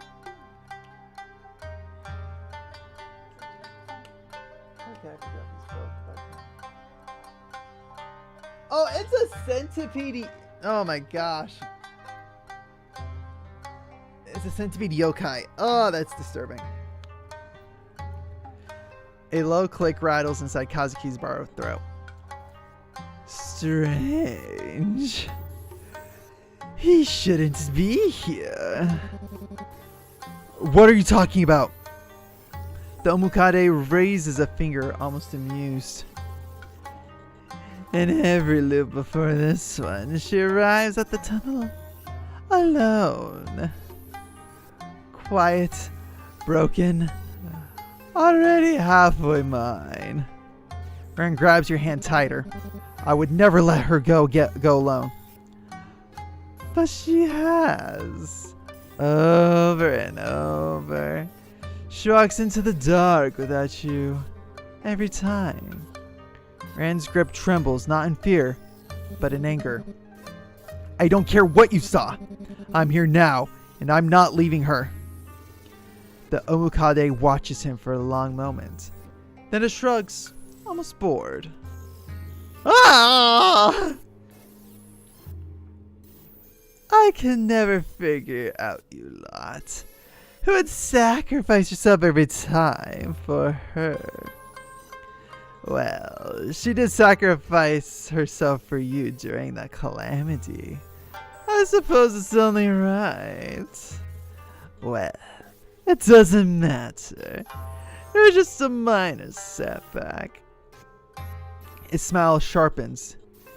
You will learn, both of you, that nothing you do can change the fate already written. A crushing pressure hits your chest. Ugh!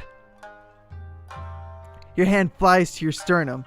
It feels like something invisible is reaching inside you, gripping something warm and alive. Yes, there it is. I'll never get tired of this. The draining pulls at you deeper and deeper, like your soul is being siphoned away. This timeline is exquisite. Thank you for bringing more treats to me.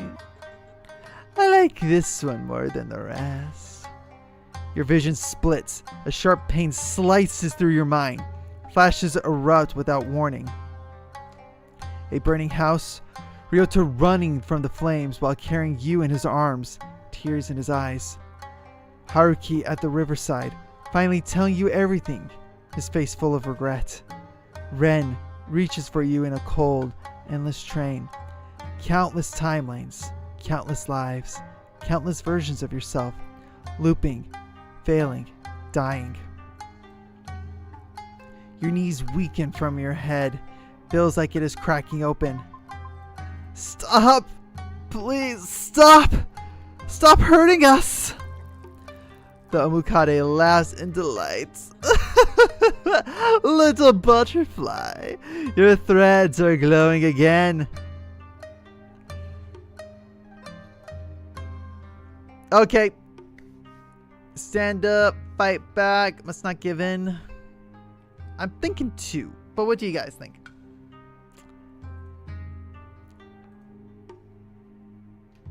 Two or 3?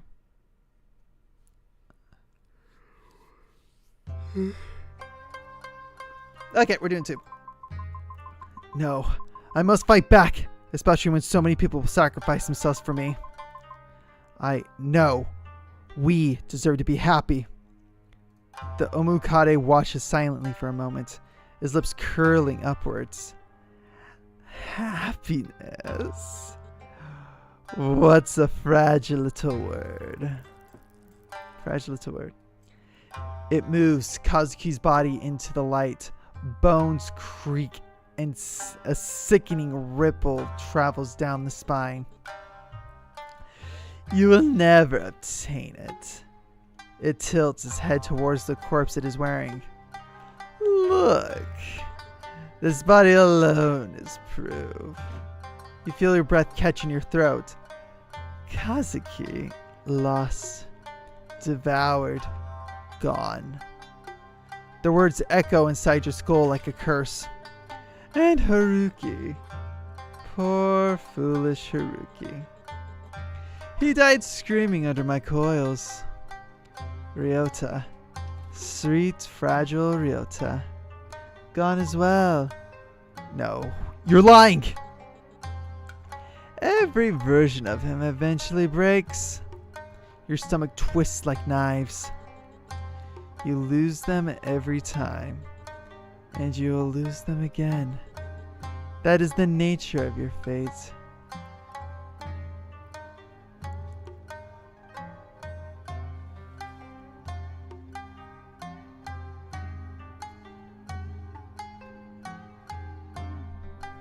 I'm gonna go with, you know, give me a sec.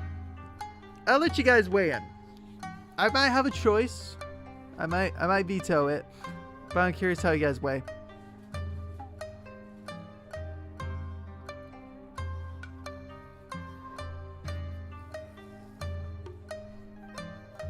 Two. This is not the end. Two. Oh, I'm swayed. This is not the end. This is not the end. Not when I'm still breathing. Haruki did warn me about this. But I won't give up now. Not now. You really believe so? You. Its voice trails off. Then it stops moving entirely. Something shifts in the air. A tension you didn't notice before. A pressure as if something vast and unseen is staring straight into your soul from outside the train, from outside this world. The Omukade slowly raising its head. Ah, there it is again. You blink. What?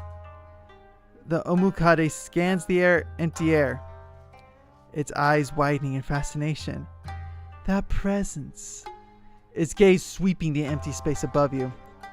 I thought that strange present came from that Shimizu Kazuki. But no. Something else is motivating you.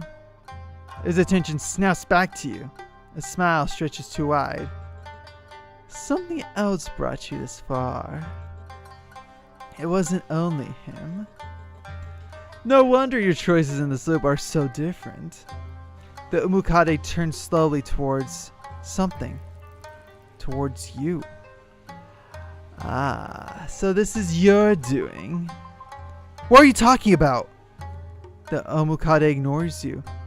You there, the one pressing the buttons. Since you've been guiding her, what is it you really want?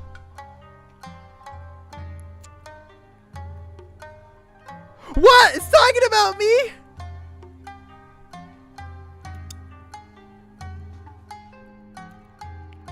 I want her to be happy. Words spill from your mouth like someone else pushed them out. It's breaking the fourth wall. I want her to be happy. You stagger, horrified. Those weren't my words. The Omukade watches with delighted cruelty. How adorable. It's not good to meddle in things you do not understand. Isn't that right, little spectator?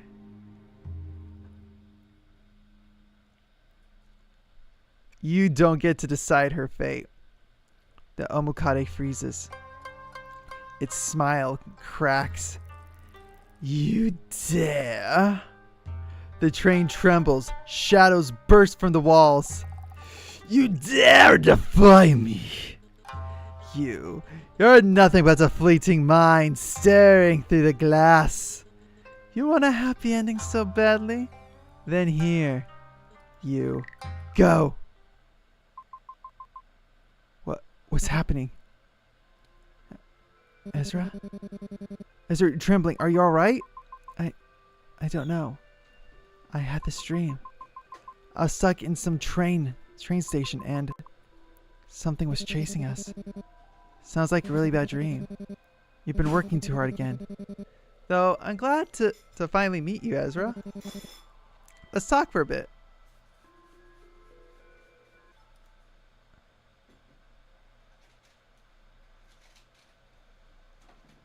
This place doesn't feel real. Real enough for me. And if I'm here, then it's real for you too. Don't overthink it. Stay close so you don't drift off again.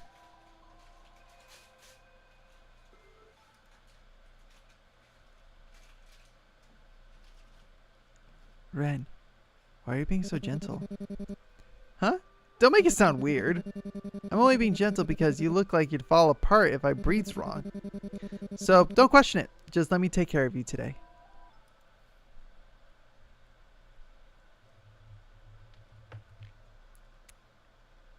Needs to be genuine happiness. Ren, are you sure everything is fine? Of course it's fine. What kind of question is that? I won't let anything hurt you. Not now. Not ever. You work too hard, so just relax. I'll handle everything.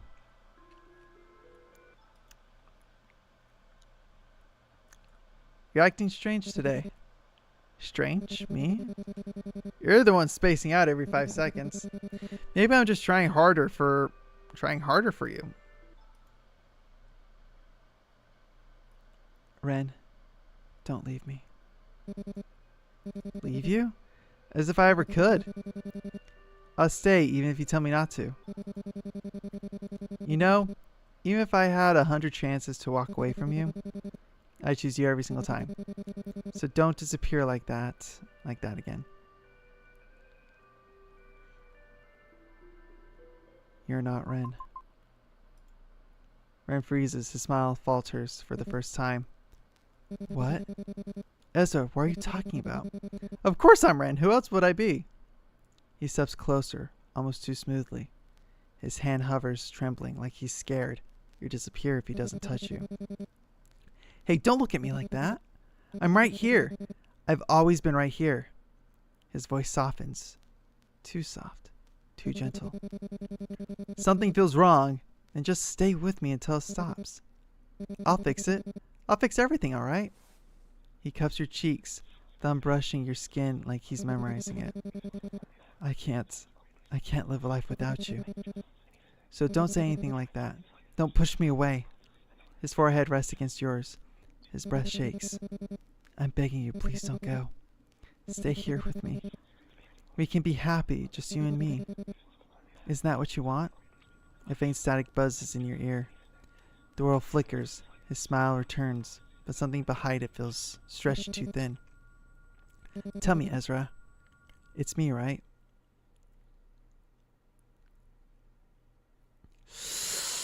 I know this isn't real. I'm going with it. You're not Ren. Ren freezes mid-blink.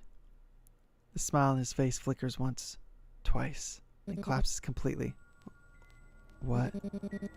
Ezra, don't say that. Of course I'm Ren. Who else would I be? No, no, no! Don't pull away. I can be him. I am him. Please don't leave me again. You see it now. The Ren you know dissolves like in an overwritten memory. And then a shadow ripples behind him. Poor little butterfly. Always dreaming the gifts I prepare. Ren jerks violently as if yanked by a hook in his spine.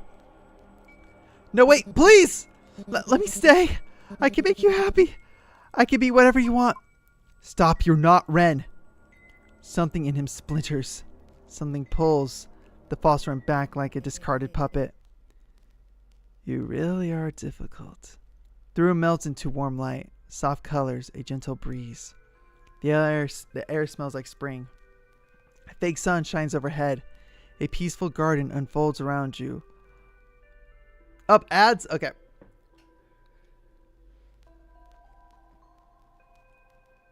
Holy cow, this has been a long stream.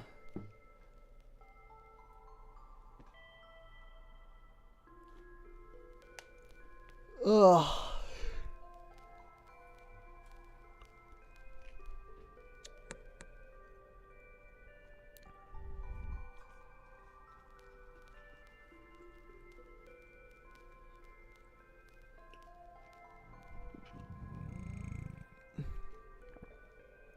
Oh man, that was quite a burp.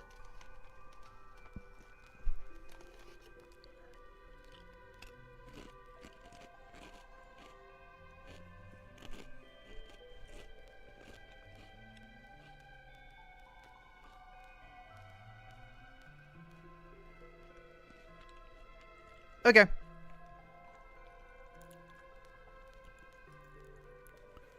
It is beautiful and wrong. You can talk to him as much as you like. Perfect. Gentle. Loving. See, I'm right here. I told you I'd never leave. You can live in this perfect paradise. No fear, no loss, no endings. The sky glows brighter, almost too bright. Yes, this is for you. Enjoy it. You feel the world trying to cradle you, trying to lull you into acceptance.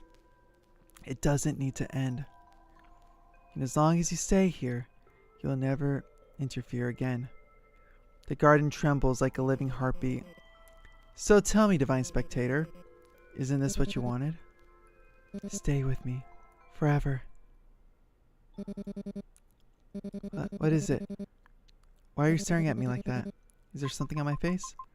I won't stay here. I don't belong here. I want to go back. The room shivers. ASMR mode. The sky flickers like a dying light bulb. Ezra, don't say that. You don't need to go anywhere.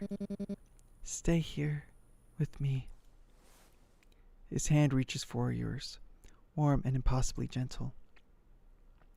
But the warmth feels wrong. It doesn't feel like him. I won't stay. Everything around you freezes. What? You take a step back. This isn't real. You're not real. And I'm not staying here. His whole body convulses, glitching. The perfect world ripples like a disturbed reflection. Ungrateful little thing. The sky collapses.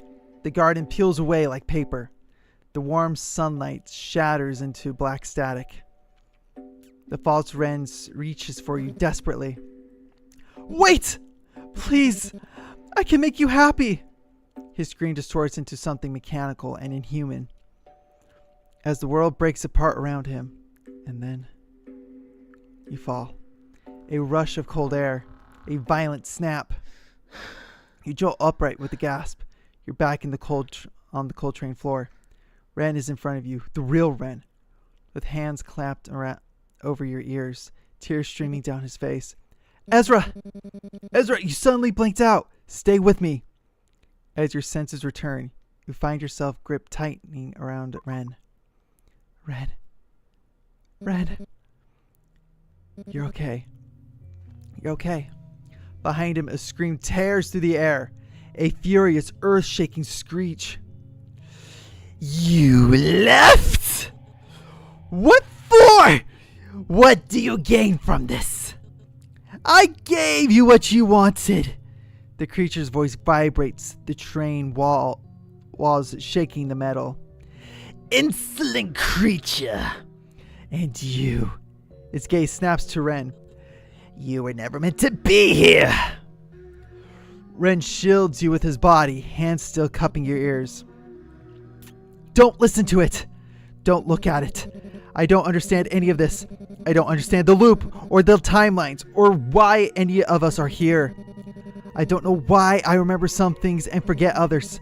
I don't know why everything feels wrong and right at the same time. But I know this. None of this matters to me. Not the loop, not the past, not the memories. All I want is for you to be happy. If the world resets or ends or repeats, then I'll still choose the same thing. I'll always choose you. Because you deserve a future that doesn't hurt. So please, don't give in. Don't let it take you. You think you can change the future? They will never be happy. None of them. Not Ryota, not Haruki, not that poor forgotten Hiroto. Hiroto? Ah, there it is. That little shiver. That terror. You feel it, don't you? Even the dead remember you. And do you know why? Because the calamity was not mine alone. The village did not fall because of me. It tilts its head in a grotesque imitation of pity. It fell because of you. No. Yes, I attacked village centuries ago, but you are the reason none of them ever escaped. Your power anchored their soul. Your sacrifice sealed the timeline. The moment you died trying to save them, the loop began. It's lying. Don't listen to her. It's just trying to get into your head again. Ezra, stop listening. Please. But you can't. You've had that dream before. Memories from a past you no longer remember. Memories blurry and broken, but real enough to make the creature's words feel undeniable. It's like something was telling you long ago about the Omukade's words. And do you know the best part, little butterfly? It leans close, lips brushing your ear with Kazuki's borrowed breath. The loop wasn't born from heroism. It was born from your wish. My wish? Yes! You already knew. Your dying heart whispered it. A pathetic, desperate, selfish desire. Please, someone love me. And the gods heard you. Your final wish warped the river of fate. Your yearning became a curse. Every reincarnation, every life, trapped. Loop after loop after loop. They cannot move on. They cannot rest. They cannot be happy until you feel truly loved. Until you are satisfied. Until you decide the story can end. No, that's not. I would never. But you did. You did this to them. It slams Kazuki's palm against your chest. Reset it. Reset the timeline. Save them. Save the ones you doomed. They can only be saved if you reset the timeline. The train groans. The world flickers in and out like a dying film reel. You turn to Rem. You expect fear. You expect disgust. You expect him to pull away from you. But he just looks at you. Eyes red. Breathing uneven. Shaking. But not with hatred. There's something else. Something painfully gentle. Ezra. His voice trembles. But his gaze never wavers. I don't care. What? I don't care if you've caused the loop. I don't care if the calamity happened because of you. I don't care what you were or what you're supposed to be. I told you I don't care about any of that. In this tiny, messed up, terrifying fragment of time I've had with you, you changed everything. You've changed me. You made me want to be someone better. Someone who actually tries. Someone who doesn't run away. Enough of this sentimental trash.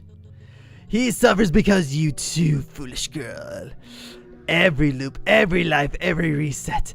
He breaks right alongside you. Ren doesn't even look at it. Shut up! I don't care. I don't care if I've suffered. I don't care if I died 1,000 times. I don't care if this whole damn world fell apart because of her. So just shut up already! Ezra, listen to me. You're stronger than this. I know you are. I don't care what you did. I don't care what the loop is. I don't care if fate itself wants to crush you. Because I'm selfish too. You know what to do. I do? Of course I do. I'm ending this. All of it. This stupid loop. Your games, everything. You can't! You won't! I've made my choice. I choose Ren. Day? Question mark, question mark, question mark. Ooh! You don't know how many days pass. Or maybe you don't care enough to remember them. Everything after the screaming and tearing feels like a dream you only half woke from. But you remember the train ride and what comes after that. You sit in a cold, gray interrogation room. The fluorescent light hums above you. Your hands rest on the metal table, still trembling. So what you're telling me is that when the fire broke out at the train station, you just ran and somehow you made it out alive? You stare at your hands, watching your fingers curl in on themselves. Yes, sir. It was a miracle, I suppose. The officer taps his pen, unimpressed. I see. He flips a few papers on his clipboard. You catch glimpses of photos you don't want to see. The collapsed structure, the twisted rail lines, ash. He clicks his tongue softly. You do know the incident was catastrophic, right? The whole station came down. If it wasn't the final train of the night, the casualties would have been a lot worse. Your throat tightens. I understand. And you sure you didn't see Otome Haruki? He was reported to have boarded the train with you two. No, I didn't notice. He studies your face for a moment, like he's searching for a crack in your words. You give him nothing, because I have nothing left to give. Finally, he exhales and stands. All right, that's all for now. I'll wrap up the report on my end. Hopefully, this is the last time I need to see you. He pauses at the door. His silhouette is dim against the hallway light. Your life seems to be surrounded by tragedy for your sake. I hope this is the end of it. He leaves you alone with the buzzing light, the empty chair, and the weight of things you can't say. You say nothing. Your throat's too dry. Your thoughts too loud. You simply bow to the officer and walk out of the station. As you head out, you check your phone. Still no return calls or text messages from your mom. You assume she's part of the casualty. You've already left a dozen messages, but now you can't bring yourself to leave another. She's been such a central part of your life, and now she feels like nothing more than a fleeting afterthought. It's almost ironic, like this detached, empty ending is the one she somehow deserved. You sigh as you continue heading towards the streets. Family members, reporters, people clutching forms, tissues, photographs. You're trying to slip past them when you bump into someone. Sorry. Yoko. Ezra? Before you can react, Yoko throws her arms around you, squeezing so tightly it almost forces the breath out of your lungs. Thank God you're not hurt. Her voice shakes. When she finally pulls back, you see what she was doing. Tapping another flyer onto an already overflowing missing persons board. Not him. Yoko.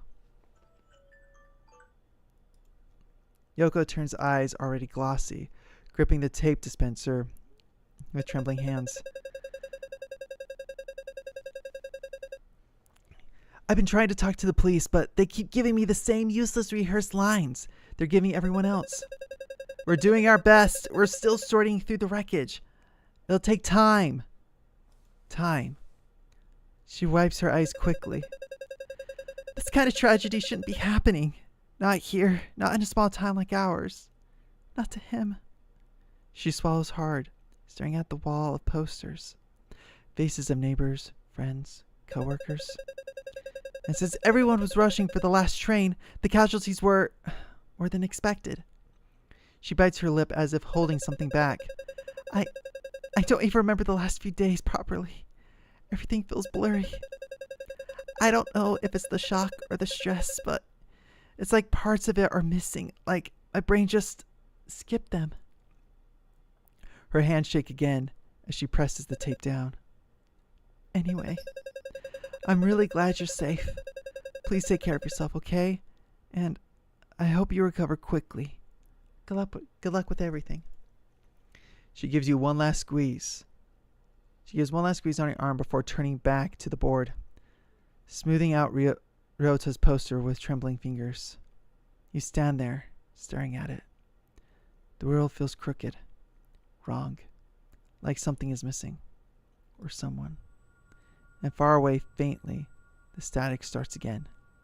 You stand there for a long moment, staring at Ryota's flyer, at the rows of names and faces, at a world that feels like it's missing half its pieces. A pit grows in your stomach. Guilt, anguish, anger, all tangled into something too heavy to name. Something you definitely can't share with Yoko. And the people you could have shared it with are no longer here. Except Ren. Ezra. There you are. How are you feeling? I don't know. It's weird. People don't seem to remember the past few days or weeks. They remember the train tunnel collapsing, but that's it. They're buying that explanation easily. And a lot of the casualties were members of the organization. They were heading back from Sermon, the police said. Maybe it has something to do with the deaths of Hiroshi no Kami. I don't know. Everyone just seems to think this was a freak accident.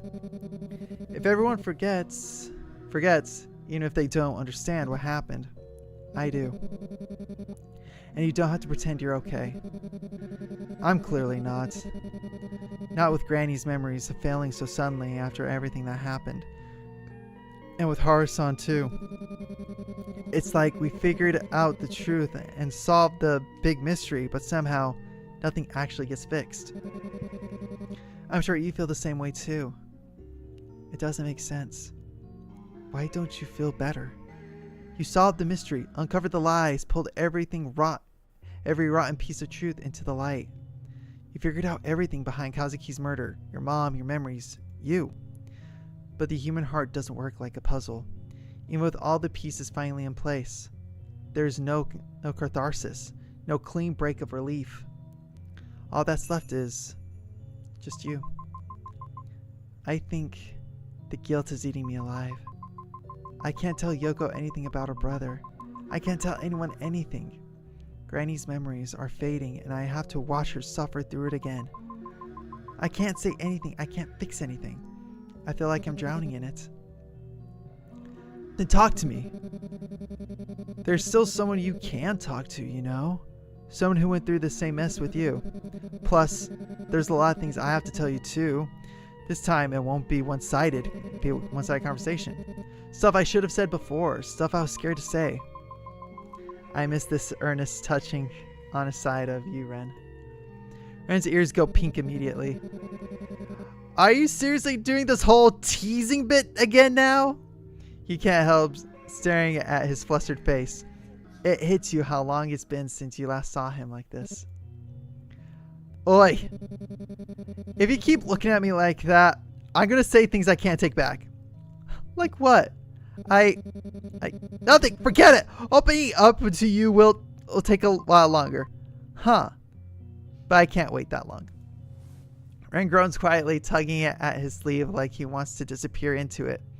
His face is red. Playfully red. Yes, you can. We have all the time in the world now, anyway, because I'm planning on staying by your side. You will? Ren looks away again, still flustered beyond saving. Just don't make a big deal out of it, okay?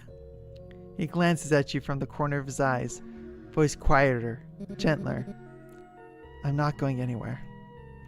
You feel the pain in your heart lingering, a dull ache that refuses to fade. Deep down you feel like you'll never fully recover. The guilt, the memories, the things you can't say out loud. They sit heavy inside your chest. But being with Ren makes the aftermath a whole lot more bearable. Like you're allowed to breathe again. Ren looks away again, still flustered beyond saving. Likewise, I'm not going anywhere either. You and Ren begin walking side by side away from the police station. More civilians hurry past you, some rushing in to give statements, others crying, others simply trying to understand the tragedy that happened.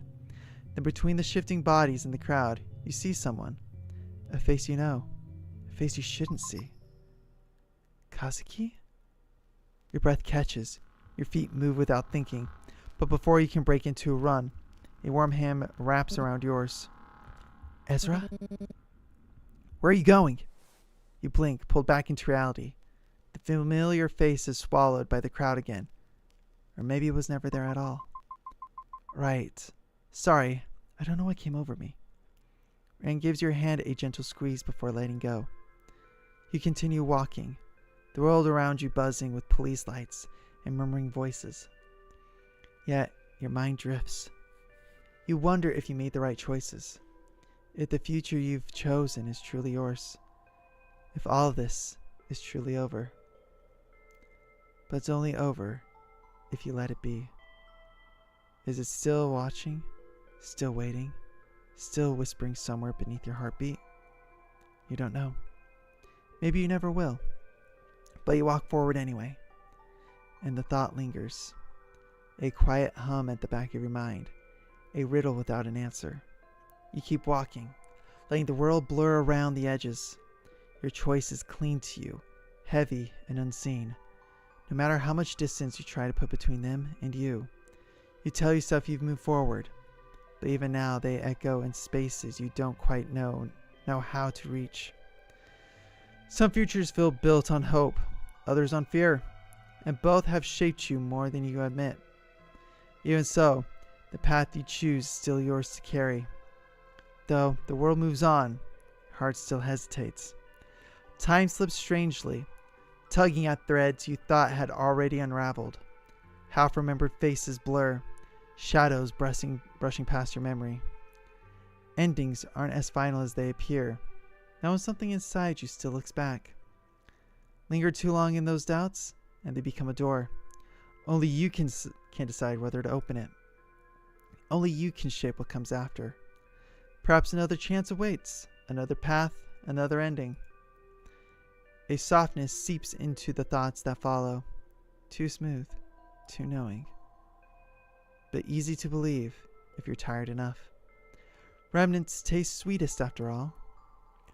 Every regret, every hesitation, every trembling little fear. Such delicate things you try to hide, and such a waste to leave them behind.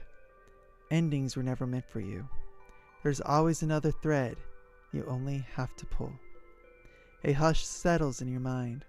Slow, intentional, inviting. You know the word. Reset. The end.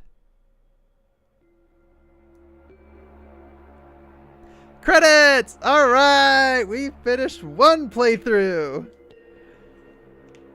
Oh, good crying, Minnie. Oh, that was good. 10 out of 10. Cactus.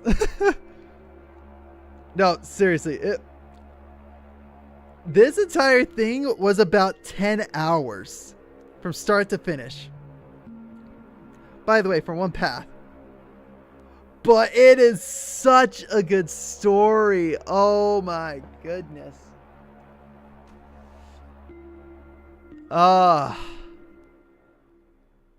Thanks for playing. Hey, pleasure was all mine. Falling Cranberry. Okay. Yeah, that was good. That was a good game. That was a good story. All right. So before I end off, I do want to at least kind of give my thoughts, my opinions, my review. Let me just quickly. Oh, dang. Okay. So, game overall, solid. It was a great game from start to finish. I love the story. It was good. It was in depth. And again, now it has like other paths that, like again, if I want to go back and play it, I can try. Like, what if I chose Ryota? What if I chose... Again, there's just so much, and it's such a good game. It is such a good game. Yeah, again, 10-hour stream, just because, again, since I was literally reading everything. Again, if you're just reading this for yourself, you can probably do this a whole lot faster than me. But since I'm doing the performance, acting, everything, because I believe the other stream was about 3 hours or so, but combined with the video, like, again, without the technical difficulties, I think it came around to about 4 hours. So yeah, no, honestly, game is fantastic. Highly recommend play it for yourself. If not, if you're curious about the Ren path, you can watch my playthrough. But again, it's so good. Oh my gosh. And again, it's like, oh, it's not a happy ending. It's a realistic ending. I like that. I'm not sure if it's free to play. Let me go ahead. Because, again, honestly, it's on Steam. Give me one sec. It's $10, okay? It's a $10 game. Basically, you're paying $1 for an hour of play. At least of my gameplay. But now, like, okay, what if I go back through and play and try actually? Yeah, I believe there's a demo.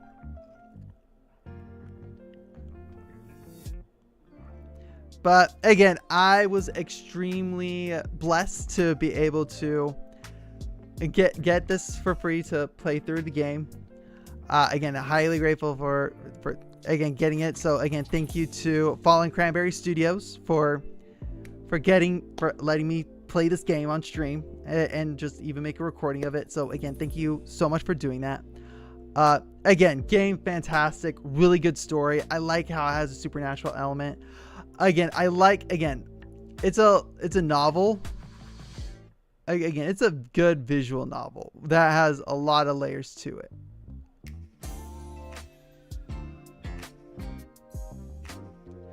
Like, it's a good game. So, wait.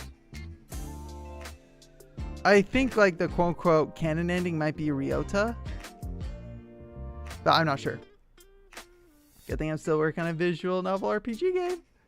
Yeah, again, it's good and I like it. But yeah, no. So that is where I'm gonna call it for tonight's stream, because I got a busy day tomorrow too. I got a recording session to do tomorrow, which I'm excited and nervous for at the same time. Not me as a recording, not as the voice actor or anything, but as the audio engineer. Because yeah, it's scary when if there's technical issues, you're the go-to. That's pretty scary. Thanks. But yeah, no, again, guys, I do want to thank everybody who was able to tune into tonight's stream. Definitely a huge thank you to the developers. And again, huge shout out to Okasan's Recipe. Like, again, go check out the game, get the game, play through whatever path you want to. Just to me, I resonate with the Ren path very much. So anyway, guys, thank you all so much for tuning in, and I will catch you guys next time, which might be, it could either be tomorrow or Thursday. Honestly, bank more on Thursday because I do have some stuff to do. But anyway, guys, thank you all so much for tuning in, and I'll catch you guys next time. Bye.